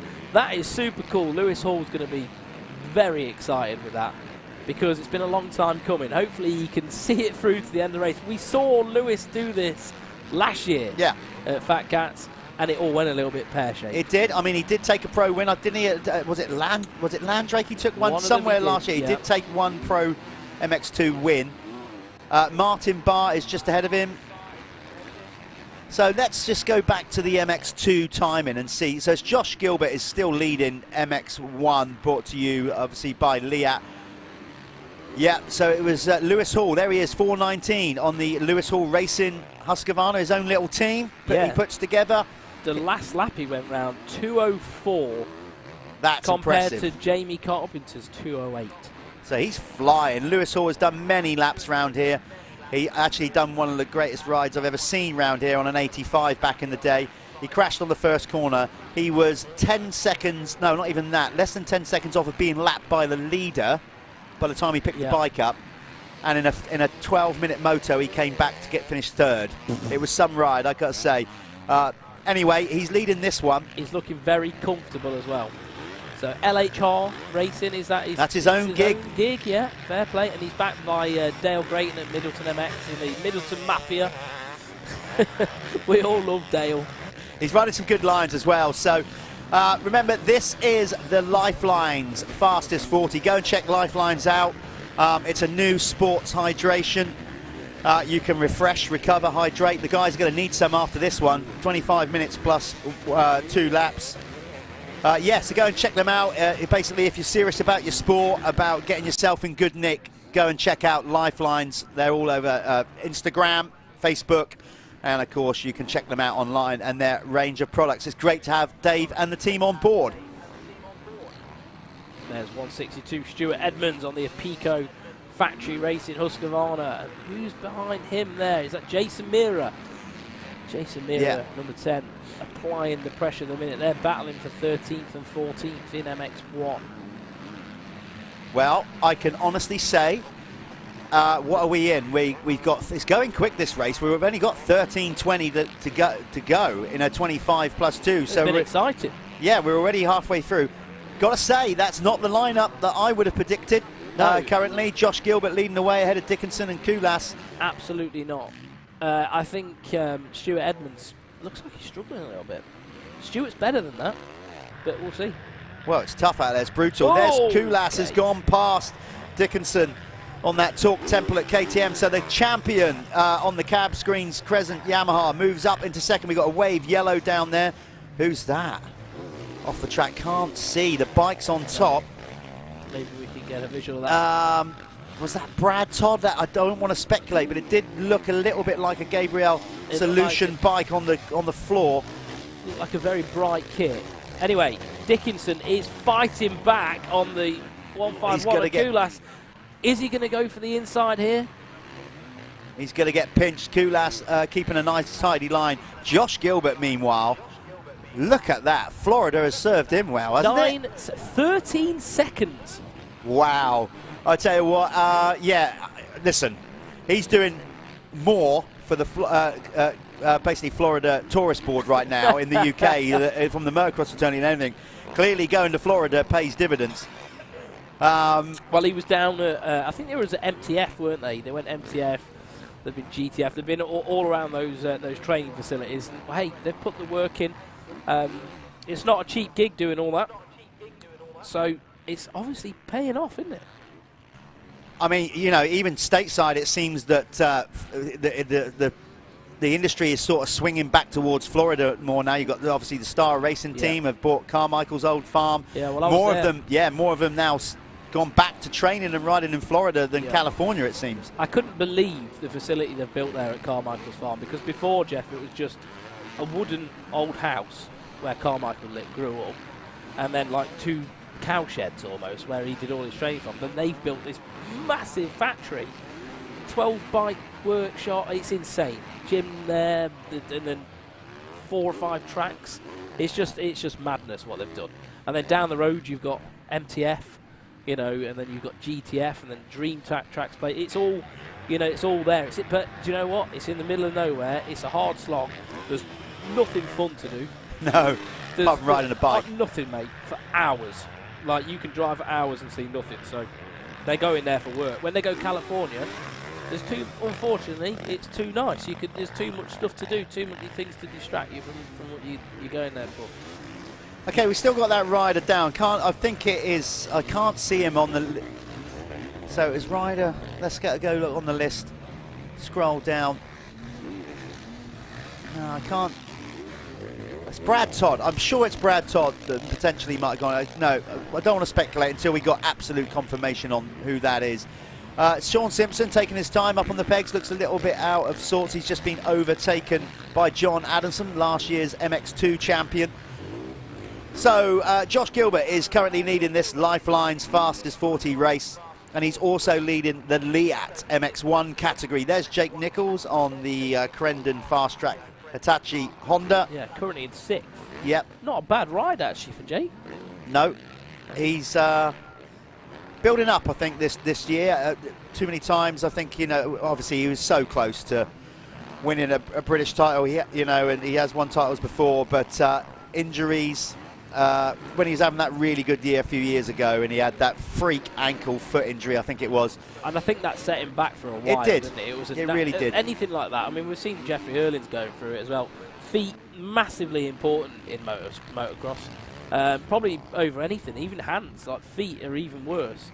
So it's good to see Jake actually. I think he's riding well, and I think he'll be happy with where he is. Adamson having a good ride though. Adamson looking absolutely great. Yeah, you can see there he's got the extended peak of the visor on his crash helmet with the low light later on in particular, and the roost. What he's done is he's basically sort of extended it with maybe a goggle lens or something, just to stop a lot of the roost going. And here comes Simpson. Sean's coming back. He is coming back, isn't he? He's like, right, I'll give you a lap to see where you were going. Look at that. Like, absolutely, it looks like no effort whatsoever. It's almost frustrating. But Sean's like decided, nah, I'm going to push you back. So that was true Belgium sand riding GP style, wasn't it? Did you? Over there was sublime. He landed in that hole and just let the suspension preload over that little sharp edge bub, and then just took off again. As I mentioned earlier on in the broadcast, sometimes it's not all about just hitting things flat out. It's timing it with throttle, body weight, preloading the suspension, all those things to keep the flow going. Sean will look for lines as well, like, Sean and like the top guys are constantly searching for like small lines, like little bumps and stuff they can use for their advantage. See, then he's jumping a little bit further onto one of the accelerating bumps, and even there, like, everything is used to their advantage, isn't it? Like, they don't see anything as like a hindrance. It's almost like, well, how can I use that to propel me forward? How can, how is that bump going to react to that bump? So I think it's just part of getting that maturity and having that experience of doing racing at a world stage. You can just see it. They're different. Tommy Searle is not enjoying this by any stretch. He has dropped outside of the top 10 now.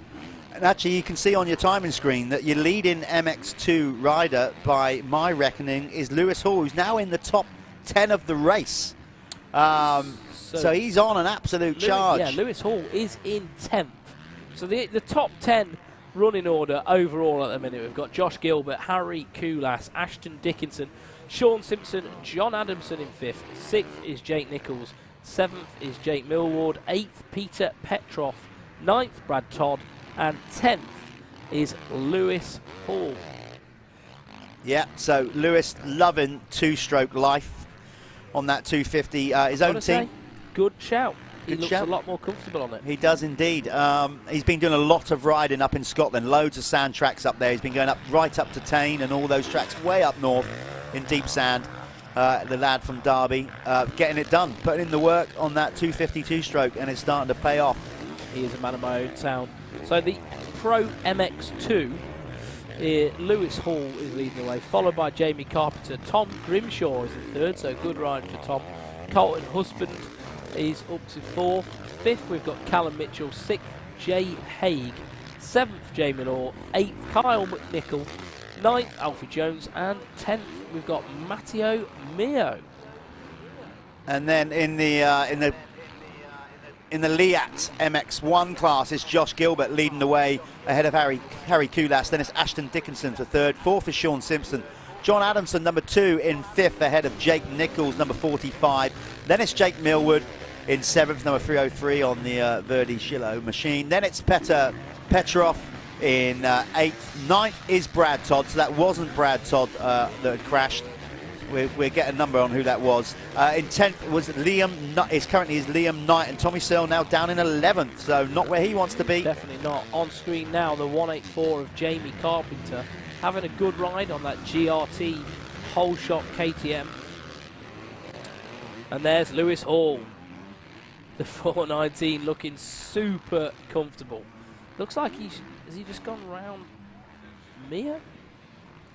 No, he'd already be ahead of him. So the 419 looking really good. Like Jeff was saying, switched to two-stroke machinery. He was on a 250F coming into the season, wasn't he? Like, he'd made the decision, I think, that he was going to be on a 250F.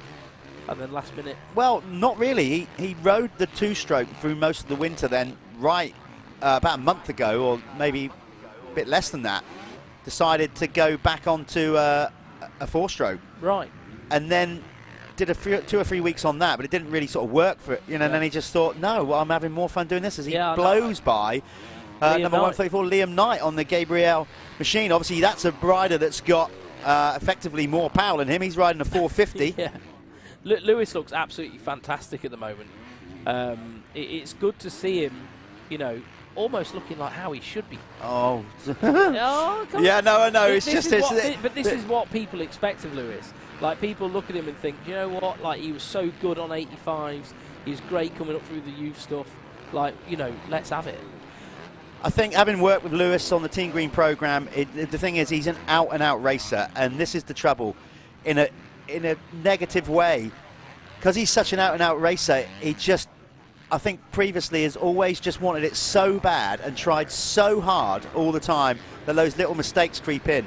Well, he's still young. Even now, like, oh no, to be fair, Carpenter isn't that far behind. I was going to say, he doesn't need to be racing Martin Barr. Chill down, you know what I mean? Like, you're winning MX2. Like, don't go and throw it all away.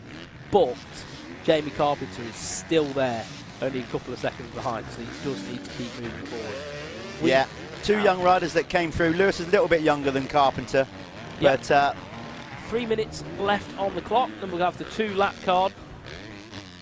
So Carpenter is on the GRT Impact KTM, hunting down Lewis Hall on his own race team. That's the battle for supremacy in MX2. There looked like Jake going through. That was Jake Nichols going through shot, I think, number 45, currently in 6th. Gilbert, we've lost. No, we haven't lost him. We're filming some of these battles further down the field because, quite frankly, Josh Gilbert is there. He is. He's kind of in a race of his own at the minute. Look, he's not overriding. You see that? He's not. You can see by the tail roost coming out of the rear wheel. Yeah. So he's not getting it dug in too deep. He's just feathering that throttle and keeping that thing rolling. Yeah, yeah. I mean, like, some of like the sand tracks in Florida. He's going to lap Tommy Searle here, you know. Yeah. I don't know what's gone on with Tommy. Is Tommy pulled out? There he is there. No, there's Tommy. Yeah, he's going to get lapped. Wow. I mean, we don't know. We go and speak to Tommy, try to catch up with him between races. No, is that might be... oh, no, sorry. That's yeah, that is they're in the same kit. Yeah. That's what threw me there. Mayo having a little battle there. So they are in a battle at the minute for 8th and... Well, no, he has lapped Tommy, because Tommy looks like he's gone out of the race. Yeah, he's showing 2 laps down. I think he is out of the race now, Tommy. Okay, so hopefully Gilbert... nothing too serious. There's Jamie Wainwright. So this Lifeline's fastest 40 race on your screen, I think that's right, timing. It's showing Josh Gilbert with a 23-second lead, is that right? Good God, that is absolutely flying then. If he's that far ahead. It's a big gap. It says on here 13 I've got, but yeah, it may be. Yeah. It's a huge lap. But I was going to say, when I was at like the Sandbox the other week, you know, their outdoor sand track probably quite similar to this. Yeah. The ground, it's not like Belgium deep, but I'd say it's very similar. So, you know, he's been training in the right place. But let's see if he's got the got it when we get to some of the other hard pack tracks as well, which we know he's been previously very good on growing up on that sort of stuff. So Gilbert might be, well, a title contender. That gap is 23 seconds. 23 seconds. Incredible ride from Josh Gilbert. I bet he'll be looking forward to going back to Florida if it makes him this quick every time he goes. I mean, that's it's not even impressive, it's ridiculous. I can't believe it. The difference from last year to this year. Oh, he's always been quick, we know that, whatever, but mate, it's the first part of the race that he, by his own admission on the Live at 7 studio show last night, he saying, look, those early laps was what used to kill him, really, you know. It's nearly half a minute, Jeff. Yeah, he'd be getting going, but then he'd be buried in traffic and then have to pick off riders. The difference is he's worked on his sprint laps. He's got himself out front early with a clear track, and therefore he can push on. And what a difference it makes. There you go. Those we said in the tech feature. Not in the tech feature, sorry, the terminology, how important a whole shot is, and or being at least in the top few round the first corner can make such a difference to your race. That's not taking anything away from him, because clearly he's riding absolute stonker. Jamie Carpenter has now gone past Lewis Hall in the battle of MX2, Pico MX2 supremacy. So let's try and find them out on track if we can. There was Lewis going through the background. There's your race leader. Overall race leader in the fastest 40, Lifelines, fastest 40 championship race, incorporating the Liat MX1 and a Pico MX2. It is Josh Gilbert making it a bit of a cakewalk. Fantastic ride, absolutely fantastic ride. And I think it's such a good thing for that team as well. Bit of an uplift. You know, they've put a lot of hard work in over the winter. Such a shame we can't have Bobby here with us this weekend because of, you know, political reasons. But, wow, Josh Gilbert just given a bit of a boost to that team. Morale is going to be high in the SC Sports Homes rig, and Putnam's face is going to be smiling, and there's going to be a lot of happy people. So, top job, Josh Gilbert. This is the best I've ever seen him ride. Yeah, he does look absolutely I've never mint. seen him ride this good. I mean, and we've always pretty much put Josh down as a hard pack specialist, hasn't we, really? You know, you start labelling people, and I think the riders can start believing that as well. But he's clearly proved us both very wrong. I'm glad. Good. Yeah, I'm glad. Yeah. Always happy to be proved wrong if the other person's right. There we are. If they're not right, then yeah. But in this case, definitely. Did he just get the 2 laps to go board to go there? Yeah, so 2 to go for your race leader, Josh Gilbert, on that SC Sports Home Husqvarna. I mean, I don't think he'd look out of place at a GP riding this pace that he's going now. Yeah, looks slick. The team looks slick. They're running that Thor kit. Always nice, clean lines from that brand. And, of course, yeah, they look good. Not only with their riding skill, but how the bike looks and everything like that. So it's a feel-good factor in that team at the minute, certainly at this moment in time. What I like, though, about that team, there's not a lot of waste. You see them, they still use like the air fork and stuff. Like they're not spending loads of money on this, that, and the other. I think they're focusing the funds in the right areas, and it's obviously paying off. Absolutely is paying off. There is your MX2 race leader. On screen is Jamie Carpenter on the GRT Impact KTM, the rider from Ringwood down there in Hampshire. Local, my neck of the woods. In fact, I'd say Jamie is probably the nearest regional rider to me. So he rides a practice track at Rogers Hill, our local, which is hard pack, good little practice facility. Of course, he rides everywhere, but that would be Jamie's local. This will be fantastic for him, his new team. This is not his debut, of course, because he raced last week, but this is certainly his debut for the team in the Michelin MX Nationals powered by Milwaukee. And there he is, out front, leading the Pico MX2 class. Yeah, I think Jamie's such a hard worker, isn't he? He's a hard worker. A lot of people, you know, over the years have sort of let him down here and there, but Jamie never lets anybody down. My personal opinion of Jamie, I've worked with him, I've sponsored him, we've done bits and bobs with him. I've never had anybody who's been so appreciative of what you give him. So to see him doing well and to see everything sort of moulding around him and working and fitting in right, it's so good for me to see, because I think he's a great lad and he's got a good future as well. Yeah, and he's on a great team. You know, either way you look at it, they know what they're doing. The guys at GRT are just a comprehensive team, from auto riders right up to Jamie Carpenter, you know, putting back into the sport and doing a really thorough job with the way the team looks, the professional side of it. Yep. You know, both Dan and John Giffard, the team owners, work tirelessly. And props to them. And you know, for their sake, and obviously for Jamie's sake, I hope he brings it home and gets it over the line. We are on, I think, our final lap here with Josh Gilbert. We're going to grab both the winners in the winner's circle before we get back to racing with the Syntol 85cc class. So we'll probably stick with Josh on screen, bring him home. He's, well, what's his lead? When the last time we looked, it was 20 seconds plus, wasn't it? Yeah, we're still 29 seconds, is it? No, that cannot be no, right. No, I'm waiting. I'm waiting. I was going to say. Let's wait. Okay.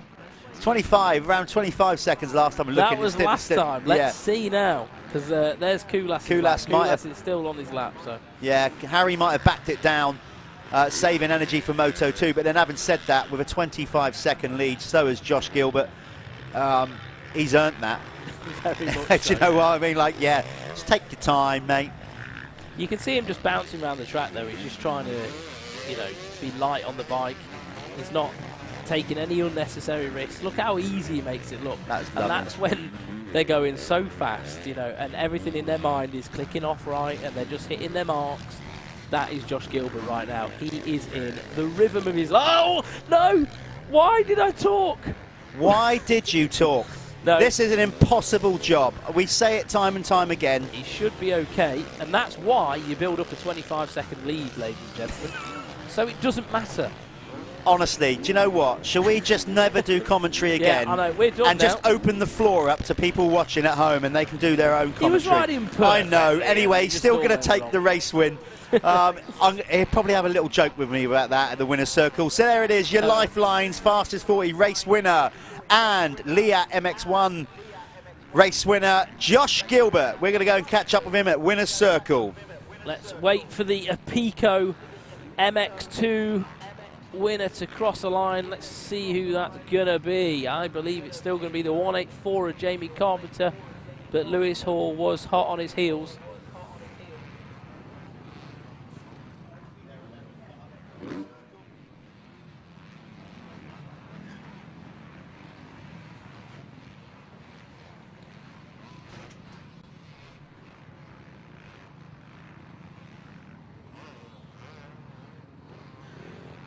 We're going to throw this off to an advert break now, and you will see Jeff in the winner's circle with our winners. There's the 184 of Jamie Carpenter, who is leading the Apico MX2 category. He's just going to take this home, hopefully.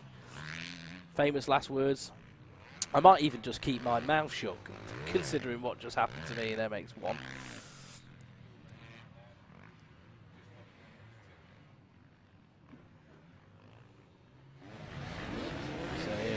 GRT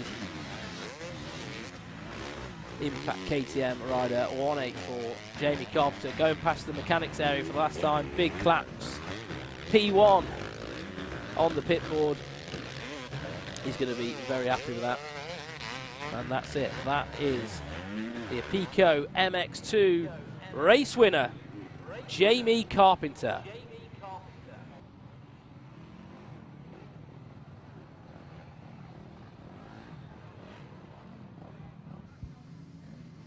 Right, here at the winner's circle with the Lifeline's fastest 40 race winner and Leah MX1 class, Josh Gilbert.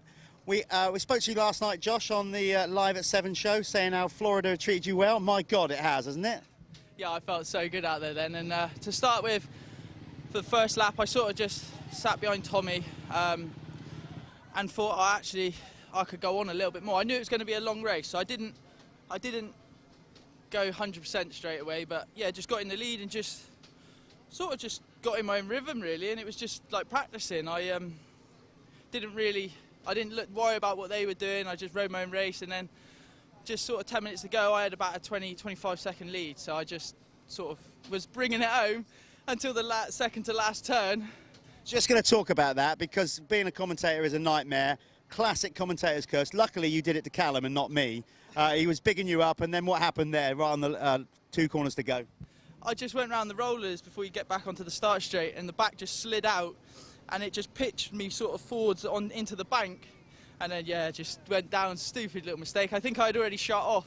That's the trouble, especially out here. You can't really shut off, and I did at that point. Still got plenty of tear-offs on his rip and roll there, so it shows that was a good race performance. You've got to be made up with that. Yeah, I'm pumped. Wish you the best of luck for the next moto. Josh Gilbert, winner of the Lifeline's Fastest 40, and Leah MX1 class.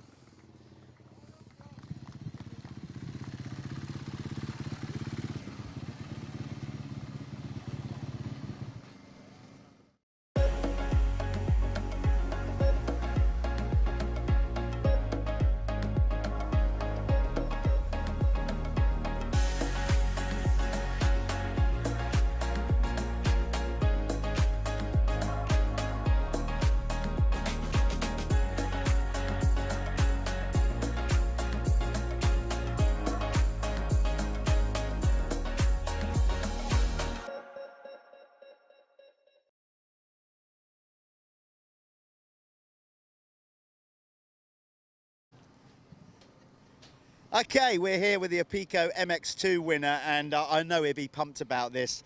Jamie Carpenter, first ride out in the Michelin MX Nationals for your new team, GRT Impact KTM, race win. I mean, were you seriously expecting that? I knew I could do it. I've had good results here the past couple of years, so I prefer sand.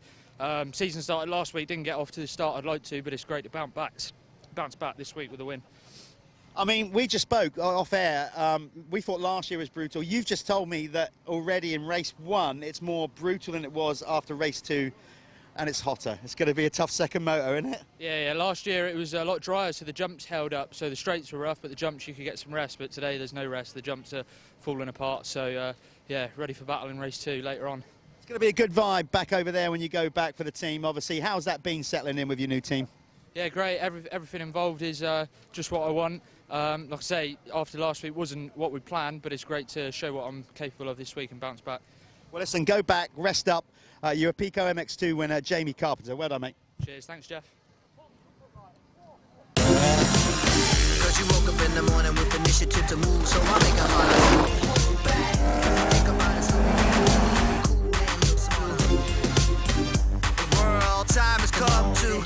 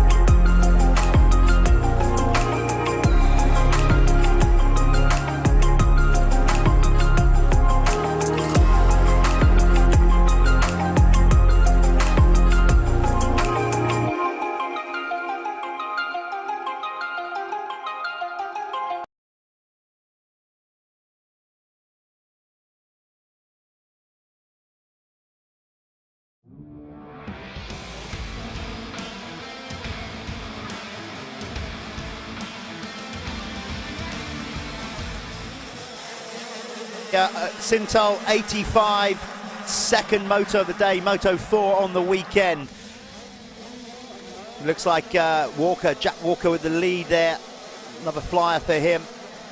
This is going to be as brutal as the track is going to get for these kids this weekend. It's their second moto of the day, their final of the weekend, and they come out straight after the pros. We have faced up some of the jumps between that final Lifeline's fastest 40 race. Oh, there's Freddie Gardner just spun round in the whoops there. Luckily he didn't go in the water, in the drink. There he is on the Matt Gardner. His dad's is the team manager, put so much work into that team. Freddie just making a small mistake there, so he's got his work cut out in this Syntol 85 Moto 2. So these kids will just take their time, or I'd like to think they will, for the first couple of laps, find their way around. There's Zane Stevens, number 80 on the Madison Free Flow KTM. But your race leader over the line was Billy Askew, I think. Let's just wait for the timing and scoring to come up. There's Ryan Waggett down again, unfortunately.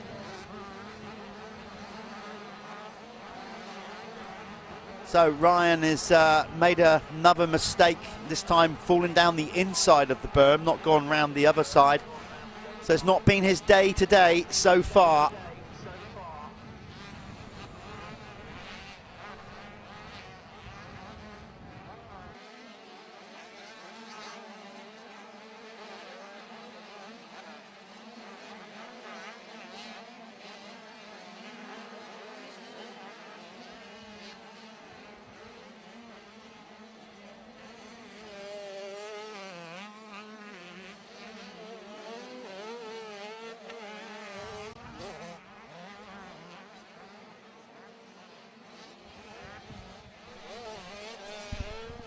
So Billy Askew is in the lead, as you can see. We had a little technical hitch with the timing there, but now we're back up on screen. Jake Walker, sorry.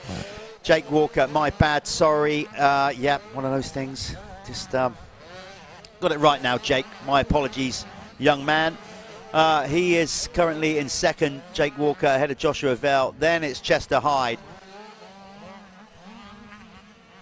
You can see, Billy Askew goes down and looks like he's gone down hard. He's lost his peak. So he's crashed in the same place there as Freddie Gardner on the entry to the whoops rolling section. Right, this is going to be a tough one then. So he's lost his peak. He's been immaculate all weekend. What that will do is impair his vision slightly with the sun and also the sand getting thrown in his face. So now in the lead is Jake Walker, number 99. On that gas, Josh Vell on the SJP Moto Husqvarna in second. Those two are starting to gap out a little bit. Billy Askew has picked himself up back into third. So this is going to be, he's got the pace to catch these two up, clearly.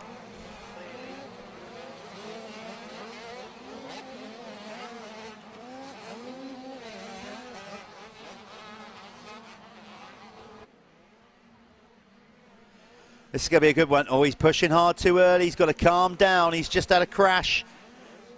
Adrenaline's running high. He's got to just take his time here, Billy Askew, regroup. But then when the red mist comes down, sometimes you have your best ride. It all just suddenly happens for you, and you can't explain why you rode that quick. And then it's almost, people say that, well, why don't you ride like that all the time? And you kind of go, well, I don't know. It's just because you just kind of let your inhibitions go, I suppose, and just roll with it. And it looks like he's now in that trim as he blows past Josh Vell. Does he, though? Josh is still holding tight and firm up the inside, but Billy will have the run on the whoops, on the rollers. There he goes then, up into second.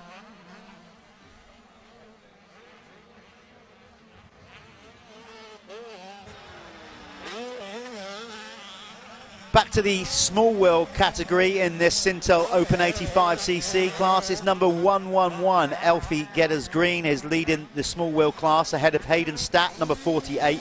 Danny Flood, number 180, is in third ahead of Joel Winstanley Dawson, number 236. Archie J. Gurdon, who was quickest in 85 qualifying, is currently in fifth, number 101, ahead of Lucas Moncrief, he is currently in 6th in the small wheel, ahead of Mason Jones, number 212. Finley Pickering, 357, is in 8th, ahead of Ryan Clift.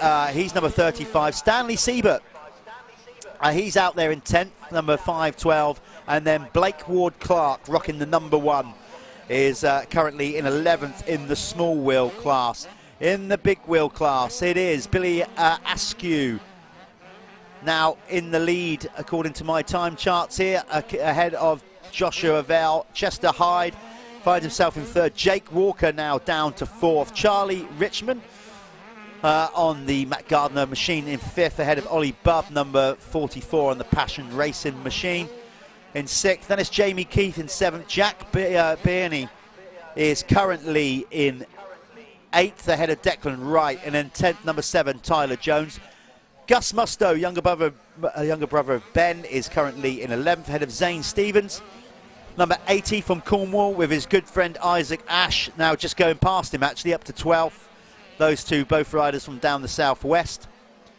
Then it's Caelan Griffiths, number 144 in 14th, ahead of Elfie Osborne, the rider from just on the outskirts of London.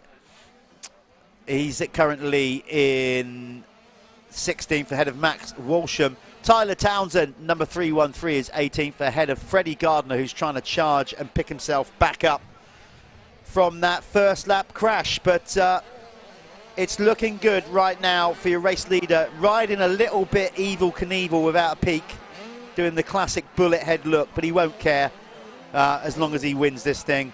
So Billy Askew back in the lead and starting to stretch out his gap.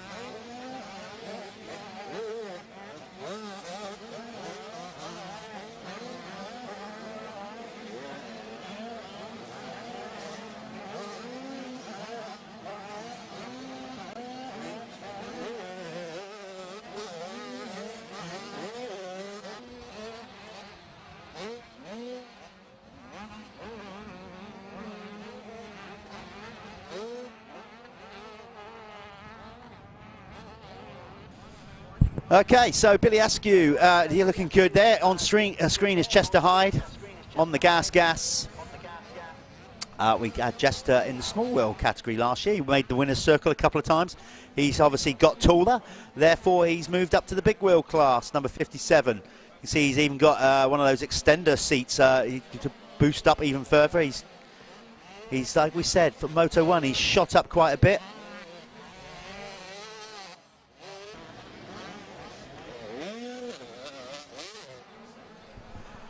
Interesting to see how these kids deal with this, because we said, you know, a lot of them do come here and practice. It is a practice facility, Fat Cat, but a lot of them say you can practice here all you want. This is completely different on a race weekend, particularly the way that we groom the track here at the Michelin MX Nationals powered by Milwaukee. The riders will start to feel flag. Callum is starting to feel flagged as he necks a can of energy drink. I won't say which brand, we're staying partial.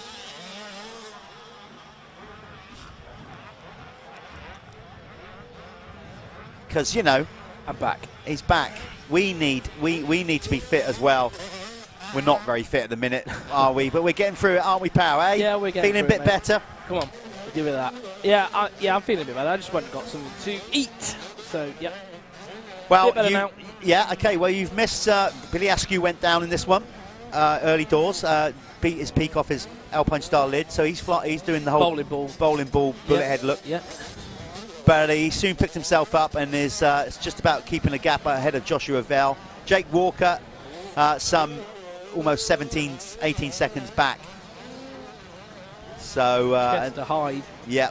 Charlie Richmond ran out the top 5 in this Syntol 85. Go and check the guys out. Syntol, loads of experience, but a relatively new brand. But the guys involved with it have been in the industry a long time in the lubricants and oil market.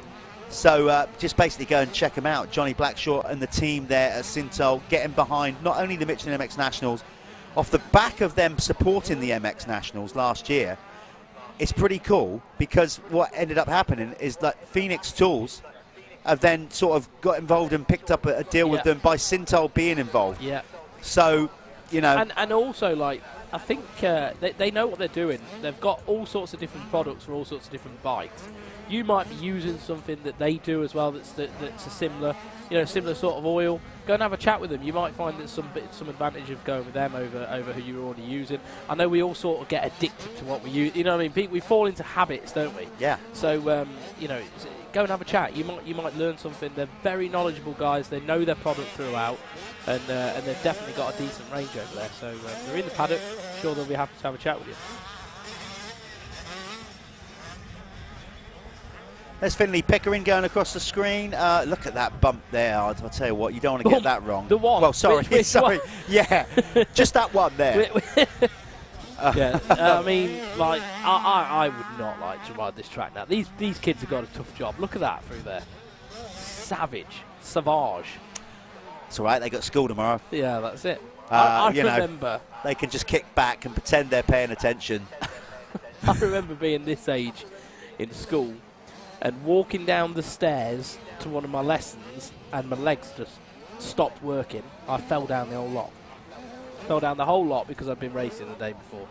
None of my friends would believe me that that's how physically draining it was, but yeah, serious. I reckon you might have done that on purpose, being the class clown. Got me in the nurse's office, you know what I mean? End that right there. Who's doing what, Callum, in the small wheel category? So let's get them up on our little wheels, screen here. Let's have a little look. Keep on track with that. It's Archie J. Garden we've got leading the way, followed by Hayden Stat. Oh, my screen just decided to have a little bit of a glitch. Hayden Stat, and then we've got Alfie Jedders Green in 3rd. Joel Winstanley, bit better. Yeah. 4th. He's on a KTM now, isn't he, I've seen? I like Joel. I like Joel because he reminds me a little bit of myself when I was that age. By that I mean sort of little, I hope you don't take this the wrong way, a little portly, little round-faced, happy kid. Happy. He always seemed to be smiling, and he's just having a good time. So, yeah, and of course, the Winstanley family. Oh, well, amazing. I always remember. Oh, get in there. That was a nice move. Nice. Jack Breeny throwing it in there. I remember riding at the track that Guy Martin's just bought. He used to be called Thorsway. And I remember going there and doing a race, and Matt Winstanley, came and kicked everybody's arse on a supermoto bike. He won the experts on slicks. I could not believe it. It blew my mind. That is cool. I'll have to say, that is impressive stuff. Yeah. Number 5 there, who made that move on Gus Musto, Jack Beery, and then consequently just stalled it in that corner and lost those places back. And now he seems to be struggling for a rhythm now, and I'm struggling to talk. Yeah, you're struggling for your rhythm as well. I am. Maybe you need an energy drink. No, I'm not going to do that. It's time for you did yesterday. It's time for my medication. So just one moment. You can continue. Yeah, I'm going to mute myself and. Jeff's just spraying all sorts of Cavonia stuff down his throat. Can we do this live? Why don't we just do this? I want people to hear it. Okay, so let's focus on this, or at least I'll try anyway. So on the screen now, once we catch him, is the number 14, Freddie Gardner. So I'm trying to get my my list in order here.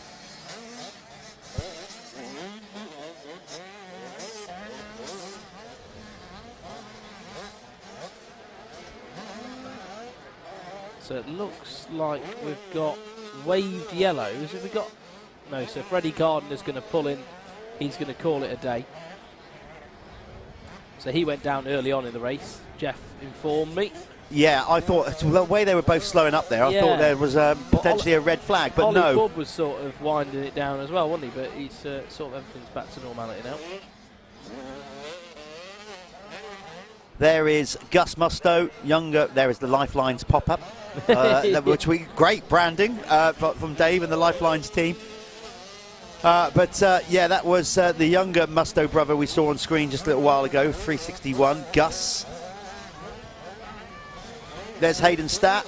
We can tell Hayden because he's quite small still. Jack Berry just behind him as well. The 1:11 of Alfie Jedda's green coming through. I think he's leading the way, is he?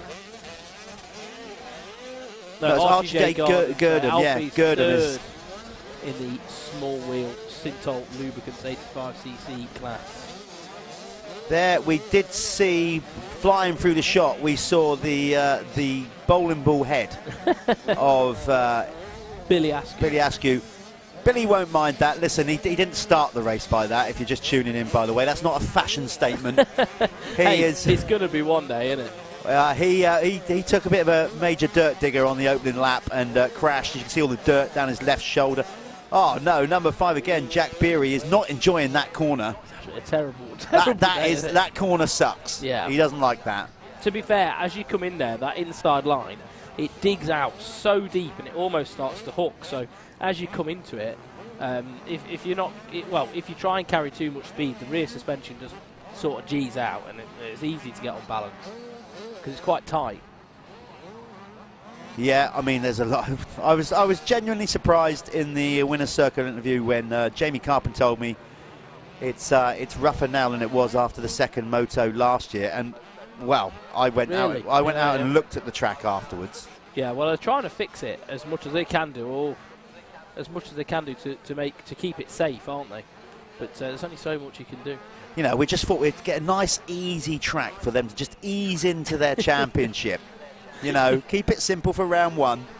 Nah, get them out there. Well, the thing is, create the pain now, and it's going to make the rest of the year easier for you, isn't it? No pain for Billy. Well, at least I don't think so. I mean, he's hit the dirt quite hard, but I don't think he's suffering any kind of injury from that. He's settled down. Like I said, vision will be a slight issue for him without a peak, but he has got a nice, tidy, nearly 5-second lead now, and he's on his last lap. Just going around Jedda's green there. You can ask him what happened there early doors. Didn't actually see the crash. It was at the beginning of the rollers before the pit lane straight. Well, basically the pit lane straight.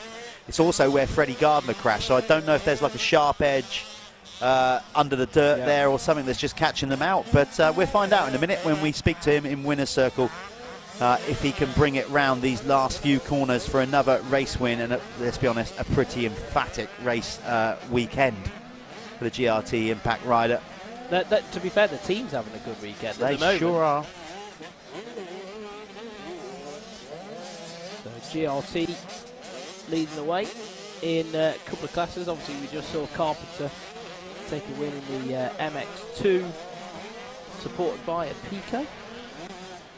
Pro MX2. Yeah, Pro MX2 was a Pico, absolutely. Here we go then, we're going to bring him in. It's going to be a brilliant weekend for Billy Askew. He's going to go 1-1 today, checkered flag. He took both motos yesterday, doesn't, no legger. Old school from a young rider, like that. Callum's off, all re-energised to go and chat to him in the winner's circle. We are going to start talking to the class winners in both classes. Unfortunately, because of our timing, we won't be able to fit both interviews on the show. Otherwise, we'll miss the start of the second of the race that follows. So basically, but we will pre-record them and we will add them. Check this, got Martin Barr. Suddenly, it's just like musical chairs in here. Callum Swan just suddenly disappears. And then like the shopkeeper from Mr. Ben, loads of enough that are old enough to know. And then Martin Barr turns up. Marty, nice to see you in here. Yeah, thank you, Jeff. So, tell me, I spoke to Jamie Carpenter. Oh, sorry, we just got to go to winner's circle. I forgot. I got so distracted by you coming in. We'll come back to Martin Barr in a minute.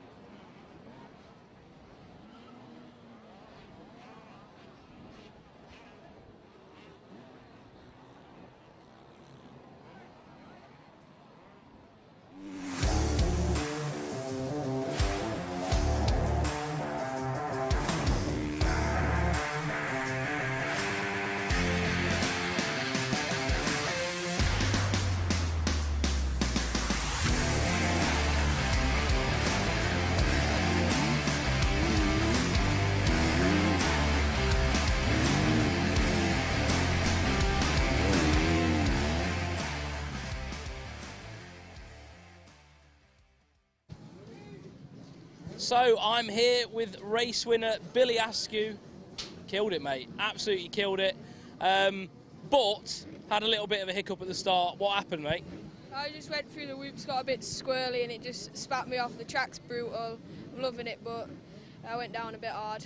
Got myself up and then picked my way back through the pack. Yeah, we saw you rocking the bullet head look. But so what? You know when you say the track's brutal, you know the whoops. Are they starting to like cup out now? Is it getting a bit tricky there? Yeah, at the bottom they've got big holes, and then they've just real bumpy and stuff. It's just brutal, but it's good racing. It spices it up a bit. Yeah, good man. Well, you definitely showed them the way round. That was Billy Askew on the big wheel, and well done, mate. And hopefully you can get another one.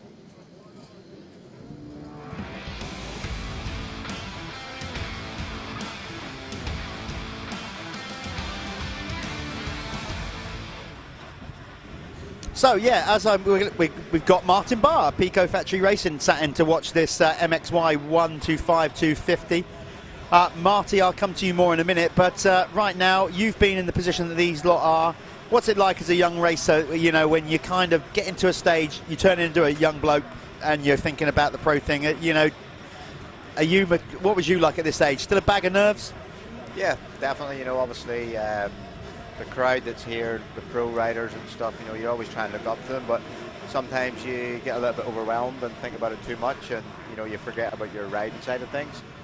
But you know, it's a great stage for these guys. You know, they can go and watch pro races and see what we're doing and what we're not doing, and you know, try and put it into their race on the line now. Yeah.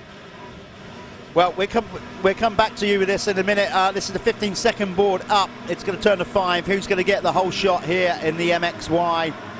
Brought to you by 7, MXY 125 250. It looks like Tyler Westcott with a nice early entry in. But Charlie Heyman is there on that 125, right there, ready to go. No respite. They come around the first corner and straight into a really roughed out section. It's going to be interesting to see who's got the fitness. Look at those holes on the inside. And the track is now starting to dry. Martin, you've just been out. You've just said that, yeah, it's kind of different how you've ridden it before. The roll, all the bumps seem to be a little bit more sharper and closer together than previously. Yeah, that's what I was just explaining. You know, a couple of years ago, I just felt that the bumps were a lot wider and it was easier to get on top of them. Where today, it just seems that they're a lot closer and a lot sharper, so it's harder to, you know, stay on top. You're kind of jumping in and out of them a lot more. But it's the same for everybody. It's absolutely brutal out there. But you know, it's just, you know, trying to keep that fitness, keep that momentum going the whole race. Have you found them over the years? You've been coming to Fat Cat a long time. Obviously, you know, effectively, it's a hole in the ground. But you know, but dug out here near Doncaster. Is it getting to the point now where it's kind of settling so much that, like, the deep sand, we're starting to get a bit more of a harder base at Fat Cat now? Yeah, definitely. You know, you can feel it out there. A lot of hard edges when you try and turn out the corners a little bit early. You know, you lose the back end to the front end. It just does seem to get a bit harder. But I think yesterday with it being a little bit windy, it's dried out really quickly. And you know, and it's made it pretty powdery in places. Then, as I say, you're getting into that hard stuff. So, but yeah, it's absolutely fantastic. You know, it's very challenging, technical. It's just trying to get a start and staying clean. And you know, unfortunate for me, I mucked up my qualifying. I qualified P15, so I go to line P30. So I'm way out on the right-hand side. So it makes it tough the first couple of laps. You know, trying to get out of that gate and you know, trying to come through the pack. What happened? What did you mess up? I just found that the track this morning was very fast. It hadn't really roughed up as much as I thought it was going to be, with the schoolboys and the amateurs and stuff getting their practice beforehand. And for me, I struggled just to hang it out on a fast track like that. So it caught me out a little bit. Although the times were pretty close, but you know, at the end of the day, I was still 15th. I was too far back, and it's really upset my start position for the rest of the day. Okay, yeah. So you're gonna have to work out there. How do you feel about your performance in that opening moto? You know, as you sat here now, I mean, you only just done it, admittedly. You're still a bit red in the gills, I have to say, as fit as you are, sat here. You know, what's your assessment? How would you mark yourself on the opening moto, 1 to 10? What's the school report? Probably only about a 7. You know, once I got going, I wasn't so bad. Once I got a bit of a clear track, I moved my way up to 10th. in the Pro MX1 class, but I run out of tear-off, so every time I got close to Liam Knight in front of me, I just got filled in and then made a little mistake. But yeah, it's a long season. You know, I'm coming back from a little injury and stuff, and you know, it's just you just got to keep at it. You know, I'm not one to throw the towel in and just give up. I just tried to keep breathing and you know, trying to just tick off them laps and try and keep the lap times as close as possible rather than dropping off too much. Not one. I love the saying you're not one to throw in the towel. Of course you're not. You're still riding. You know. I mean, how many pro level? How long? Since 2004. Oh, rubbish at maths. That's a long time. Let's just say that. So it's great to still see you out there hanging it out, Marty. Good stuff. Of course, Marty was in this class coming through, varying classes coming up through youth motocross. Charlie Heyman is leading this 7 MXY 125 category. Tyler Westcott in second. He's currently on your screen as TW. Obviously, that's just a glitch with entering with the timing. That is actually Tyler Westcott. The W means, I think, a wild card, meaning that he was a last-minute entry, but he's leading the MXY 250 category. Then Cole McCulloch on the Milwaukee Hitachi machine. Now, I'm going to come to you about this because obviously Cole is from your neck of the woods, another rider, another of the Northern Ireland, you know, conveyor belt of, because you guys, for a small little part of the UK, you definitely churn out some good talent. So you would have kept your eye on Cole from a real young age. Did you see it early on? Yeah, definitely. Cole's absolutely fantastic. Really good friends and a sponsor, his dad, Phil McCulloch with McGilligan MX Park back home where we do a lot of riding. So I've seen Cole riding a fair bit, and his twin brother Robbie.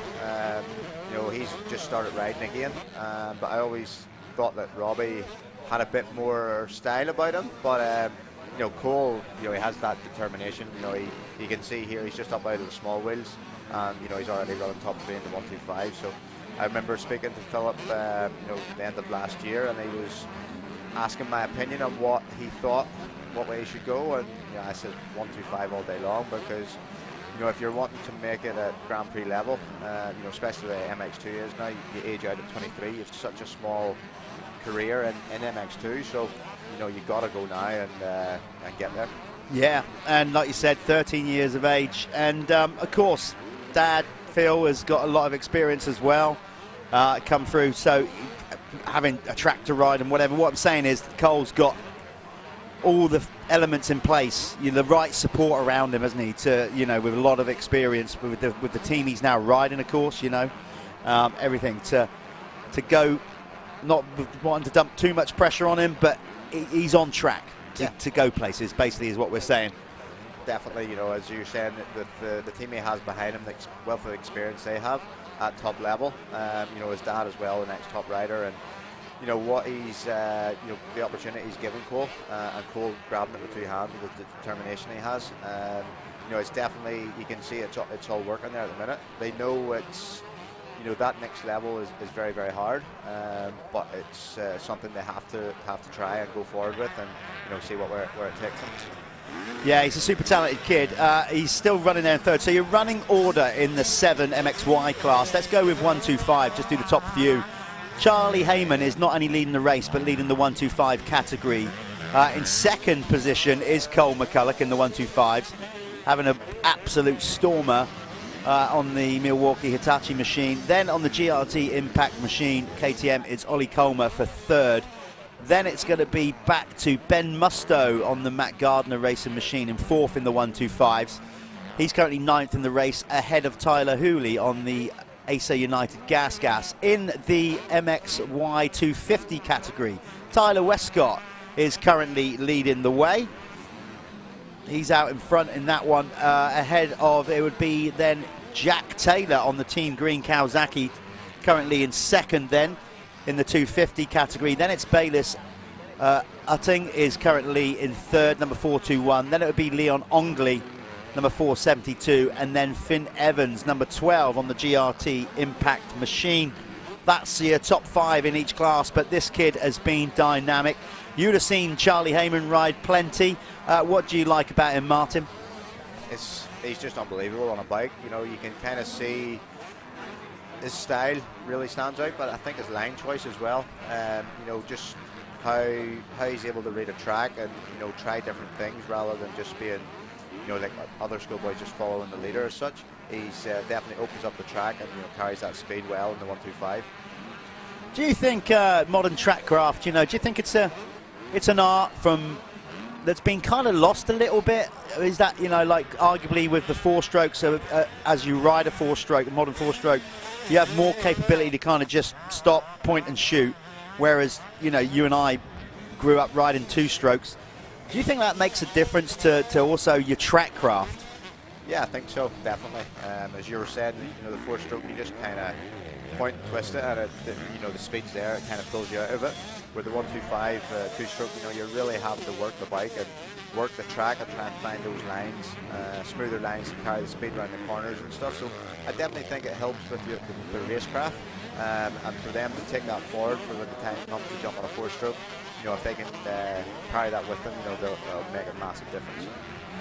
I think it certainly does. Here's this scrap for second. Cole McCulloch, 13 years of age, currently in second on that Milwaukee Hitachi machine. Fending off Ollie Colmer. Brilliant battle for second, not only in the race, but in the 125 class. It looks like Ollie's just got the run there. Cole just hanging it up a little bit on the inside there. But, you know, we've been talking about it. He's 13 years of age. I think he's got 2 years on most of these kids in front of him. So to be up there straight away, moving up straight from the small wheel 85 class, let's not forget that. He's effectively just boycotted that and gone straight into the 125s. But you can see how brutal he is. And it looks like, obviously, he's quite leggy for obviously 13, but clearly not enough meat on his bones yet. But there's nothing you can do about that. You've got to wait and be patient for Mother Nature to get you where you need to get, right? Yeah, for sure. You know, once he starts getting a bit stronger and stuff, you can see there with Ollie, who's riding very, very well too. He's just that bit taller. He looks that little bit stronger on the bike. You know, it's been a long weekend for the riders. And you can just see Cole maybe just hasn't got that strength there yet just to keep going. But, you know, he's determined. He'll keep going. I bet if he keep on his lap times, you know, he'll still try and stay consistent. But as you say, it's just Mother Nature, let it do its course. And once he gets a little bit older and, you know, a little bit stronger, will definitely come into his play. I have to say, Ollie Colmer looked absolutely immaculate round that sweeping corner. He did everything right there. He timed all those bumps perfectly. Looked really, really good, and you can see that's helping him out a little bit. Cole, I'm sure, 13, but plenty of got bike issue. Oh no! How gutting is that? He is absolutely devastated, and I can completely understand why, because he has been riding so good. It's so frustrating as a rider, Martin, isn't it? But we go into it. We know it's motorsport. We all know this can happen, but when it does, it is so frustrating, isn't it? Yeah, definitely, especially with such a brutal track. You know, you've been putting your heart into it all weekend, and he's had really solid results. And I think that race there has been his best start he's had all weekend. So, you know, to be running up in there in second, just behind Ollie, just after being passed. But, you know, for that bike problem, you know, it really has gotten. Especially with the conditions being so hard and tough out there, you know, it does take its toll. But it's unfortunately it's a downside of motocross. You know, any motorsport, problems can happen with the bike, and it just you know, sometimes you got to take the rough with the smooth. Haven't you just? It is motorsport. It is savage. There's so many elements. You know, we call it a team sport, which of course it is, with all your team and personnel around you. But when you're out there on your own, it's not like Formula One and some of these other motorsports where you've got regular communication back to your pits.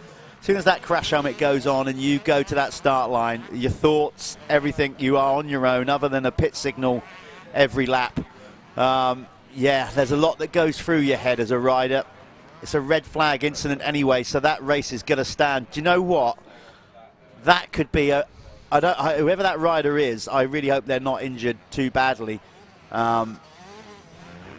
Obviously, but we've got an incident that's bad enough to stop the race. Now, with normal ruling, that should push him back up, because usually when it's a red flag, you go a count back to the lap before. So Cole McCulloch, where one rider's terrible misfortune, it might be his lucky day in that respect. I can't believe we're going to rerun. We're 12:52 into a 15-minute plus 1 lap moto, so I'm pretty confident that will stand. Let's just wait for confirmation. In the meantime, yeah, let's probably just go to a potential advert, and we'll chill out with that. And by the time we come back, we'll hopefully find out what's going on. See you in a bit. Cause you woke up in the morning with initiative to move, so I make it harder. Think about it, so we can do it cool and look smooth. The world time has come to.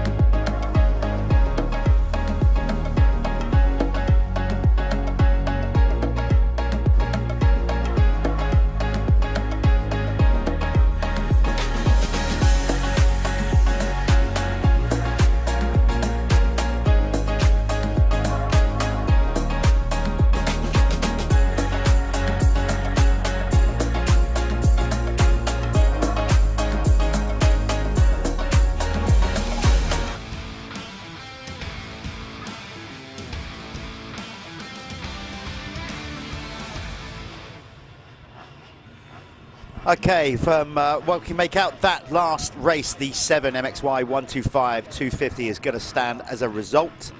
It will be counted back a lap. That's usually what happens. So Cole McCulloch might end up actually grabbing that 3rd place after all.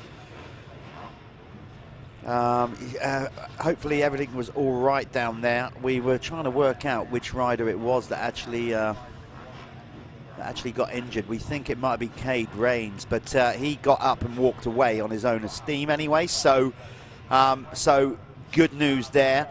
This is the Clubman class brought to you, MX2, brought to you by Moto Connection. We have shaved 2 minutes off the race time, which the Clubman will be, I can't think any of them are going to be moaning about that. The track's pretty brutal, and obviously just to make sure we stay on schedule, lost a bit of time there with that red flag. So, oh, here we go. Our timing team are on it. They've already done the results. So for the, yeah, we've already got the results, overall results for the MXY 125 and 250. Charlie Heyman. Yeah, let's do the 85s first very quickly. Overall 85 results.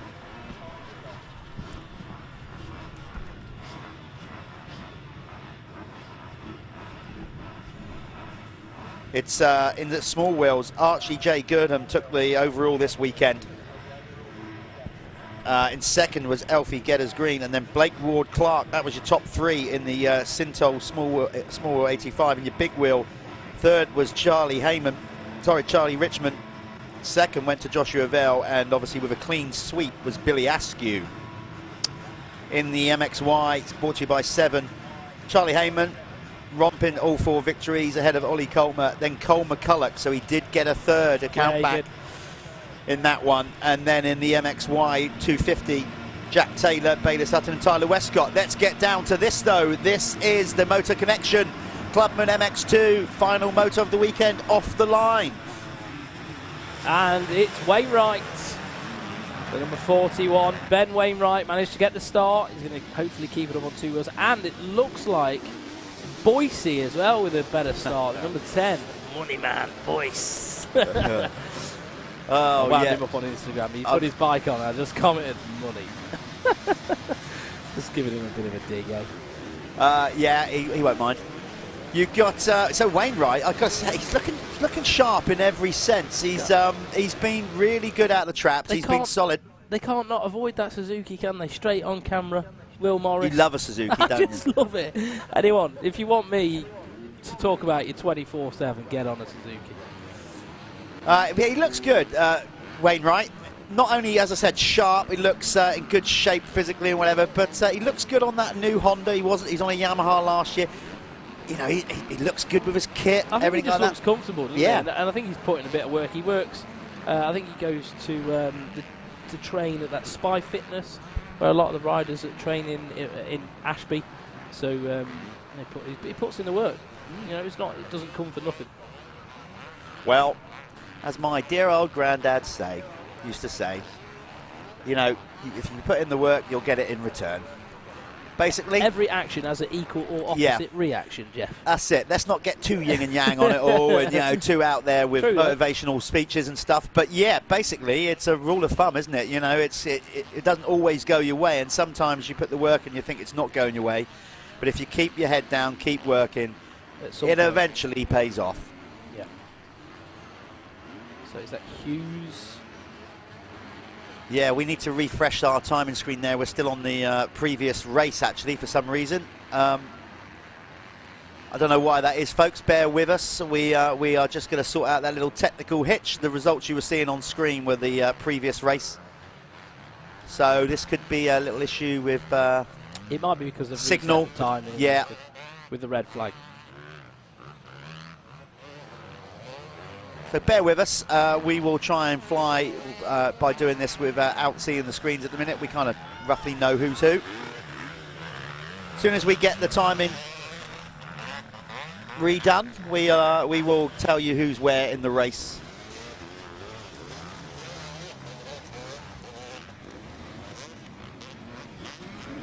Just getting some...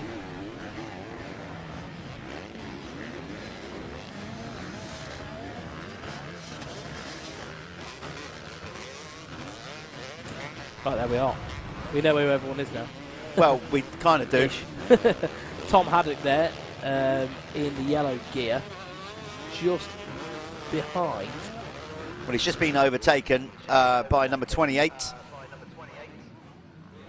Who was, where was he? Did he get, oh, yeah, no, he's down the list then, and he's oh, so... God, this is a mess. He's all right, yeah, oh, this is the mess. There he is. He didn't finish. Oh, it was Ollie Sheldon, wasn't it? Yeah, before that, had that incident, wasn't it? Yeah. I'm back in the groove now. I'm starting to, like, remember what happened. Is your energy drink starting to kick in now? No. COVID's still way ahead of that. But as we mentioned, these guys have just had 2 minutes shaved off their race time. They'll be fine with that. I know they will be. At this stage, do you know what? Do you know what? Do you know what? You could have actually shaved off 13 minutes and we'd have gone for 2, and I reckon most of us would have been all right. No, they'd love it, really. They'd love it. So, Ollie Sheldon, bit better this time round. Yeah. So he's got some jazzy Solver suspension in that yam as well. Don't see that too often outside of Europe. There's Toby Lightbound, as we said, the Bell brand manager. So don't expect him to be wearing anything other than a Bell crash helmet. Still no he sign. Looks like an RFX billboard. He does. Well, you know, why not? That's who he works for. That's what he does. Still no luck on the timing at the minute. We're trying to get this working for you. Hopefully it's might be working on your speed hive. Let's just try and go back into... Anyway, bear with us, folks. We are doing our best to try and get that working for you.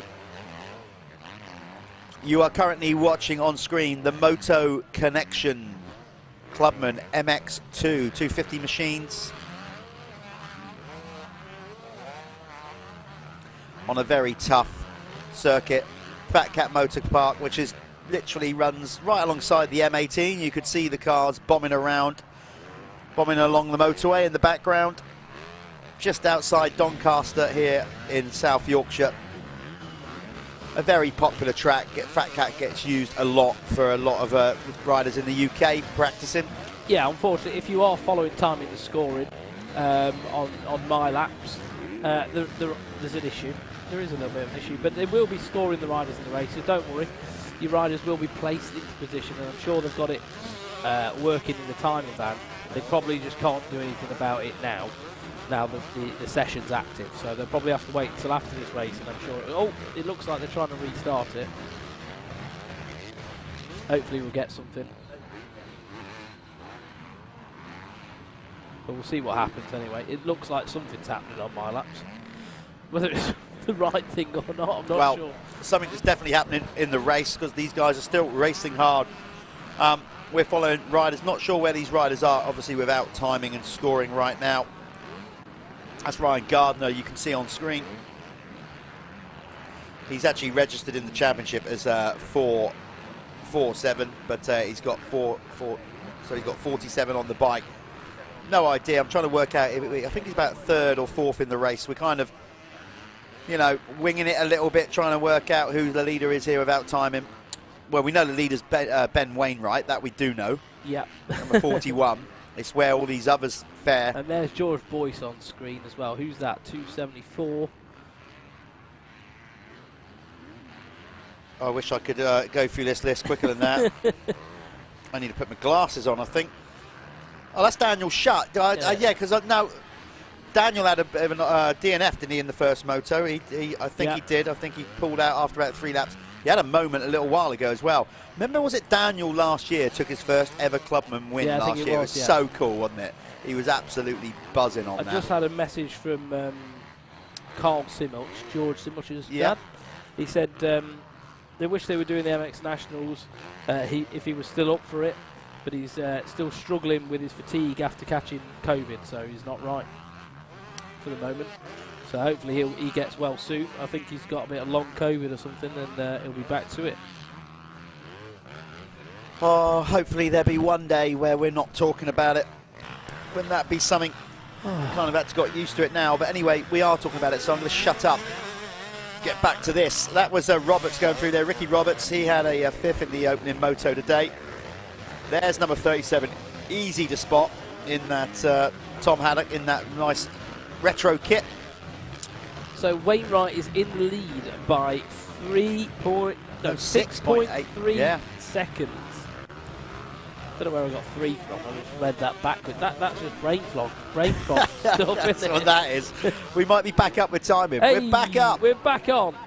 Get in. There So, we go. Leading the way in Clubman MX1, in the Moto Connection Clubman MX1, is Ben Wainwright, followed by Tom Hughes. Ollie Sheldon is in 3rd. 4th, we've got Tom Haddock. 5th, Toby Lightbrown. 6th, Adam Pearce. 7th, Ryan Gardner. 8th, Matthew Pocock. 9th, Max Fletcher. And 10th, Jasper Gibson. So that's the top 10 in the Moto Connection Clubman MX2. So fastest lap of the race has been set by Ben Wainwright as well with a 2:19. Second fastest back was 2:21. Couple of 2:21s there, and then going back to 23. Yeah, they're very consistent times at the front end of this Clubman MX2. Just shows that there's no one that shouldn't be in here.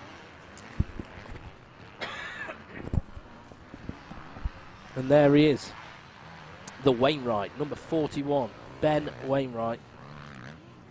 Look at he basically he's got seemingly no dirt on him at all. He's like he's looks just looks like he's just rolled out of a Supercross stadium, doesn't he? Looks like he's ready to do a photo shoot. Riding really well. I've got to genuinely say he's looking really good, Ben Wainwright.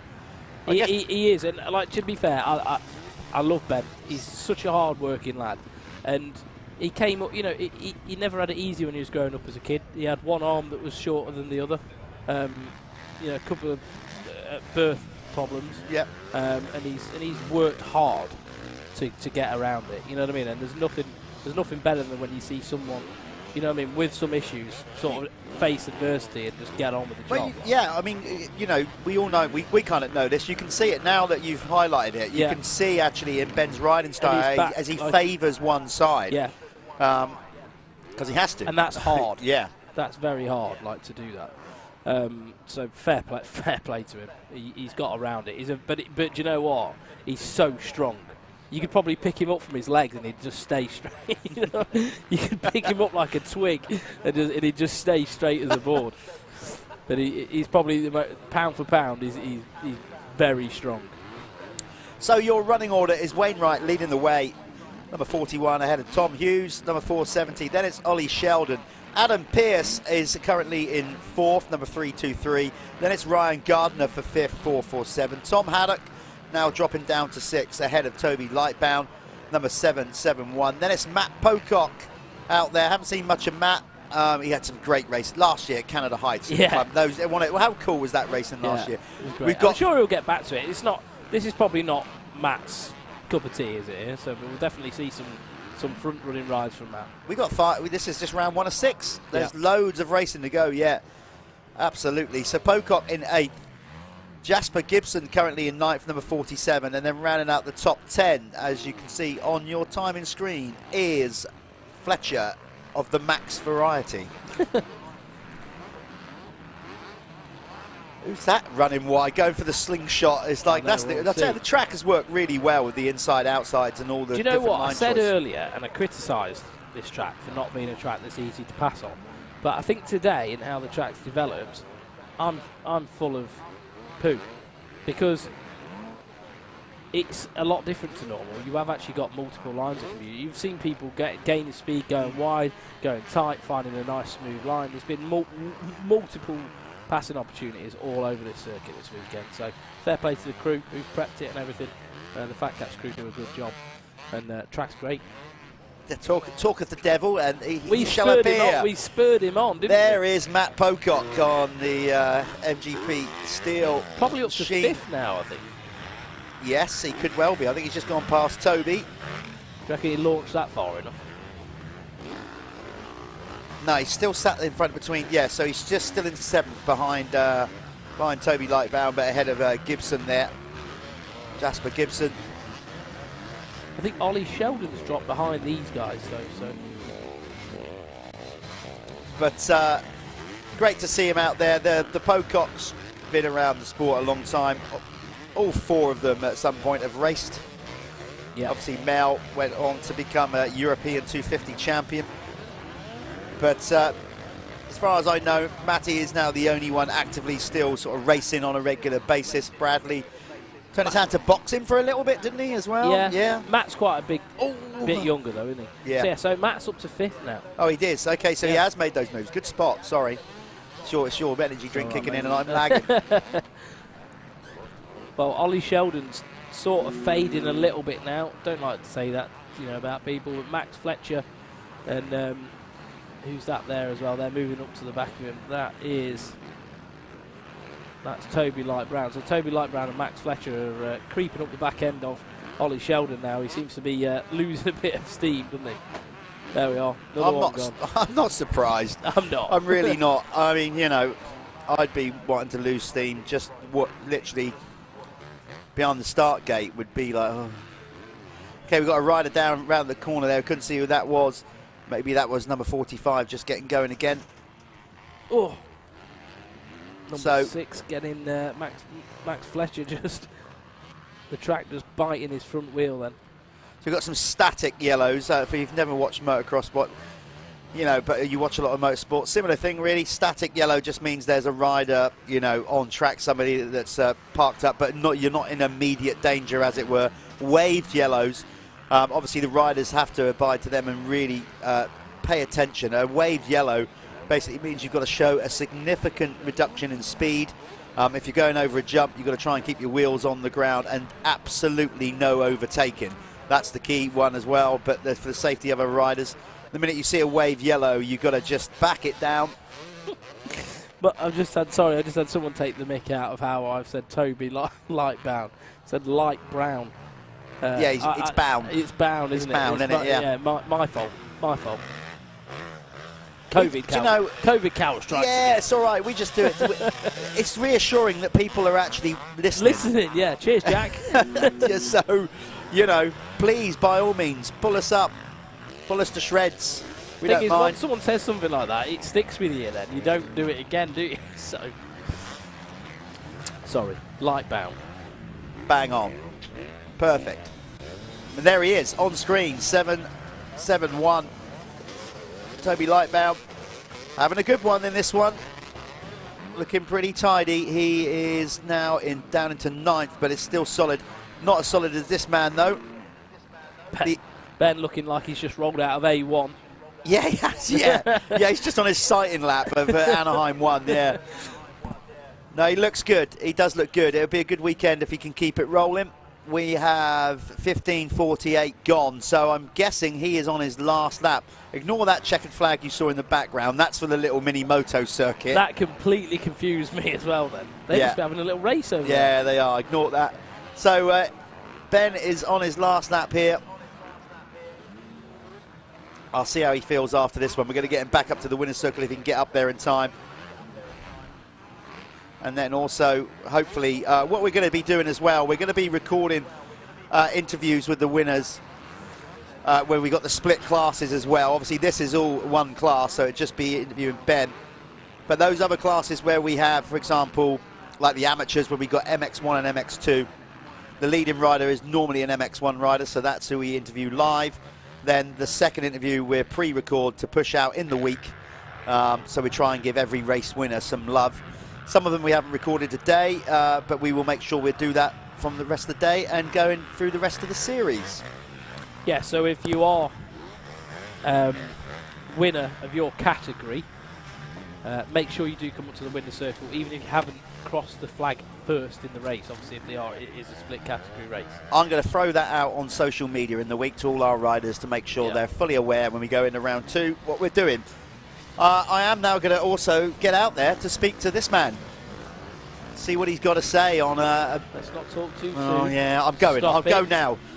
I'll let you do the links and throw to advert, and I'll be catching up with Ben shortly. So Jeff's going to run over to the winner's circle now to hopefully grab a word with Ben. Just watch him cruise across the finish line, takes the checkered flag, the 41, gets a race win. Absolutely picture perfect performance from Ben Wainwright. We're going to throw this to adverts now, and then we'll bring you back with Jeff in the winner's circle. See you in a bit.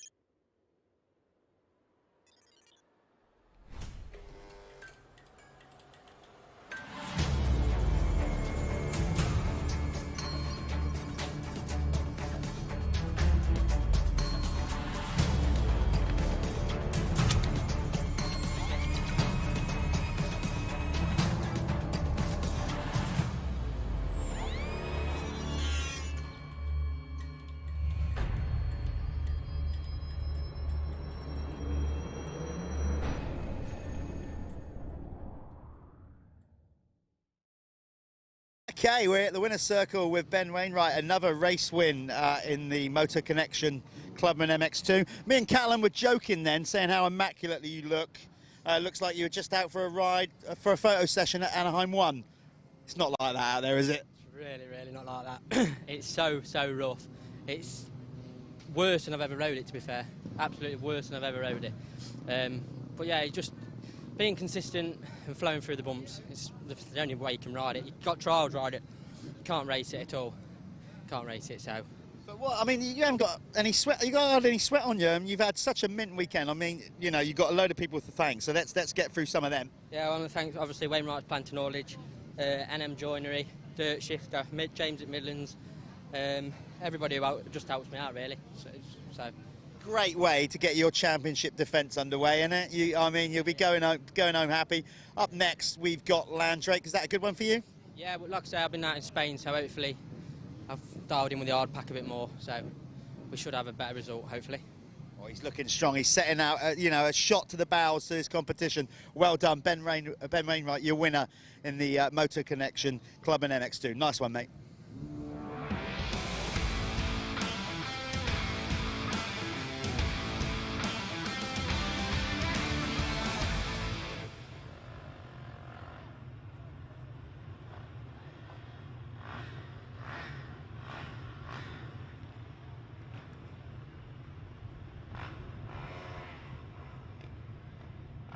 Here we are. This is the Works Sports Insurance Clubman MX1, and like I said before, I am the Managing Director of Works Sports Insurance. If any of you need any cover, then make sure you drop us a message on our socials, Works Sports Insurance on Facebook and Instagram, or message me, Callum Swan, on my social media, Facebook. My Instagram is CallumSwan27, or Jan Howells or Lauren Collingwood. They are my colleagues, they work with me, and we can all make sure you are safe and protected when you're out on track. Make sure you don't fall into any financial holes. We are here to help you, so just drop us a message and we'll make sure that we can put together a package that suits your needs. Here we are, Clubman MX1, race 2 today, the 20th at Fat Cat Motor Park. See who's going to get the start. And then this is for the overall of the weekend.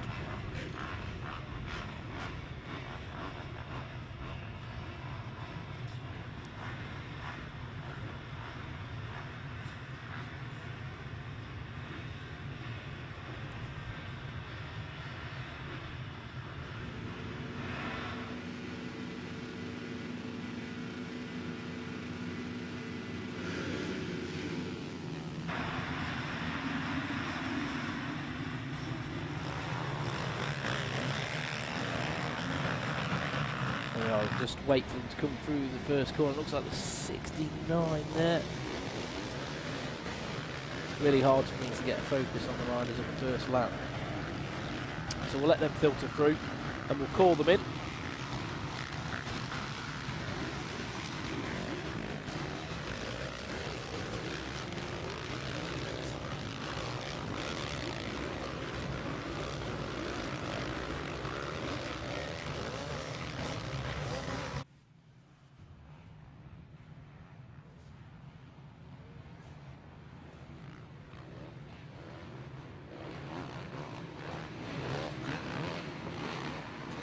Right, yeah, it was Keaton Stewart who got the whole shot, and he's out to an early race lead. Connor Baldry on the number 2, not far behind him though.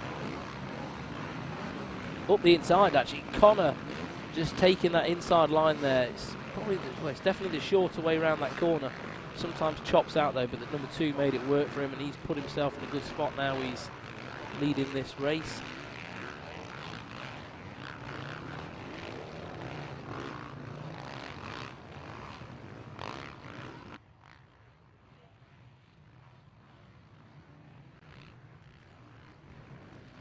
Oh, the 731, Adam Reeves. He's made a load of moves to get to where he is from when he crossed the line. He crossed the line in 6th, so made some quick passes on the first sort of half a lap here, but he's up to the back of Connor Baldry now.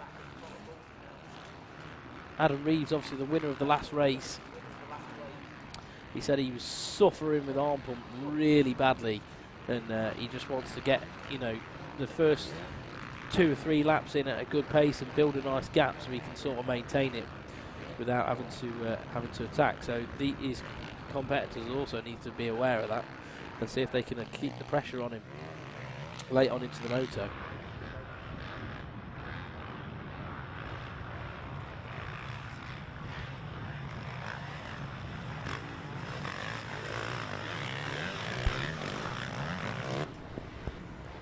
Reeves, though, looking pretty strong at the minute. However, number 2 of Connor Baldry, and oh, hang on, we've got a pass. The 36 of Grant Martin up the inside, so Grant Martin on the move right now, and Keith Stewart is sort of fell out of shot. So leading the way, Adam Reeves, he's going to come through the line any moment now. He's on the Kawasaki there. There's actually riding Dylan Walsh's old bike from last year, so he's got a good bit of equipment underneath him. Probably a bit fast for most people. And there is a battle all the way down through the top 5. There, Grant Martin on the Yamaha pulling through. Fastest man that round, though, was Adam Reeves with a 2:18. Grant Martin on a 2:21. Connor Baldry, 2:23. Keaton Stewart in 4th on a 2:24. 5th place through the flag was Michael Garham, and he was a 2:22. So all quite close up the front here. Yeah, and Adam Reeves taking a point there towards the Planet Moto First Lap Leader Award. That is a mention. How that works is basically the rider in each class, other than the pro races, we're not doing it for them. The first rider, they get to go to Spain. Exactly, anyway, they're off down there anyway. But well, a lot of them. But what happens is the first rider across the line will score a point, and that's it really. The rider with the most accumulated points at the end of the season across all classes from Open 85 up to the Expert will, whoever's got the most points will win the holiday down to Spain, where they take your bike down for you, they put accommodation, they pay for all the track fees. Everything. Yeah, brilliant. Yep, it's perfect. You just load your bike into a Sprinter van and it's all sorted out for you. Yeah. We're saying the pros are off to Spain and stuff. They're going to Florida now. Hey, well, apparently so. What's going on? I know. Yeah, but Spain obviously is, for most riders in the UK, is a good option in the off-season when it really starts to get grey, dingy and wet in the UK. Get some quality riding in, you know, a bit of Sangera, you know, and all that. Michael Garham just cutting across the front end then of Grant Martin, just not in a dangerous way, but just shutting the line off. Just giving him a slight reminder on who's being authoritative here. Now, sometimes you've got to do that, haven't you? Just close the line and take it away from them, and then they've got to work their way around it, haven't they? But the 91 looking pretty good at the minute. Well, we're motocross racing. We're not playing tiddlywinks. As long as you don't do it in the air. Yeah, we don't like that. That's not cool. You know, and there's a time and a place for being aggressive, but not stupidly dangerous, and that's that fine line, really. You've got to judge it well. Doesn't look like Adam Reeves is pulling away quite like he did in the first moto. Well, maybe because he said how bad his arms were pumped up or whatever. Yeah. Maybe he's just, you know what, he's done the work, he's got in the lead, and he just could be going... Yeah, trying to manage it. Yeah, just manage the situation. Michael Garham was over a second quicker that time round. So we'll have to see how that gap sort of manages. Garham on the 91. So we are rattling through it here. With so many racing, of course, we have just shaved off a bit of time for these final races, so we can make sure we can get the pro race in before it gets, you know, we can run on late, don't get us wrong here, but what we got an issue with is low light. Sun, obviously it's still, we've just come into springtime, so we're still, you know, the sun is still low in the sky in late afternoon, so with these ruts and everything. So what we've tried to do, and I think our race director Paul Irwin has probably, you know, gone around, spoke to some of the riders from varying classes. They won't mind a couple of minutes taken off their race time. It's brutal anyway. I don't think anybody would. No. They'd probably go, thank the Lord. In fact, they probably went to him and said, do you know what? Yeah. Such a shame. I really want to do those extra 2 minutes. Yeah, are you sure? So that's going to hopefully, get us back on track. We won't be finishing too late here. We have got the Moto Verde Amateur MX1, MX2 up next, of course. This is the Work Sports Insurance Clubman MX1. I tell you what, Michael Gorham is closing in on Reeves by the looks of it. So far, so good with these guys. It's tough going. When you get pro riders like Jamie Carpenter coming in, who just took the win in MX2, in the Apico MX2 class, coming in and saying, God, that's rougher than what it was last year after the second motor. I'm like, God, that's bad. When I say bad, I meant bad in the brutality of the sport and what makes it so appealing good. Yeah. Oh no, it's great. It's not. It's great not, to watch. Yeah, and some people would say, oh well, it makes for a dangerous track. Not always the case, because what actually happens, it slows it down enough where people therefore aren't travelling at the speeds where they are on a flat. Yes, you've got more bumps to get over, but in some cases, it kind of makes it sometimes a safer circuit. Yeah. Because you are going slower pace. But Reeve looking good in this one. Adam Reeve.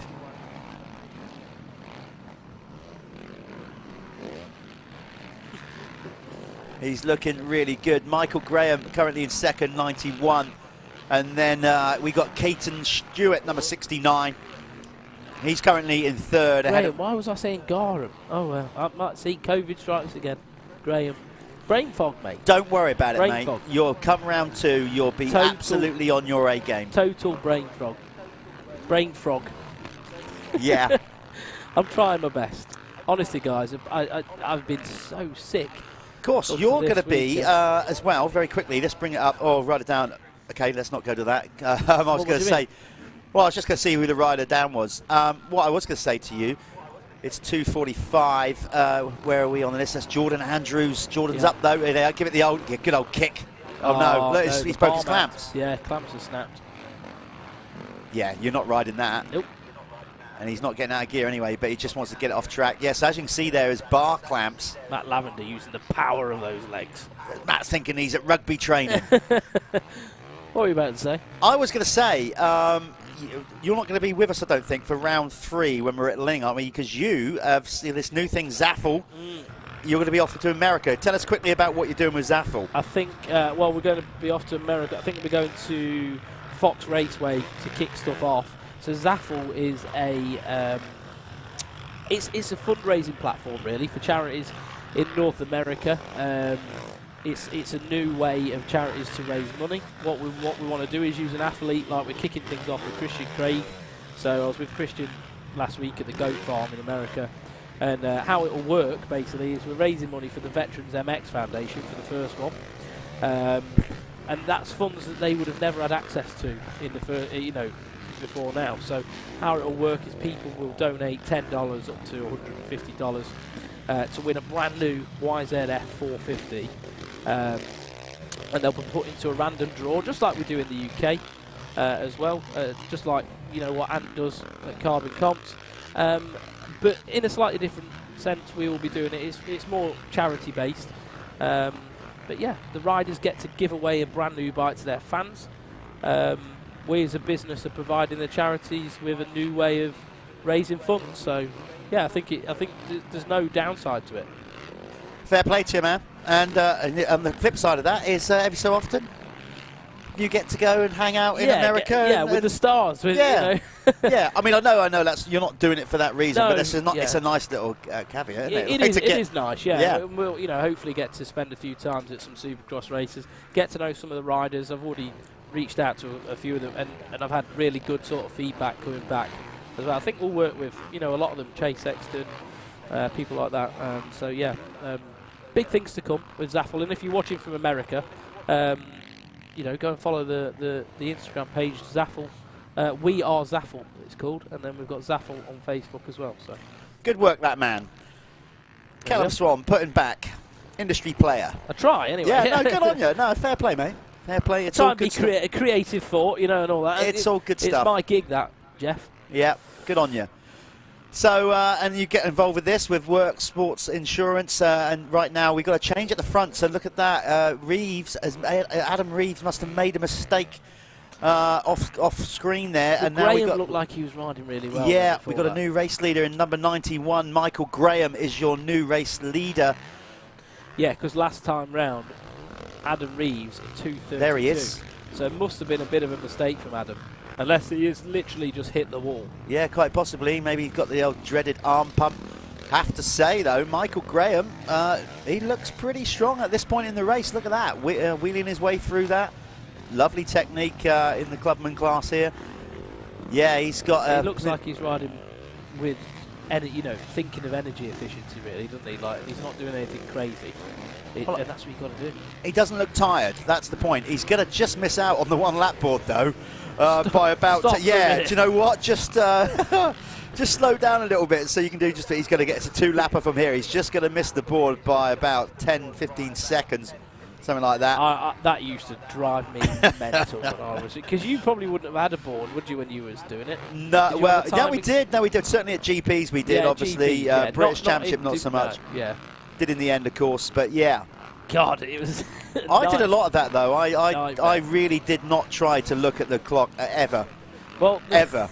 I didn't want to know. I just wanted to knuckle down on what I was doing. I wouldn't, right? And then I'd think, yeah, we've done a bit of time now. You know what I mean? I've been going. I've clicked off a few laps here, and I'd look up and see like 8 minutes, and you're like, oh God, worst thing you could do. Why?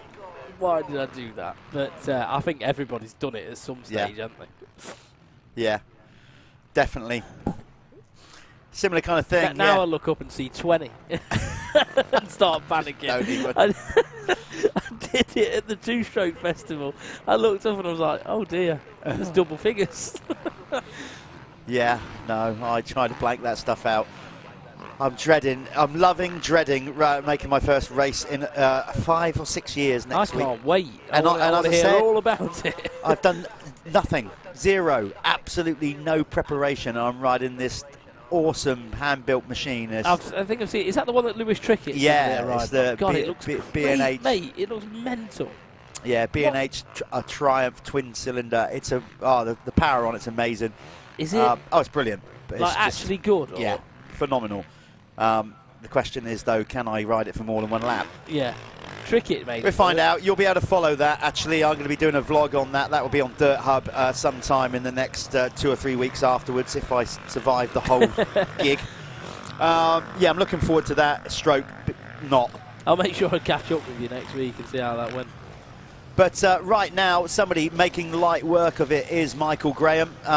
He's looking good. He basically didn't win the opening moto, so if he keeps it on 2 wheels, he'll be down in the winner's circle talking to Callum. So Michael Graham, just 2 corners to go. It's been a good ride for him.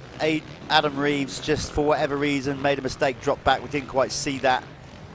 But good to see Michael Graham wearing a kidney belt. Not many riders decide to wear that anymore. They do on a track like this, definitely help support your lower back. Here he goes then, it's a race win for Michael Graham. Oh no, he's got 1 lap to go, sorry. He missed the board, didn't he? Anyway, Callum's gone now anyway. So he's got 1 more lap to go. Of course, I remember now, he just missed the timing, didn't he, last lap around.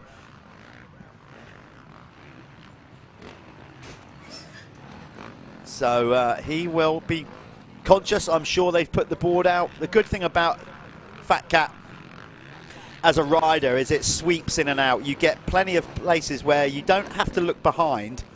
You can kind of like look across to see where your competition is. It kind of snakes around this circuit, so you can keep an eye as a rider on your competition. Connor Baldry actually on this last lap has now gone up into 2nd, rider number 2. So Connor has gone past what seems to be a now tiring Adam Reeves. Ivan Kerr has also moved up a spot past Keaton Stewart into 4th. So Keaton down to 5th, number 69. Then it's Grant Martin. He's up to 6th, gone past Mitch Best. Billy Saunders, number 4, currently he finds himself in 8th, ahead of Jordan Ambler. Then in 10th, rounded out top 10, rider 0, James Thompson.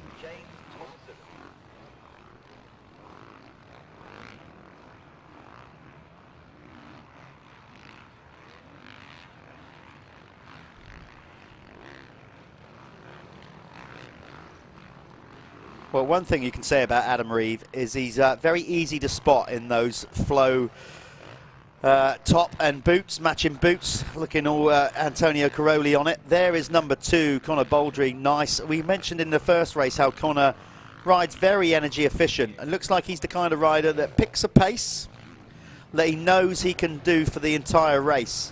And as we get towards the end of the races, that's when he started to appear more on our screens. So Connor riding a very energy efficient couple of motos here. I don't think he's got the legs to catch up Michael Graham though, who is this time around now definitely going to see the checkered flag. Yep, good old long look over his shoulder. Another one just to be sure. Yes, just don't do what Josh Gilbert did. Just keep it on the island. Mind you, he went on to win anyway, so just make sure you do that. Here he comes. It's going to be Moto 2, race 4 of the weekend in the Work Sports Insurance Clubman MX1. It's going to be a race win for number 91, Michael Graham. There he is over the line, and he looks relieved that that's done. Right at the flag, Connor Baldry right there, but not quite enough. And then it was Adam Reeves for 3rd. Right, we're going to go to a quick ad. When we come back, Adam will be down there with Michael Graham.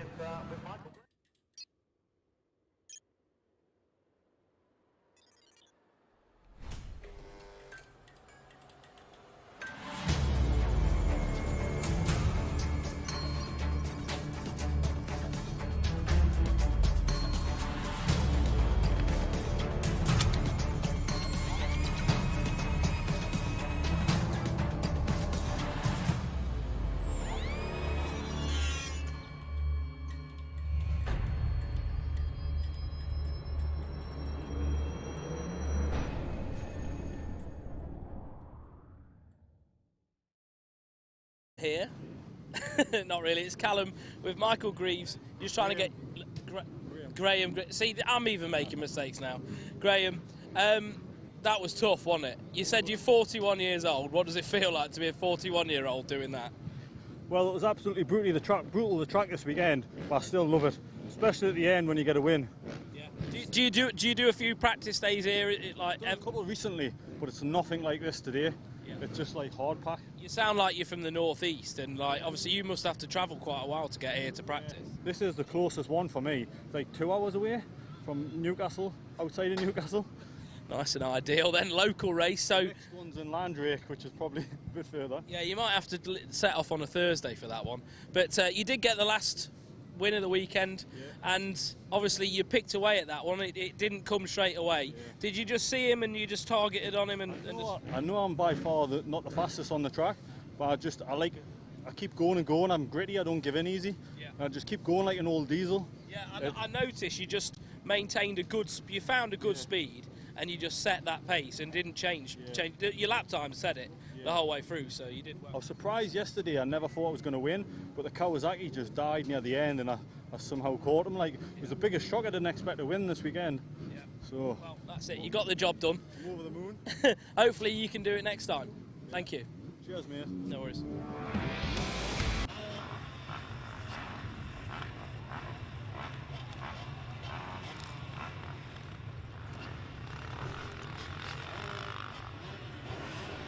Still got some riders coming in from the previous race. Lining up now is the Moto Verde Amateur MX1, MX2. I love that from Michael Graham.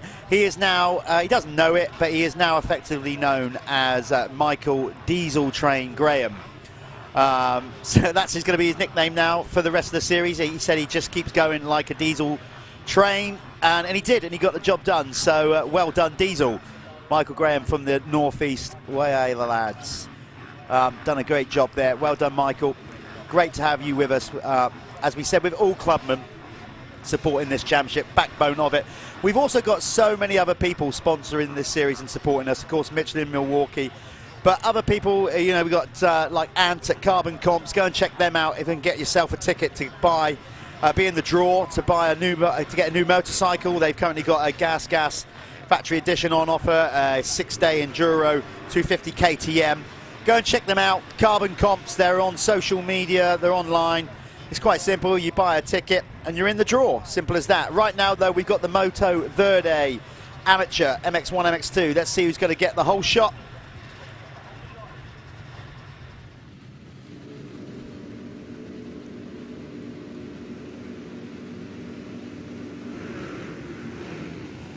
Couple going a bit early. Somebody just stalling it out of the gate there by the looks of it.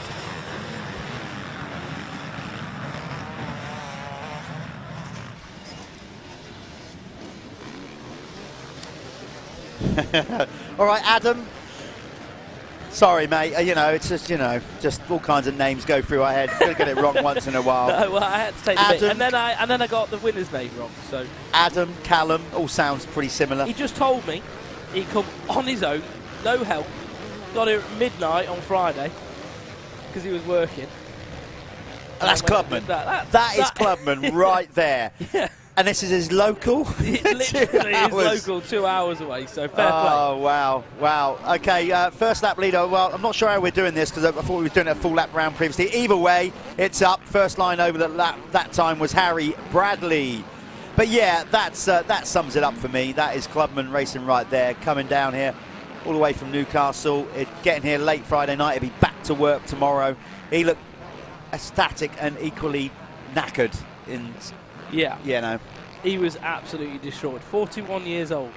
Diesel Train. I've renamed it, and that's his new nickname, whether he likes it or not. We're just going to go diesel, are we? Well, that's what he said. I'm like a diesel train. Yeah, keep going, and he did. Hey, that's the proper. That's the good old. That's the workforce of Great Britain right there. The Clubman class. We are now onto the amateur class though, and it's Harry Bradley in the lead, ahead of John Kirk. Alex Buchanan currently in third. McCockerell is in fourth, then Wynn. Bruff is there in sixth, then it's Gardner, Holiday, Thornhill and Millard. Better start for Dan Bruff this time round. Yeah. Of course, this is a combined class. Remember, we have amateur MX1 and amateur MX2 in this one. Again, all sort of standard rider is the same, but varying CC of motorcycles, 250 and 450. And obviously you're allowed to ride two-stroke in MX2. Yeah, there's no right or wrong, it's preference, that's the point. Well, that's how they tend to do it now all around the world. So yeah. Because the 450s are just so much better. Not better, more powerful. Yeah. Exactly that. And you know, it's horses for courses. Some riders are big lads, you know, 6 foot guys, 15 stone or whatever, you know, and they're going to be more suited to an MX1 bike. Ben Wainwright, for example, yeah, he's MX2. He's got to be MX2. Luca Pegg and Alex Buchanan are having a massive battle right now. Luca Pegg just nearly gave me a heart attack. They're having a proper scrap, proper tear up. But then Luca Pegg just dusted him now, so Luca Pegg really putting down the fast laps, trying to be the fastest Tamworthian out there. He obviously wants to beat Harry Bradley. They pretty much live over the road from each other, both Tamworth lads, so are they? bragging rights. Ooh, hey. Yeah, you want to have that. You want to be a kingpin in your hometown, don't you? Tamworth Denarian. Luckily, the only competition in my hometown was my brother. Yeah, you were I was far better than him. Was you? Yeah. Are you just saying that because he can hear you? Of course I was. Yeah, and he can hear me. No, actually, fair play. My brother did give up his career to become my mechanic. Can't see him. I don't know. I hope they haven't ended up in the drink down there. Couldn't quite see the bike on the floor there. It is going to take a few prisoners, a few victims, this circuit at this point, and now we got this low light issue. The track has dried. It is quite windy out there. The sun has been, well, pretty consistent throughout the day, so the track has definitely dried out. It's more hard packed than ever before now. So this is going to be a tough couple of races. That was... It was number 5, where are we finding him? There's Callum Watson. Callum Watson, yeah. No, that wasn't him. There was another bike. That's a different crash. So the top 5 at the moment in amateur MX2. We've got 807 Luca Pegg. We've got Alex Buchanan in second. Third is Dan Bruff, but he's working really hard on the back of Buchanan at the moment. In 4th position, we've got David Finnemore. 5th, Lewis Glynn. And in the amateur MX1, brought to you by Moto Verde, Harry Bradley is leading the way for another good race of the weekend. 99 Billy Wynn is in second. In 3rd position is the 15th of John Kirk. 4th, we've got Joshua McCorkle, and rounding out the top 5, Brad Thornhill. Oh, see what I mean? Luca Pegg keeps doing it to me. Just stop it. Well, listen, Luca, we hope to get Luca in the winner's circuit. Is he basically?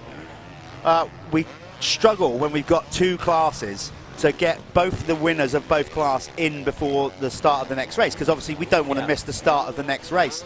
He's shifting right now. Yeah, Luca is shifting. Yeah, he's got the Jason Anderson shirt tail thing going on. He's riding the bike really high up in the RPMs, and from what I can see, sometimes it's like when he hits a hole, he's throwing the front end into all these braking bumps and stuff, and it scares the life out of me. Well, I did say to Luca, because he came up, and I sort of apologised that we couldn't fit his interview in. What we're going to do is so we're going to start pre-recording, and they go out later on in the week when we do the race edits. We just struggle to get, obviously, to keep our commercial partners adverts. He might get around Harry. He might get around Harry if he races and takes the race win. He's definitely going to be in the winner's circle. He's certainly getting a bit of a march on now. Harry's just round the corner there. I just saw him. Yeah. So Luca Pegg really shifting at the minute. Is he going to be able to get that 250F up to the back of the number 4 of Harry Bradley?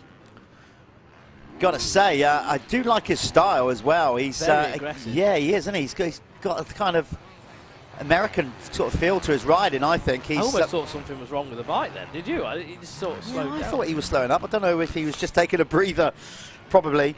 But Luca Pegg, is looking good in this one. He's clearly leading the 250 class, and he is trying to chase down the MX1 leader in Harry Bradley. It'd be interesting to see if he's made any headway. I think he is. I think he's just nicking time out of him.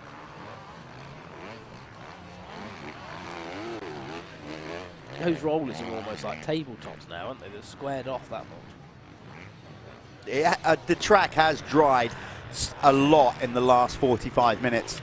It's definitely, the moisture is starting to get out of the circuit now. You can see more, like now that you're getting dust sort of starting to kick up. And it's a bit more powdery. He's reeling in Harry Bradley. Well, maybe because we didn't give him his airtime, maybe because he obviously won the MX2 in the opening thing. And but as I just explained, I want it.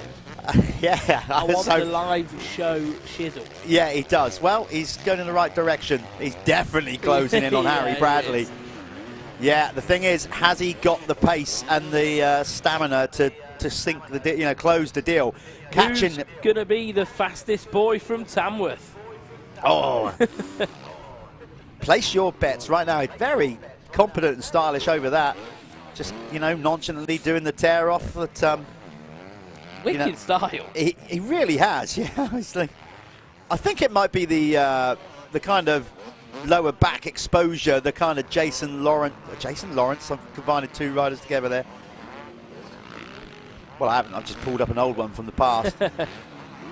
Jason Anderson. That's the one. Yeah, that's the one I'm trying to get out. So Luca Pegg looking good in this one. We'll stick with Luca for a while, see if he can get onto the back here of Harry Bradley. Or maybe if we can look at Harry and see whether get a view on number 4, see what's going on with him, because they're going to be very close to each other. He's just there in front of him. He's definitely. I know. It's coming. He's here we go. I know it's late in the day, but I'm going to say it anyway. He's pegging him back. Oi. See what I did there? There we are. Absolutely dreadful. I should get a job working for a tabloid paper.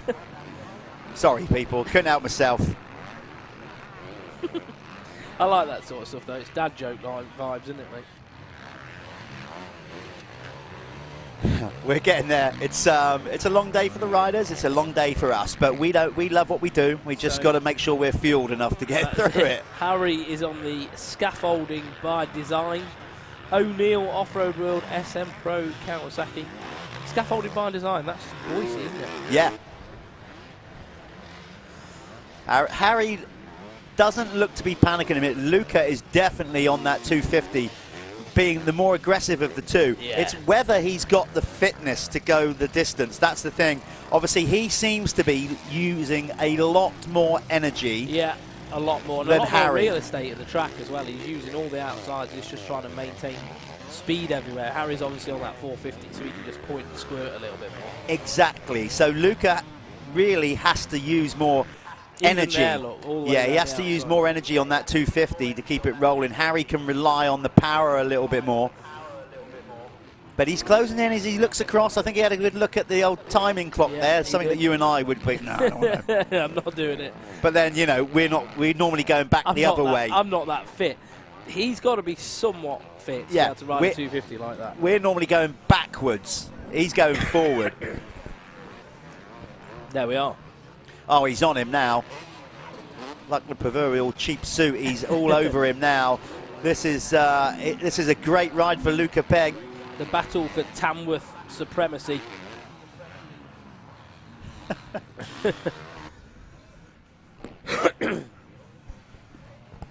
Yeah, it looks like Harry may have. What's he doing? What do you reckon? Though, do you reckon he's playing? You're on a 450. You've no reason to put up a fight. I think that is true. You know what I mean? That's true. I think he's had a mint weekend. Yeah. He might as well. He's going to try and win. I know. Well, he's winning his class. That's the thing, isn't it? But he doesn't need to. I mean, he could let Luca by. I think if it comes to it, he'll just go. You know what?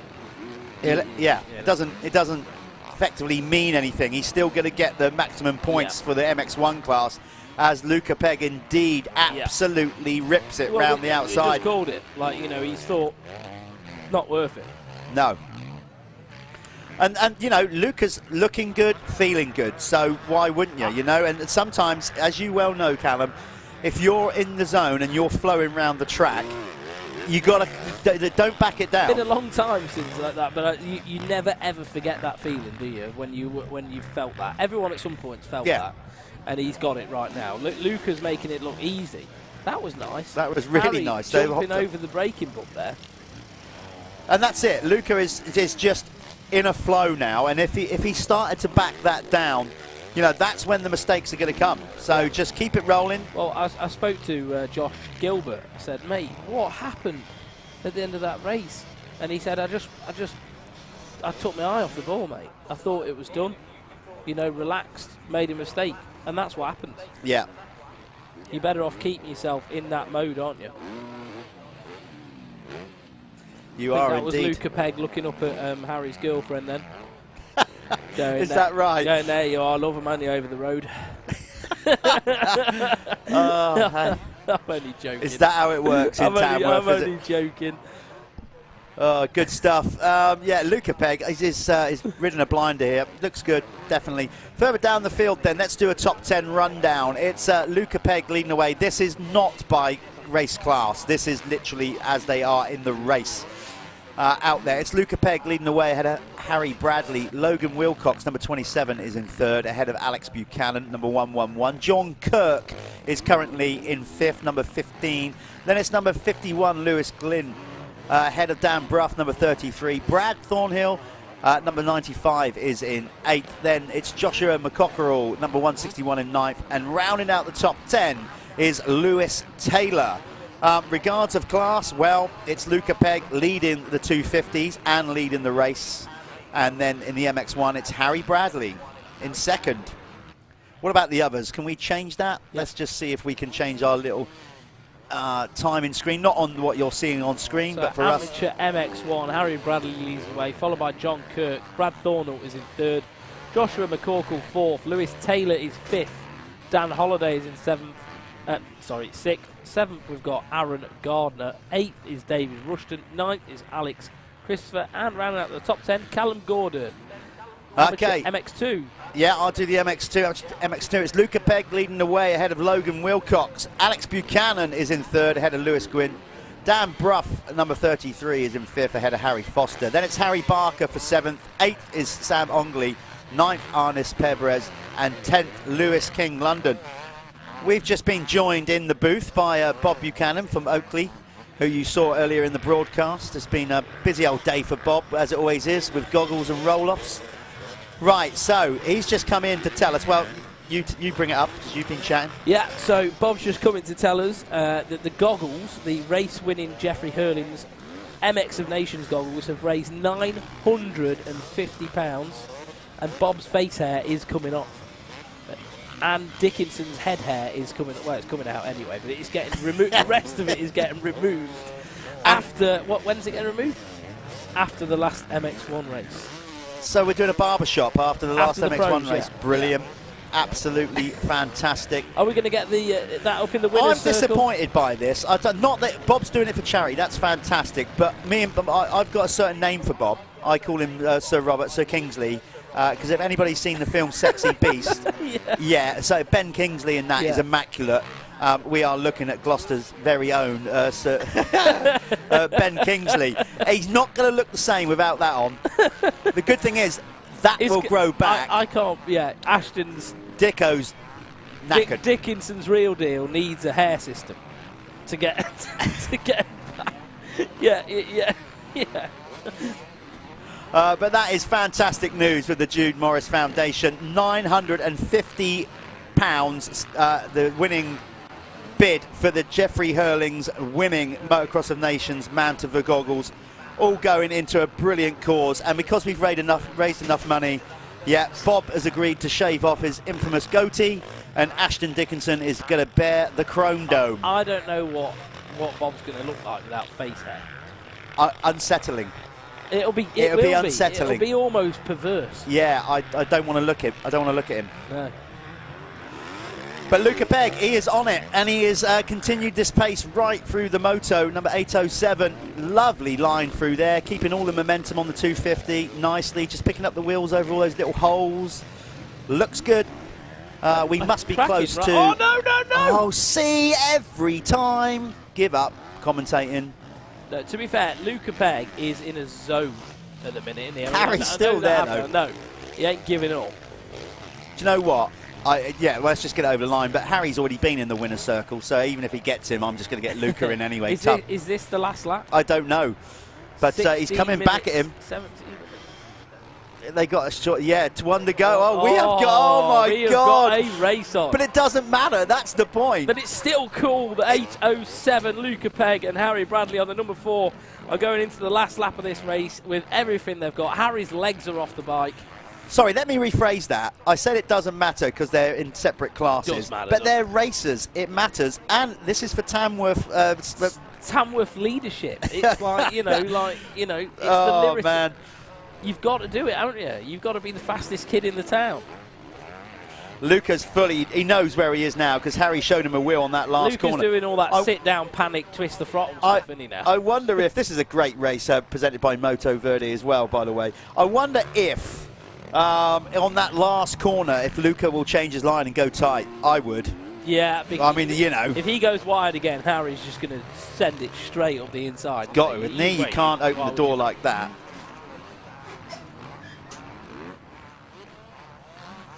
I think he's regrouped after his little off-track excursion. If Harry manages to right there. If Harry manages to do this, I will never bring up the pink spoke nipple again. I don't know what it is. I don't want to know what that is. You just check it out. If he winner circles you look at that front wheel, you'll see the most disgusting thing. Do you know what? It looks like... Oh, look at Luca launching over those holes. Yeah, he's flying, isn't he? He's wound it back on now. Harry's conceded. Oh my days, Luca. Come on. 2 wheels. Pegg doesn't know that that Bradley's backed it down.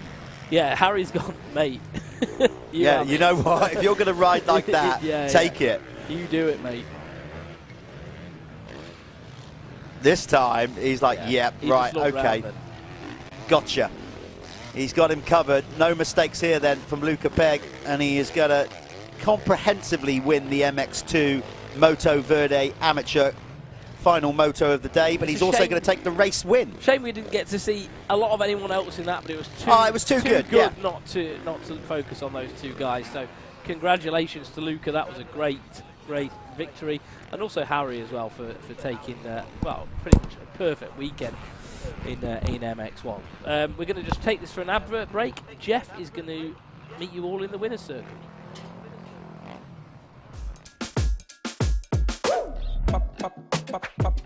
Julep, julep, julep.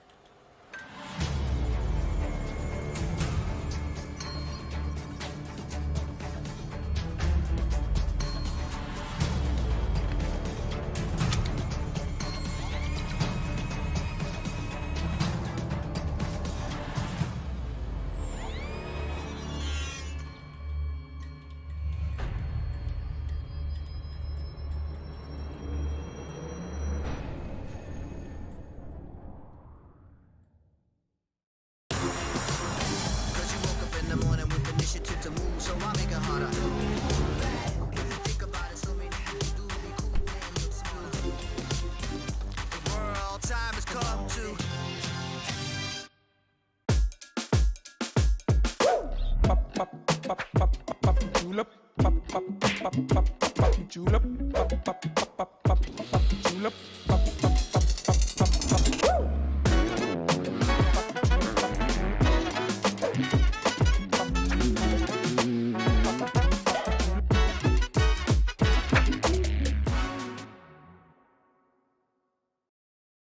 Okay, we're down here with Luca Pegg. Luca, we talked after the first moto. Unfortunately, we didn't have time to fit you in winning the MX2 class, but you've made sure of it in this one by winning the moto.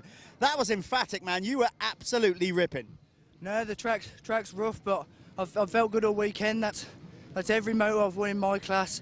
Almost clean sweep the both classes combined. I really wanted to win that last one, but fortunately I went down on the table over there. But no, really good weekend.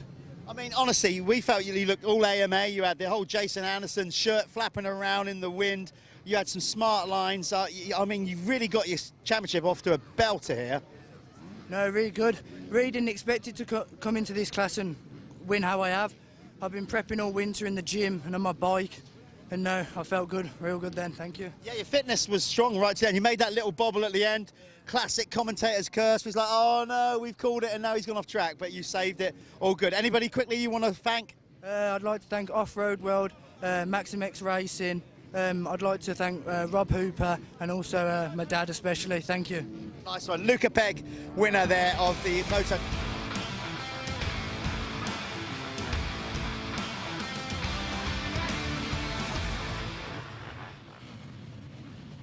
This is the RFX Experts MX1, MX2.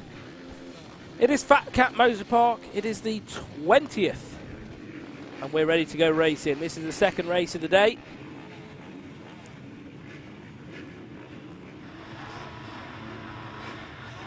Some big names in here, the experts. It's the level before the pros. However, there's still some serious riders in here. Josh Waterman managed to get the start in the last race. Let's see what's going to happen now. Off they go.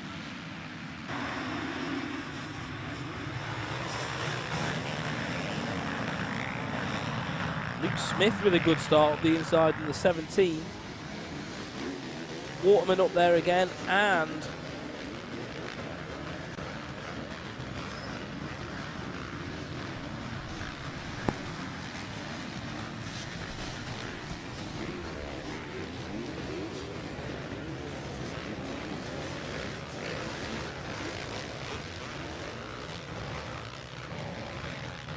couple of the 250 riders buried deep back in the pack. They seem to get swallowed up out the start on this one. But it's Southgate who leads the way on the 301 on the HMC Honda. We've got Waterman up there as well, our race one winner. Luke Smith with a really good start though on the 17. So Luke Smith wildcarding this weekend. He's got a good start to this one. Suffers with a bit of arm pump sometimes, Luke. So hopefully he can put that to the back of him and charge his way along with the front lads in this race. But he is working quickly on Josh Waterman. Looks like that's been done. The 17 puts the pass on the number 19 of Josh Waterman. So Luke Smith on the move right now. Next man on track for Luke is Southgate. Waterman just taking a slightly different line then and having to check up a little bit so that he avoided contact. But Luke Smith, where's this come from? He's putting the pressure now on the back of Sean Southgate.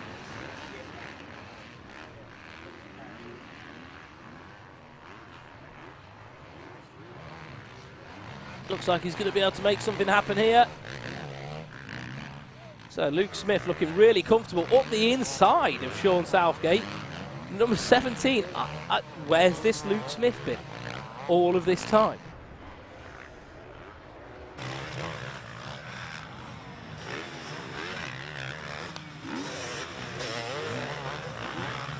It's been a long time coming for him. I know he puts in a lot of work, comes over from Ireland. And he's been waiting for everything to click for a while now. So who we got on screen now?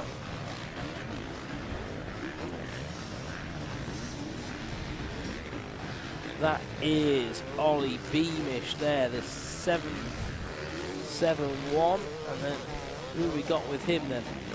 So when they came through, Josh Coleman was there as well, but that looks like the 35. That's Jordan McCaw, and then you've got Jimmy Marsden in there, making a return to racing on the AGP Husqvarna. Jimmy used to race British Championships back in the day, a bit of AMCA as well. Used to ride for Steve James's LPE team, actually, Kawasaki. Right, okay. Yeah. Long while back. Yeah, yeah. And then you've got Jack Lindsay there on the Apico Husqvarna 433, moving out to the kind of youth ranks, really, and into the expert class, as we've mentioned before. The place to go, really. Behind him as well, Sam Atkinson on the Phoenix Tools. Yep. Kawasaki. Even strokes. That's right. That's it. Phoenix Tools, even strokes, Kawasaki. Even strokes, new company. Bring in some, well, they're importing parts, aren't they, for shops and stuff? Yeah, varying company, so. All varying brands. One of them, I think, is Just One, obviously, which the team wears. Yeah. Got varying brands. Talon or something? No, they don't do Talon anymore. They do. We'll go and check them out. I think there's some wheel manufacturers. Go and check them out. That's the easiest way, isn't it? Like even strokes, and the team Phoenix Tools. Might be Kite. I don't know. Yeah, it's Kite. Yeah, it's Kite, isn't it? So there we are. Luke Smith, though. Wow, 209. Oh, I don't know where he's found this flow, but fair play. He's making it work. 119 of Bailey John. Big crash from who was that? Josh Waterman. Oh, Josh Waterman goes down. He's in a blind spot. Huge crash. That's going to be dodgy doos there. Oh yeah, he's in a terrible area. They can't. Oh man, they can't see him. Oh my God. Right. With the yellow flag on the inside of the corner, and with that low-lying sun. I mean, Josh's kit is a yellow flag. Well, there is that, but do you know what? That could have been worse. Yeah, that could have been a lot worse. I mean, hopefully none of those guys have got too badly injured. It looks like they got away with that. That was just happened behind Bailey Johnson. Who, by the way, Bailey is just turned 17, not 18, his dad just told 17. me. Yep. Young lad then. Absolutely. There's Louis Kessel, all the way from down there in Cornwall. So did I just say Larry? Could we get eyes on the front? If we could look at 17, because they're closing up. Sean Southgate's just 1.1 second behind Luke Smith now.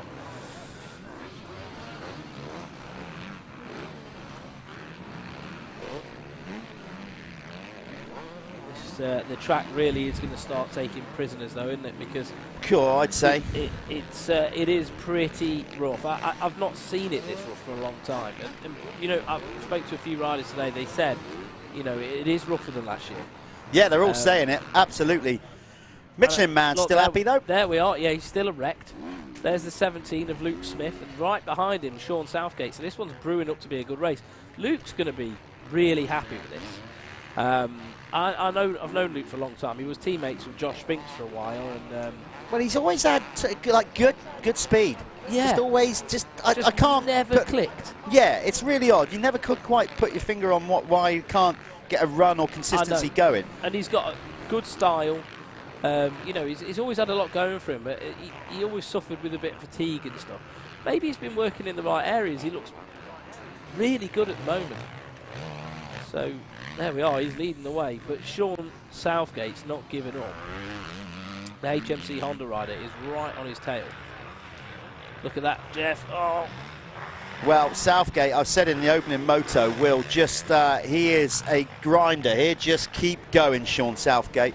He's renowned for it, steady pace, he keeps going. You know he's going to go pretty much the same pace at the end of the moto as he does at the start. So Southgate makes the move on the 17. Luke Smith pushed back to second now. I think he'll still be pretty happy with that. He's going to just got to try and not lose his head. Keep focusing on what he's got to do. Southgate, though, really clicking the laps off in the minute. Let's see what his lap time's looking like when they come through. Just about to cross the line now. Southgate 2:12. Luke Smith back down to a 2:15. So Southgate definitely a lot quicker at the moment. And Bailey Johnson in third at the moment on 2 for the F.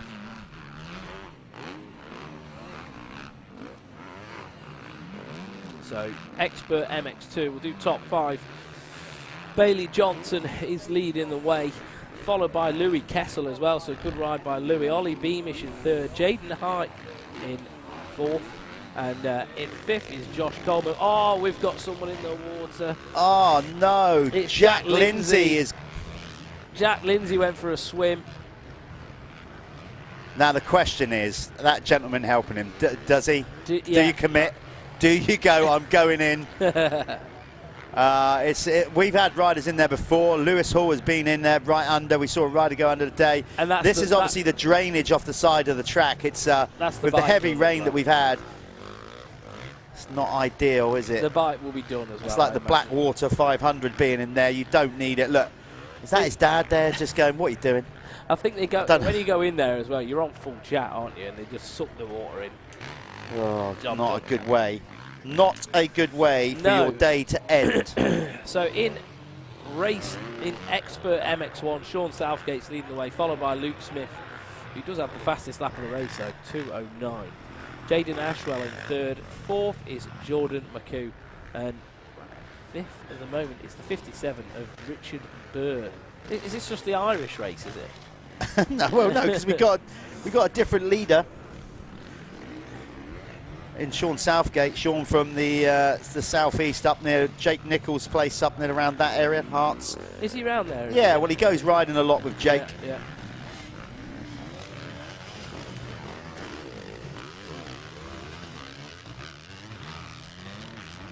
Bailey Johnson is riding a blinder here.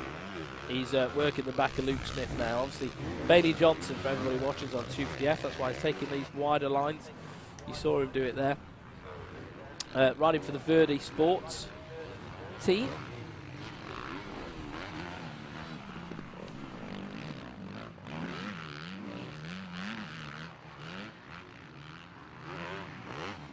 Yeah, the Verdi Shillow KTM rider.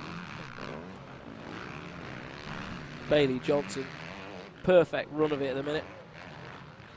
He's looking fantastic. So he's working the back of Luke Smith at the minute. Luke Smith is on a bigger bike. He's on a 450, easier to just point and squirt. But as we saw in the last one with Luca Pegg, it doesn't really matter. If you can make the 250 work to your advantage, then look, you can see him. He's bouncing around the track. Bailey Johnson. Oh, Bailey's looking. Oh, wow. Oh, that was impressive. Not many people are doing that now. No, look at that. Just nice and steady on the throttle. Yeah, all the way through that, up on the pegs. Not digging it in, not getting too much. You can see how now we got that fine dust, which indicates to me that those corners are now starting to go a bit more hard pack. Yeah, it does. It's got a weird sort of hard base here. It almost turns into like concrete underneath. It kind of goes like sandstone, doesn't Yeah, it? But it you does, know, bearing in mind, of course, you know, you've got to think how exactly. How many times now, like a D4 or D5 bulldozer has been over this place? It's almost like every so often they're going to need to really rip it deep and then leave it for a bit. But of course, it gets used. It gets used all the time. So kind of needs all the sand breaking down again. He rides very flat-footed, Bailey, doesn't it?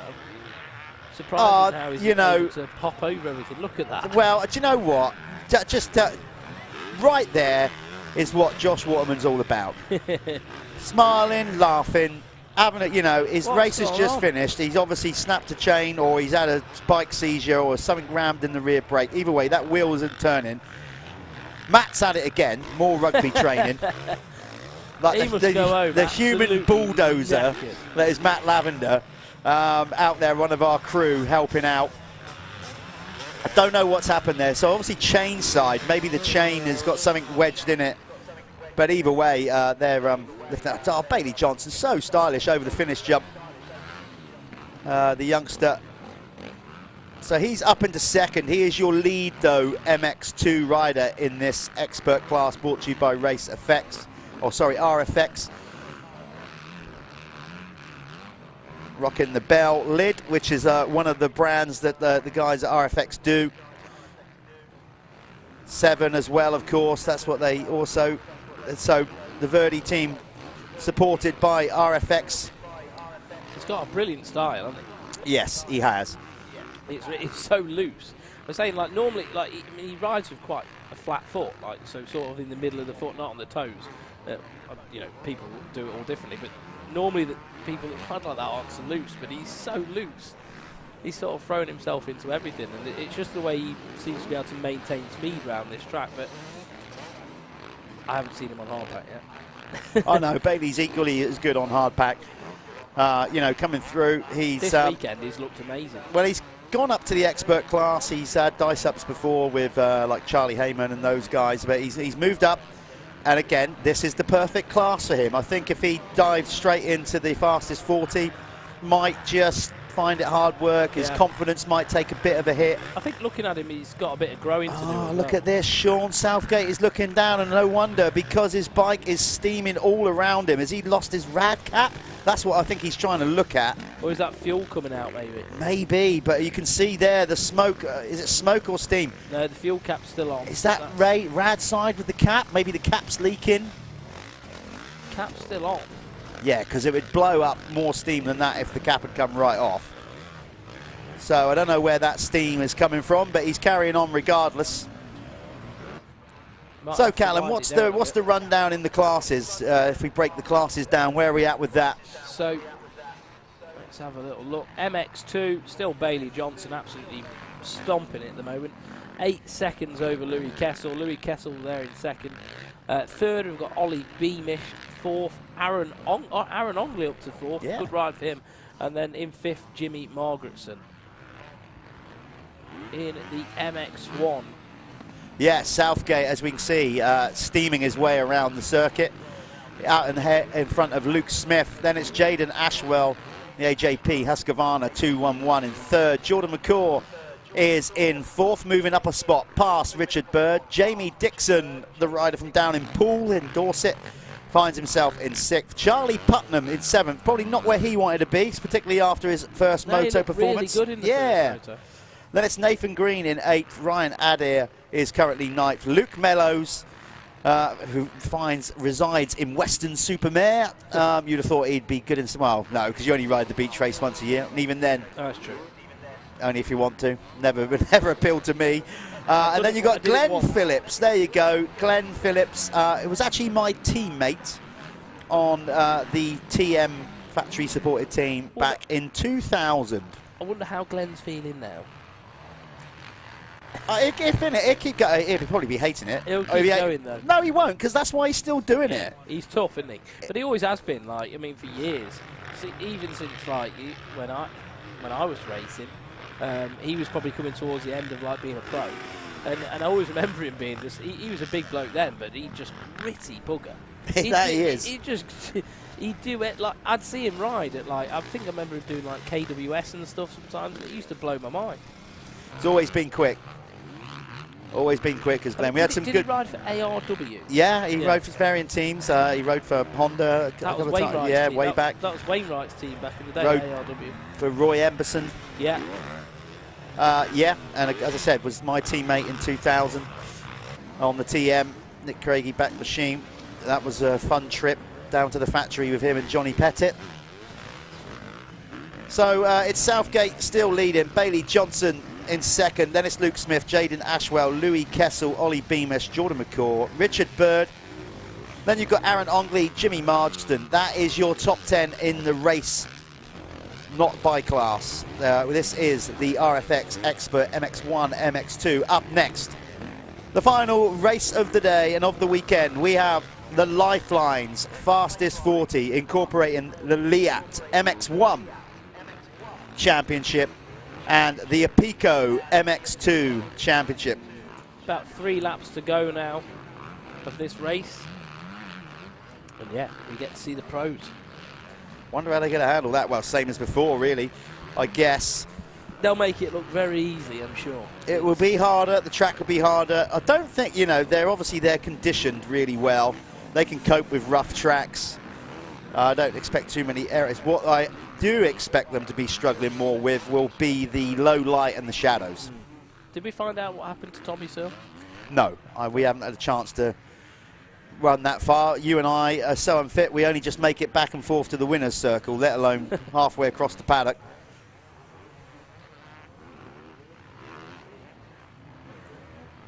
Jaden Ashwell and the AJP Gas. New team. I know they were going to do the AMSA Championship.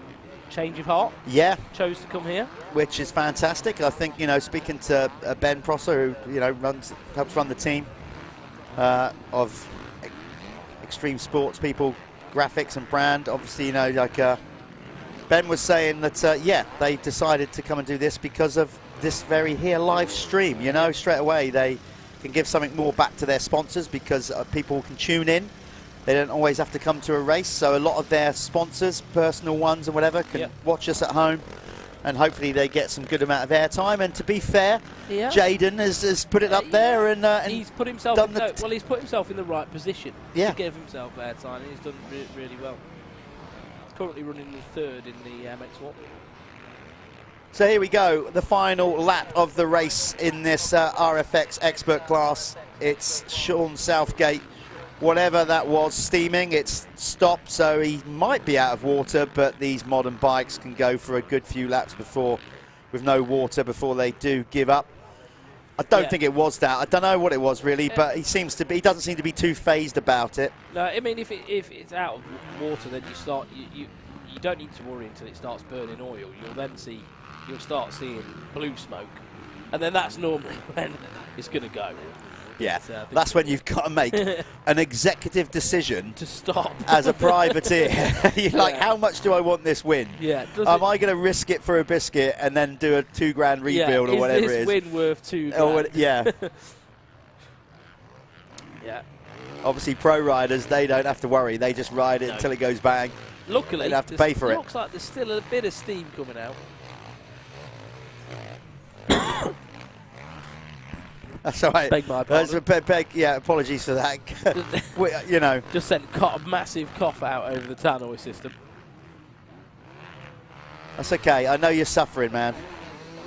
You've done well. We'll be absolutely A1 come round 2. Fit as fiddles. I might go into training.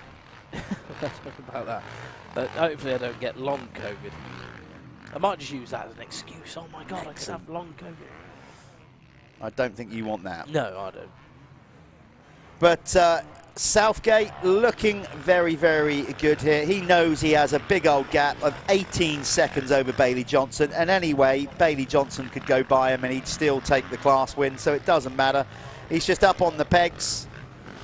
Nice and steady through there. He'd have been reading his lap boards, and he's probably just doing what he needs to do to nurse that bike home.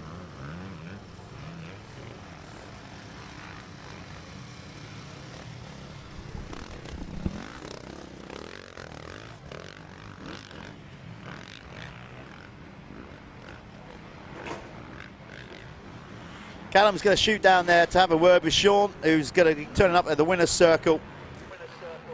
He has just got to get round this lap rider, no problem. There it is, the checkered flag, a race win for the HMC Hertz Motors Company or Sport Honda rider, Sean Southgate.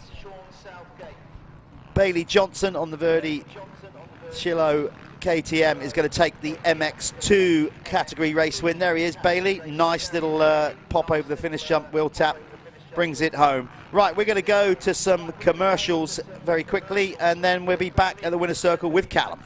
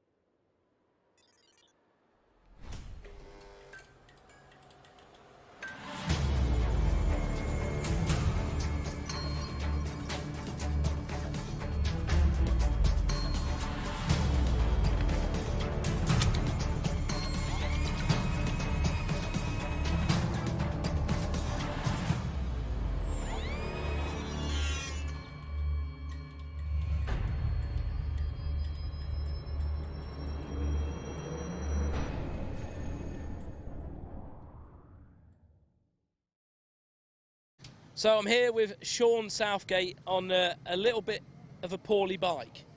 I think we're okay though, aren't we? Yeah. Just a radiator cap or something. You just saw Sean win the MX1 expert race. How did it feel, mate? The track looks absolutely savage. Yeah, that's rough. That's very rough. I'm pleased the first race this morning I just rode like an absolute wally, but yeah, I was happy with that. Just no pressure, and that's why I'm doing it. Just want to come and enjoy myself and then go to work tomorrow with a smile on my face. That's all I want to do. So yeah, I was well chuffed for that. Yeah, you picked it up, definitely. You look like a different rider in that one. Is there anyone you want to thank for your... Yeah, definitely. Hearts MX for the continued help. Mark Eastwood from Eastwood Racing for the suspension. We really made a big improvement 2 weeks ago and really did settle me down. Yeah, everyone else on the shirt, my wife, my mum and dad. Yeah, brilliant. Great. Hopefully we can see some more rides like that throughout the season. Well done. Cheers.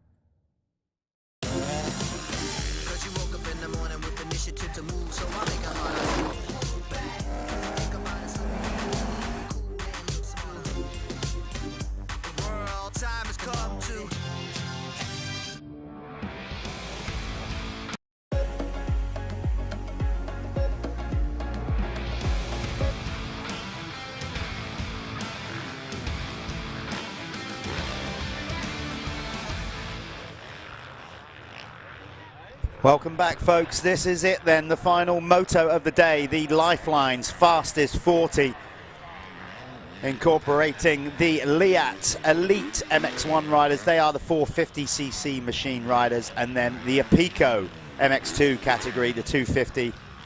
So we got two separate championships within a race, but we are also scoring them for the Lifeline's fastest 40. The reason we're doing that is because we've always wanted to know, if you put the points together and just run them as one class, regardless of what CC, who would actually finish where, and how high up a 250 rider would actually finish if it wasn't scored on the CC.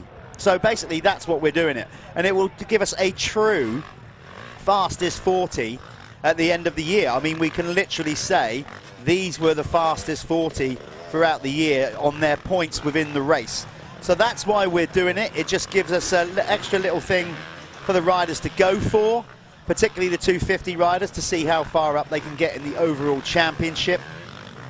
You have to say, realistically, the fastest 40 overall winner is going to be an MX1 rider, arguably even maybe the top 10. but you just never know. Let's see how far up a 250 rider will get in the overall championship.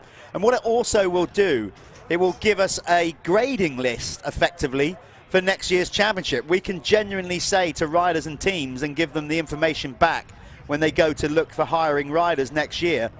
They can look at it and go, okay, well, these guys were the fastest 40 riders. So it's a good thing to do. I mean, we're running them in the same race anyway, so that's why we're doing it. So we've effectively introduced a new championship this year, which is the Lifeline's Fastest 40. That's where they are all in it together. They're not scored by class, but of course with modern timing, transponders, we can do that.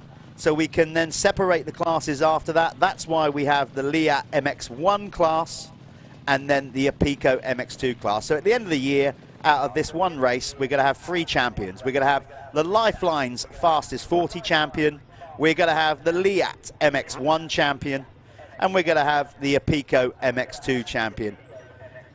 So it definitely brings something to it. A big shout out to all our sponsors, Michelin, of course, with the new Starcross 6, Milwaukee, you got Syntol with the open class, Apico, Moto Connection 7, Fly, this is a Lifeline's Fastest 40, of course, Race Effects, all these people involved, basically making it a big thing. Moto Verde, we got Moto Connection, Work Sports, Insurance, loads of people to mention. We've also got guys that are not necessarily sponsors of the classes. Carbon Comps doing their thing, go on their site and get a ticket and go into a draw to win a motorcycle. We've got that going on. We've got the Kex Fastest Lap Awards, which we'll sort out in the week after the event. I'll just say as well, I have had people message me regarding insurance. Well, there you go. So The power of it's advertising. obviously worked. Brilliant. So there we go. There's a lot of people that we'd like to thank. And again, another shout out to Ray White Transport Limited, because without Ray and the Arctic trailer and everything else, we'd struggle to get this event done. There's Lewis Hall getting some last minute rub down on the arms so he doesn't get all pumped up. So many people, as I said, Carbon Comp Spiral, Jake at Spiral doing all the awards and everything like that. We've got the Carless Fuels Awards, where basically 1-2 riders throughout the weekend will get 25 litres of fuel. We got the guys with Dirty, the app, the booking in app, getting involved this year as well. So many people making this happen. Bren Run as well. Loads of people, all the marshals. Before we go off air, big shout to them for helping out, because that's always been a struggle. So thank you to all you marshals out there, our incredible first aid crew, cross country, medical, stepping it up this year as well. Definitely. So far, we've got one race to go, and what has been a brilliant opening round, Callum. Definitely. You can see the riders with extended peaks on now. Most of them doing that, and I've seen Tommy Searle's back lined up, so Tommy's going to have another go. Not sure what went on in the first one, but he's going to have another go. You'll see they're getting their start devices put on. What's a start device, Jeff? A start device, young man, is basically a mechanism where you push the forks down. There's a little button that pushes through and clips onto a little clip on the lower part of the fork. It then holds the fork down, so it stops the front lifting on takeoff when they launch off the gate. Yep. That's basically the short version of it. They then, when it hits a bump, it obviously goes down, the button pins out, and then sometimes we've seen them stick on, which is disastrous. It can happen. It can Very happen. rarely, but it does. We've seen that happen to Jeffrey Hurlings, yep. By the way, those Jeffrey Hurlings goggles did go for, what was the final figure on those Jeffrey Hurling goggles? £950. Awesome. So that's going into the Jude Morris Foundation, which in turn will go on to so many things. Some of it will go to air ambulance. Some of it will help nurture young riders, bring them into the sport. Just great stuff that the Jude Morris Foundation's doing. Right after this, we're going to have a shave off. Well, you and I aren't, because I'm already there. Yeah, and I think my missus would kill me if I did that. But yeah, we're going to have a shave off. Ashton Dickinson, who's in this race, is going to have his barnet shaved off, because he's losing it anyway. He's there, number 115, we just missed him. So he's going to commit to having that whipped off, and Bob's going to have his famous goatee removed. Yeah, Oakley, Bob Buchanan from Oakley, the goatee's coming off. Yeah. For charity, for the Jude Morris Foundation, all brilliant. See Gilbert then with the start block. So Gilbert actually starts with his feet on his foot pegs. I'm still not sold on that. Anyway, that's a personal Do you thing. not like, No, I don't know. I just Do you think, not feel that that's an advantage? well, that's what I'm saying. I just think it's you know, Well, they all should do it. That's what I'm saying. I like, you know, there's a technique in starting and balancing your feet and working it right. And I don't know. I'm just old school, and the two If Phoenix. you can get an advantage from it, you can. I mean, don't get me of all people would love them. Yeah. You know, and yet I don't know. I'm still But jury's out on that one for me. But the theory is also that you're not carrying your weight as low. If you are there with your feet sort of rest on the foot pegs, you're not carrying your weight as low. So if you can get your feet flat down, then it is actually more beneficial because you can hold more weight down. You know, the more weight you're carrying closer to the ground. The science of it, eh? Well, this is just what I've looked into. You know what I mean? So it's not all beneficial. No. Some riders prefer it, some don't. God, Because if they all did, they'd all do it. Martin Barr's bringing in some kind of tour scaffolding. Martin's going to stand on his handlebars. Yeah, this is all interesting stuff. Obviously, we are very close to going here for Moto 2 of the Lifeline's Fastest 40 Championship Moto, incorporating the Liat MX1 class. That was the first race was convincingly won by Josh Gilbert on the SC Sports Home, powered by Stebbings Car Superstore machine. The MX2 class, a Pico. That was a race win in the first one for Jamie Carpenter on his GRT Impact KTM. They were the winners of the opening moto by classes. Let's see who's going to get it done. The final moto of this, round 1 of the Michelin MX Nationals, powered by Milwaukee. Here we go. Off the grid they go. Who's going to get the start? It's Gilbert again with another flyer. Tommy Searle up the inside. We've got them all there. Oh, Gilbert hit a big kick. Look out, though. Here we go, because the reigning champion has made a better start this time. And Kulas, remember, didn't he come in second in the opening moto? He had to he had to work hard on the first few Yeah, laps. so effectively, obviously, with the point scoring in motocross, if it's a tie on points, whoever gets the better result in the second moto wins. So Kulas will know that. Josh Gilbert will know that. It's going to be an interesting couple of laps here. I can see these two laying it down because they know what's on the line here. And overall, and Sean Simpson, we're getting into real Sean Simpson territory now with the track like it is. Sean could be the spoiler. The spoiler. He could just wind up the wick round here and do stuff that people. Oh, Tommy Searle. Talk about a bad day at the office. What a nightmare. Do you know what? He's got so much experience, runner-up in the world on multiple times. Right now, I'm sure under that lid, he just wants to put the bike in the van and go home. But he can't. I can't remember him ever having a good day at Fat Cats. Oh, he's had a fair few. Not in a long time. No, maybe it's just one of those tracks that he just doesn't gel with. I think it is, yeah. But you still got to do your job, though, haven't you, and work through it. Yeah, so the Crendon fast track Hitachi Honda rider, it's not been a good day for him. Kulas, on the other hand, with the red plates, is off to a solid start to his championship. Oh, that was class, wasn't it? See him just dancing through there. Grabbed the back brake halfway through a roller section. You can see what we've been talking about the low light. The reason they've all got those extended peaks on, it's not for the roost, because they deal with that. They have roll-offs. It is all about managing the light in their eyes. Yeah. And you'll see the riders, like, they're looking down a lot more than what they normally would be, because they are trying to manage that. It's very difficult round here, because you get like shadowed holes and everything here. It's very tricky to ride when the sun's low. That's why we've tried to cut the racing short before this, to get these boys out as soon as we could. Of course, these guys don't do the Planet Moto first lap leader because of it. They're all pro riders. A lot of them get down to Spain as part of their job anyway. So these guys don't have the first lap leader award. Of course, we got the Kex awards as well, but that is not for the fastest lap in the race. That's for the fastest lap per class over the weekend. Jamie Carpenter just looked like he was going around the outside of Jake Millward. So maybe he was. Let's find out. He did, didn't he? Did he get it done? No, there's Petr Petrov. He's working on it. Carlton Husband, last year's runner-up in MX2 with a much better start on the Phoenix Tools Even Strokes Kawasaki, sat in there behind Jamie Carpenter. So that is your battle right there for MX2 in the Apico class. There we are. The 303, and Millward's responding. He's trying to get around Peter Petrov.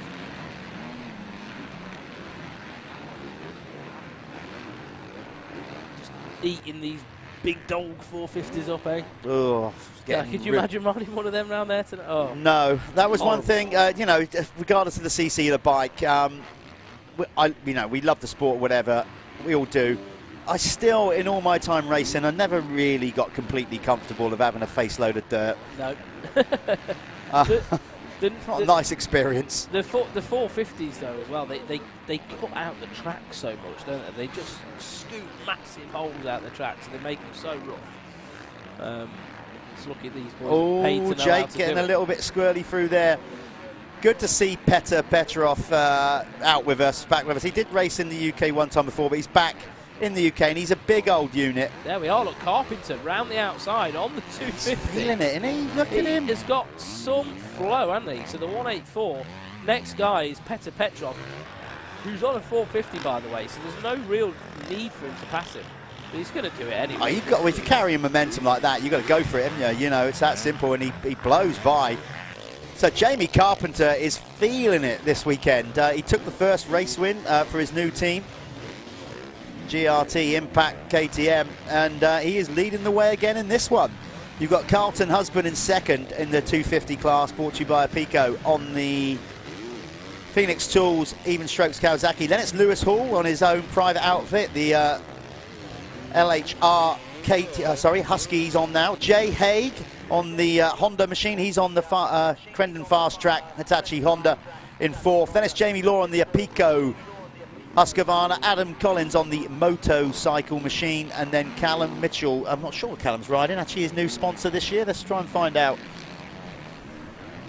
So as they're coming through, Josh Gilbert, Harry is leading the way over Harry Kula. Sean Simpson there in third.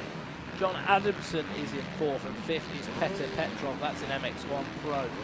In Pro MX2, Jamie Carpenter is leading the way over number 6 of Carlton Husband. Lewis Hall in third, Jay Hay in fourth, and Callum Mitchell rounding out the top 5. Yeah, Callum is riding his new team. There is a Fabricam race team, so that's Callum's new ride for this year. Fabricam repping those guys. All eyes on Carpenter at the minute. Yeah, that's so in the front. What's the gap at the front? It's coming down. Maybe we should, when the guys get an opportunity to switch back to the front, we're just trying to find the race leaders because there is not much between them. It's half a second. So Kulas, oh no, look, it's not. Gilbert is stretched out a massive gap. Sorry, I don't think our thing's updated yet, our little screen here. Well, I can't see Josh Gilbert. Can only see Kulas. There's Gilbert down there, isn't it? He is gone. Gilbert has some serious speed. God. Like, this has got to be a ride to remember for Josh Gilbert. Seriously. Well, he's obviously got to get it over the line, but I think even Josh probably would. Oh, what we got there? We got 2 riders down. We're trying to work out who that was. But Josh Gilbert on the SC Sports Homes, powered by Stebbins Car Superstore, is basically romping it again in this one. I think romping it is an undersell. It's ridiculous. 9 seconds over Harry Kulas in the matter of 2 laps. That's mental. Yeah, that is. And of course, like this is. Here we go. That's who we saw on the floor. It's Alfie Jones on the Chambers Husqvarna and Jason Meara all caught up together. 2 different classes. Jason's on an MX1. They're kind of like they're just there. How has this happened? Well, look, somehow his wheel's gone right wedged in there. Yeah. Is that our man Matt out there again? He's the saviour. He's like the guardian angel of the riders out there. Matt Lavender out there trying to sort those bikes out. Imagine him just pulling them apart. Like, You've got to be careful because obviously those exhaust pipes get ridiculously hot. Very hot. You can burn yourself without even knowing it. Sean Simpson on the SS24 machine, his own team, picking up a bit of support from Gabriel as well. helping them out. He's got a load of like private sponsors from, most of them are from actually up there in Scotland, helping him out. Is that John Adamson behind Yeah, him? John, 2 Scots. We got the Battle of the Scots here. John looks a bit leery, doesn't he? But tell you what, don't those Acer gas gases look insane? Oh yeah, they look cool. I particularly enjoy watching John Adamson ride. Yeah. You get everything. Yeah. What you see is what you get with John Adamson. He leaves it all out there. He's all action. Look, Carpenter's catching the both of them. This is bonkers, isn't it? Jamie Carpenter. Seriously, do you know both of what? them. Like, we should have done predictions. We don't like a bit like sort of Carmichael, really. You don't particularly like doing them. John goes down with a classic high side. Well, I said he's all in. That got him there. That certainly bit him off. He smashed his peak down. He's got to pull that up now. But Classic just probably got a bit cross-rutted, maybe. That was a big crash. That was a big old swap. Straight into the face of the jump there as well. John is super tough, though. He'll get back up. Whether he'll be able to continue, he's got to call. Luckily, if there is such a thing as lucky after a crash like that, he's quite near the pit signalling area, so he might be able to pull in and they might be able to just rip that peak off. I can't believe what I'm seeing. Carpenter is catching Sean Simpson. There's 2 standout riders for me today. If I could give, you know what I mean? If we could do a rider of the day. If only we could do a rider of the day. Well, we can, effectively. We got the 2 Carlos fuel drums we got to give away. So I'm not sure what these guys do with the race fuel, but, you know, we've got to make a call. So why don't, you know, if you want to do that. I think Carpenter deserves one. There you go, then.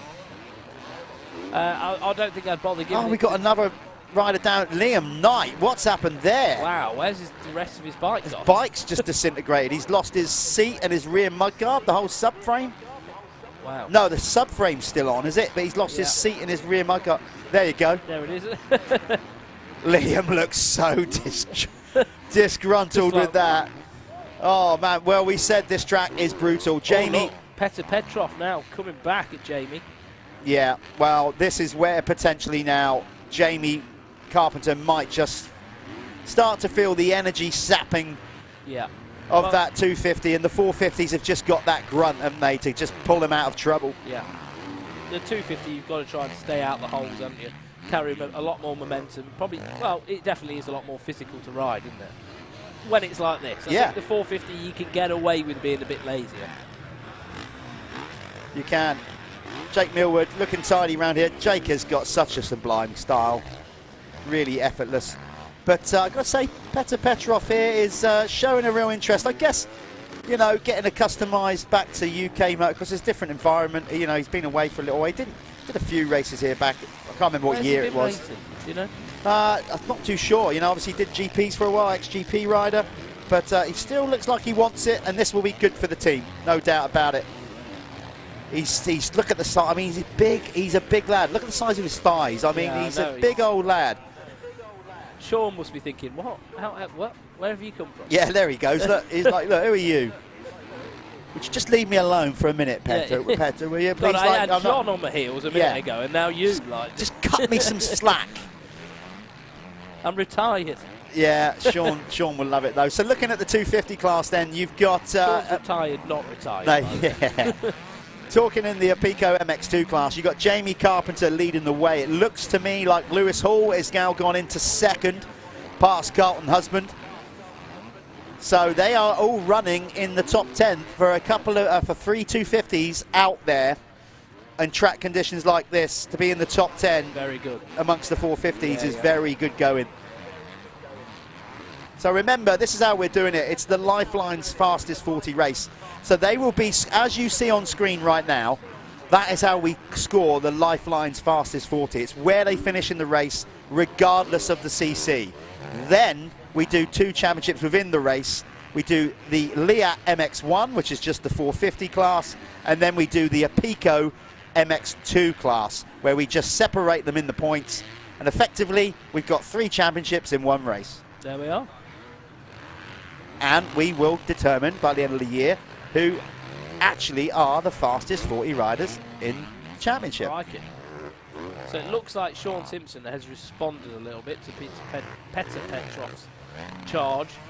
But then again, Everything you say, the opposite happens. Petter's managed to find the speed. To be fair, on this part of the track, I think Petter has always been faster. There comes Millwood. Seems to be able to reel it back the other end.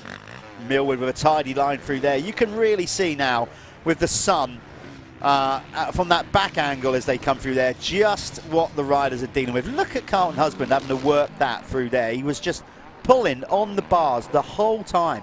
So Gilbert is 17 seconds ahead now. Do you know, if you've got to make a drive all the way down to Lou in Cornwall after a hard day's riding, yeah, that's what you want. Oh yeah. If you're going to drive home with like a, style. Yeah. Yeah. Drive home knowing you're the fastest man in the country. I'm not sure if it's exactly where he's going back home, but that is where he is from, down there in Cornwall on the south coast. Yeah, will he be living there at the moment? I don't know. Maybe not. He might be basing himself a little bit further, obviously, because once the season starts, we do a lot of travelling around. Maybe he's going to fly back to Florida this week. Yeah, well, I wouldn't blame him. Yeah, his prize money would just about buy a flight, wouldn't it? Yeah. As you can see on the clock there, we got 10 minutes 30 to go, plus 2 laps. We're not cutting this race short. They're the pros, the elite riders. They have to deal with it. We've taken a couple of minutes off some of the clubman classes and amateurs, which was all cool, all good in the hood. None of the guys complained about that. The track was more than brutal enough. They've had 4 races over a weekend, plenty of riding in. That's the other beautiful thing about the Michelin MX Nationals powered by Milwaukee. 2 days of plenty of ride time on really nice prepared circuits. And of course, now we're doing this live stream on MXN-TV. Hopefully you guys out there watching and everybody involved in the series is benefiting from that.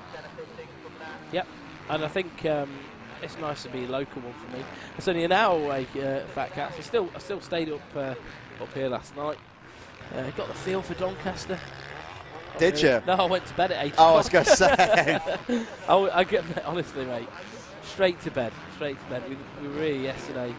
It was actually a really nice day yesterday, wasn't it? Sun was out. It was a bit warmer. Yeah, definitely colder today. But it's still been a great day. There's been a good few people through the gate out there watching today. So thanks for coming out, those people that are here watching the Michelin MX Nationals. And thanks to all you people at home or wherever you are in the world for tuning in on MXN-TV or whatever platform you're watching us on and supporting not only the Michelin MX Nationals powered by Milwaukee, supporting British motocross. We are doing our utmost to try and elevate the sport, bring it to a new audience. So we thank you for tuning in, even if you've only tuned in for half an hour, 10 minutes, whatever. Thanks for giving it a look. And remember, go on to mxnationals.co.uk. You'll see our calendar for the year. Our next round is next month down in Landrake, down in Cornwall. Josh Gilbert's home track. Yeah. Yeah, get involved in the sport. If it's something that's excited you, there's plenty of experience days you can get yourself on. Have a go on a bike. It's the most affordable motorsport out there, so it's definitely worth a crack at it. And we appreciate you watching, and this is why we bring this feed to you for absolutely free. Absolutely nothing. Yeah. It costs nothing but your time. That's right. That's what and that's what we're trying to do. You know, it's we want to get it to a wider audience, so that's why we've made it free to view. That was Harry Kulas going through the screen, last year's champion with the red plate. Do you know what? I don't think he'll be too worried about the whole Josh Gilbert scenario. It's round 1. It's a long series. And actually, we're not sure at this point whether Josh will be able to commit to the whole series. I don't know what his schedule is, or the team's schedule, because I know they are definitely going to be racing some AMA outdoor motocrosses. So hopefully they'll be able to commit to the whole series. But right now, Kulas, he's won it. He's been there. He's got the red plate. It's round 1. What do we say? Can't win it at round 1, but you can definitely lose it. A 2-2 score. That's cool for round 1, is it? It's not bad, no. So that team's going over to the US to do a bit over there. Have they got some American sponsorship?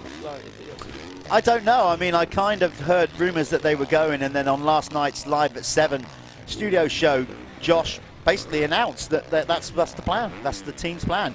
didn't actually say what events they would be because I don't think he actually knew. Yeah. But they are definitely going to be doing some AMA races this year. Yeah, not Supercross, just AMA outdoor. Yeah. So that'd be interesting to see how they get on. Okay, this is our MX2 leader.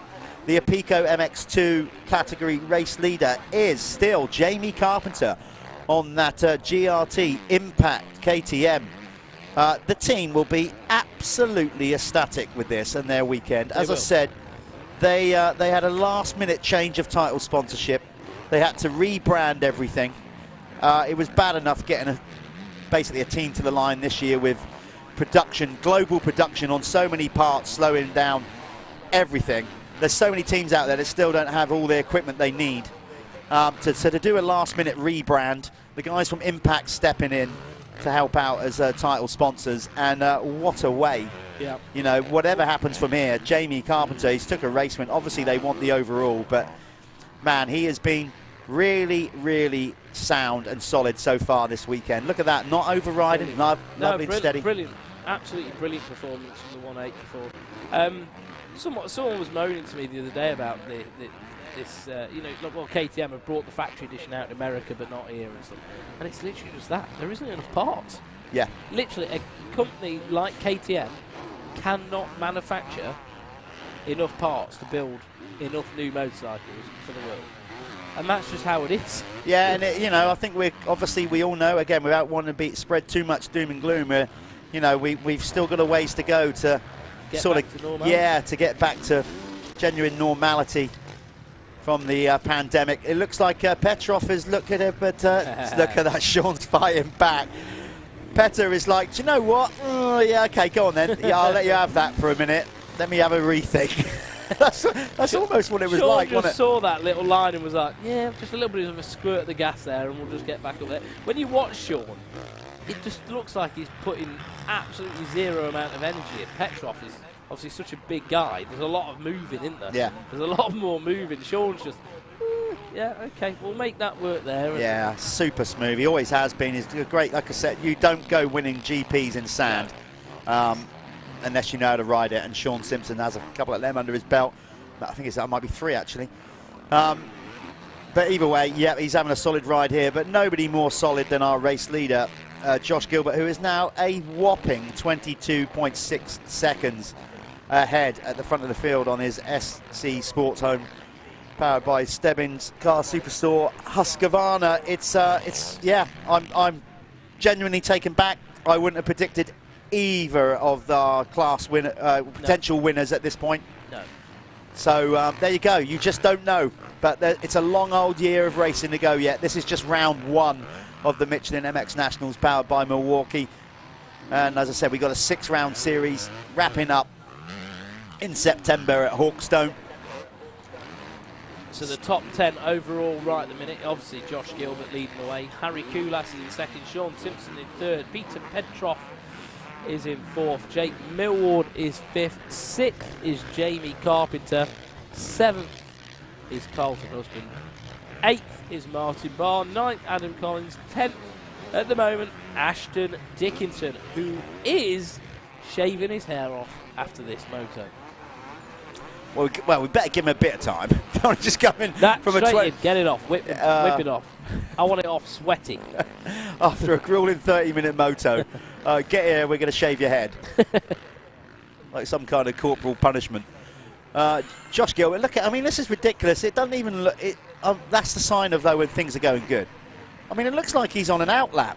I know. Doesn't it? He's just sort of on the pace. He looks even better than he did in the first one. Got to be loving life under that lid, that is for sure.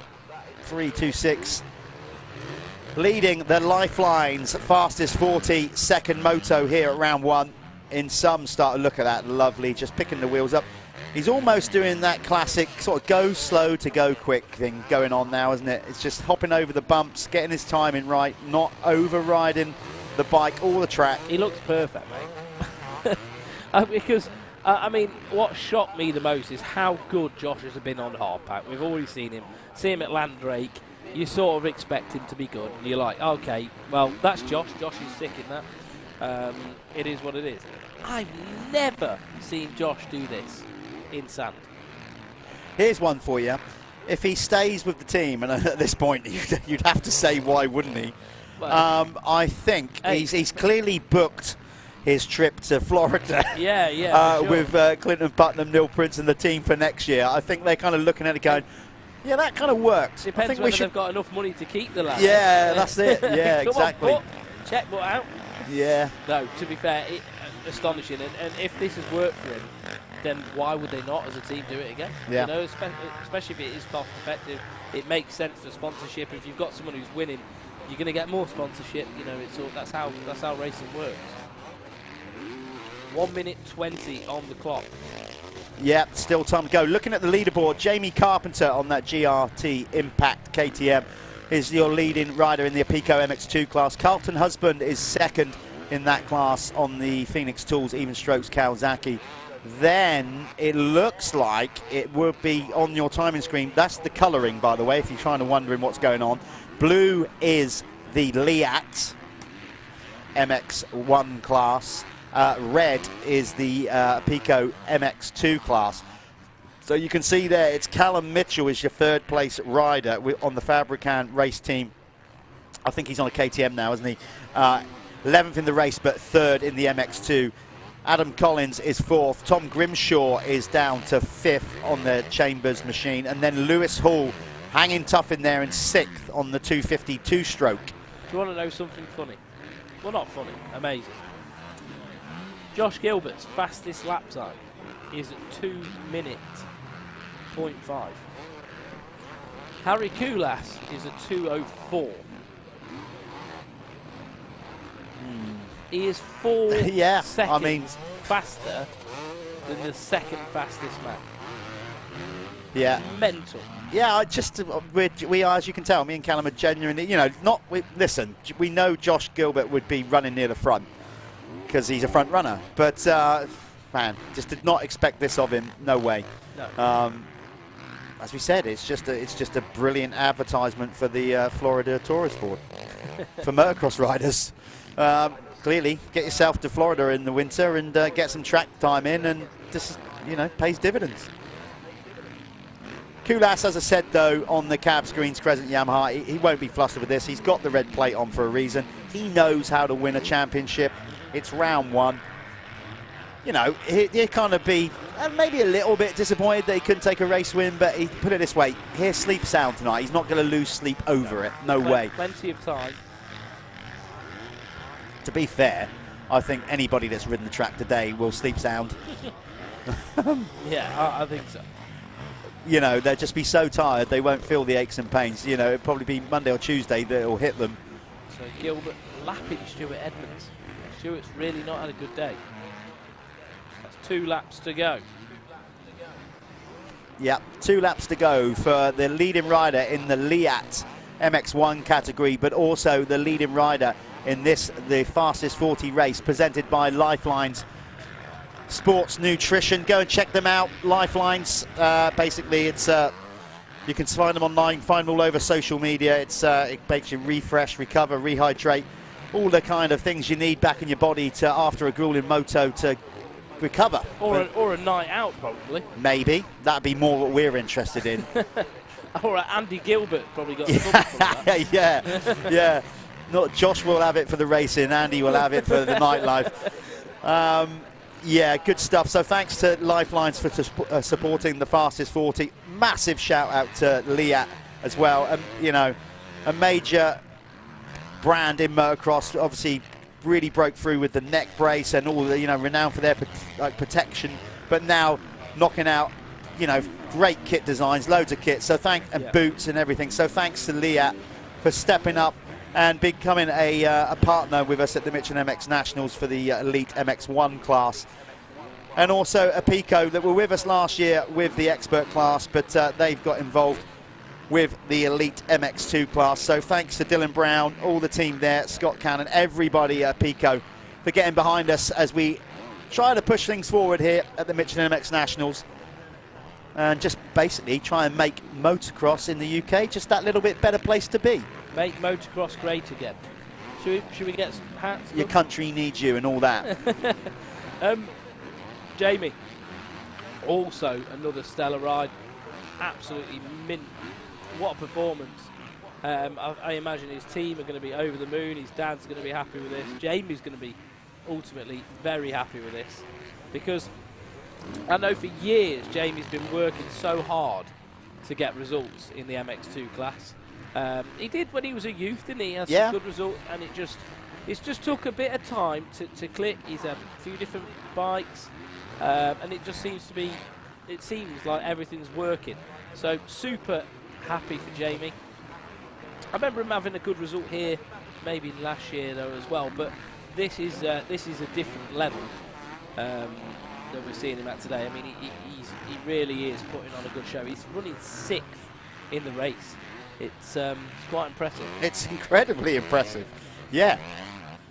You know, he's worked incredibly hard, travelled around, you know, all Northern Europe, getting the time in on these sand tracks, whatever. You know, him and his dad, Jason, tight little family effort regards of the direct family involvement in racing, but obviously now riding for the GRT Impact team as well. Yeah, it probably helps him out quite a bit, doesn't it? Because I know he was doing a lot of it by himself before. Yeah. Like Lewis is now. It's a lot harder. Yeah, absolutely. It's much harder when you have. I mean, Jamie's quite handy with bikes and stuff, isn't he? He prep his own bike. Jamie even does his own suspension and stuff. He knows what he's doing. He's very handy on tools, but it is very draining. If you're having to do all that in the week, prep bikes ready to go riding, you're not focusing on training and going riding, are you? So, I mean, it just shows. Good team, good people around you, and things can change. Exactly, and that's that level that you need when you get there. It's the finer details when you get to that level. They go a long way, you know. Like you can kind of get away with it in Clubman amateur racing if you're good enough. Yeah. You know, but when you get to this level, you need all the elements working for you. You've got to focus on riding the bike, training, and eating right. Yeah. That's it. You know, you have to have people picking up the slack in other areas, and if you're doing it by yourself, very difficult. That's what Lewis Hall's doing at the moment.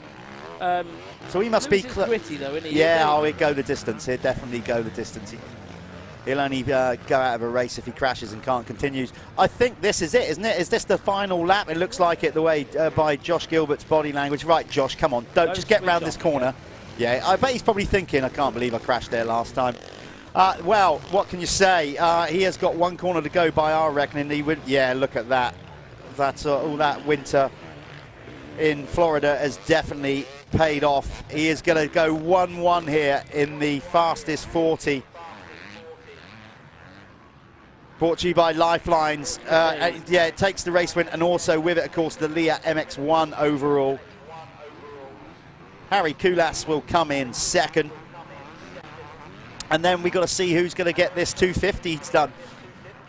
It should be, by our reckoning, Jamie Carpenter. There's Kulas coming in seconds on the cab screens, Crescent Yamaha. Simpson will be rolling in third on his own team, SS24. There's Tommy Searle. A day at Fat Cat he will quickly forget, I'm sure. Yeah, Tommy Searle all the way back in 20th position. But hey, a point's better than no points. Yeah, we don't know what's going on with Tommy there, but clearly he's had a very bad off day. Let's get Jamie Carpenter on the line, over the line. I'm going to go down there and do these interval training. Interviews. And then we'll be wrapping up our coverage once we've spoken to the two winners. So, Callum, I'll let you bring them in. Yep. So here we are. This is Jamie Carpenter taking his second overall victory of the day at Fat Cat Motorsports. And he's about to cross the line. And what a brilliant performance that was from the GRT Whole Shot KTM rider.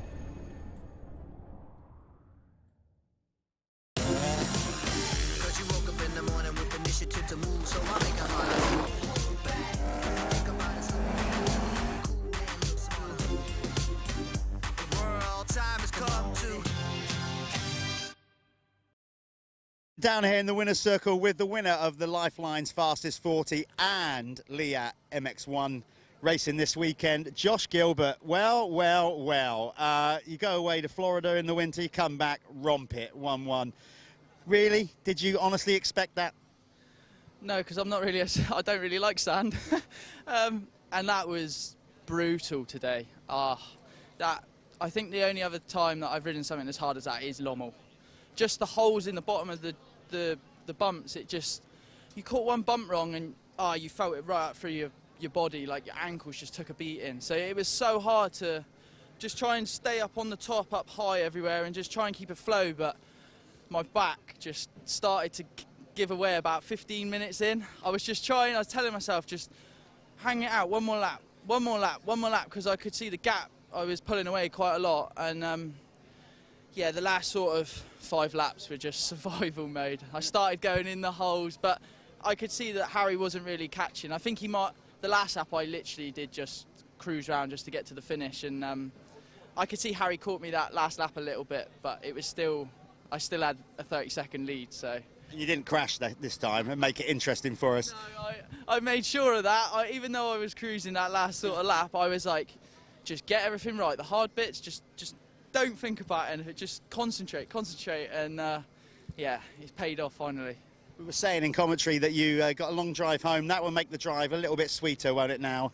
You can kick back. Have you actually got to physically drive yourself, or are you going to sit in the passenger seat with a bad back? No, I'll sit in the passenger seat with a bad back, yeah. Well earned. Josh, well done. Great performance on the weekend. As we said, your Lifeline's Fastest 40 and Lyng MX1 winner here at round 1, Josh Gilbert. Well done. Cheers, thank you.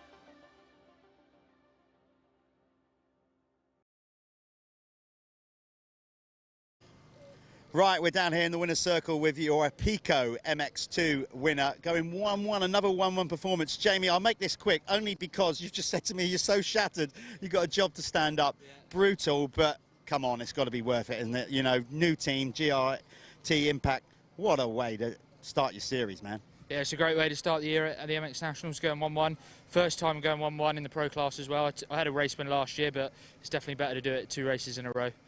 And that track, I mean, you know, obviously I thought it was brutal last year, but again, we've had like a lot of rain coming in, and then the sun has dried it out more this year. One of the toughest tracks you've arguably ever ridden. Yeah, it was definitely brutal out there. I think with all the different levels of riders, like, you just get all the different bumps. Yeah. So what happens now? I mean, you know, the team are going to celebrate. You know, what's going to happen now? You're going to take time to recuperate. Obviously, your team must be made up. Yeah, well, we got 2 weekends off now, so yeah, it's good to get this in the bank and yeah, reset a little bit and yeah, come back swinging at the next races, hopefully. Well, look, you going back to home tonight, back to Ringwood? Yeah, definitely 4 or 5 hours back, so I mean, that'll be a lot better after 2 wins. It will be, indeed, it will be. Listen, go and get some rest, a well-earned drink. Well done. Jamie Carpenter, your winner of the Pico MX2 here at round 1. Thank you.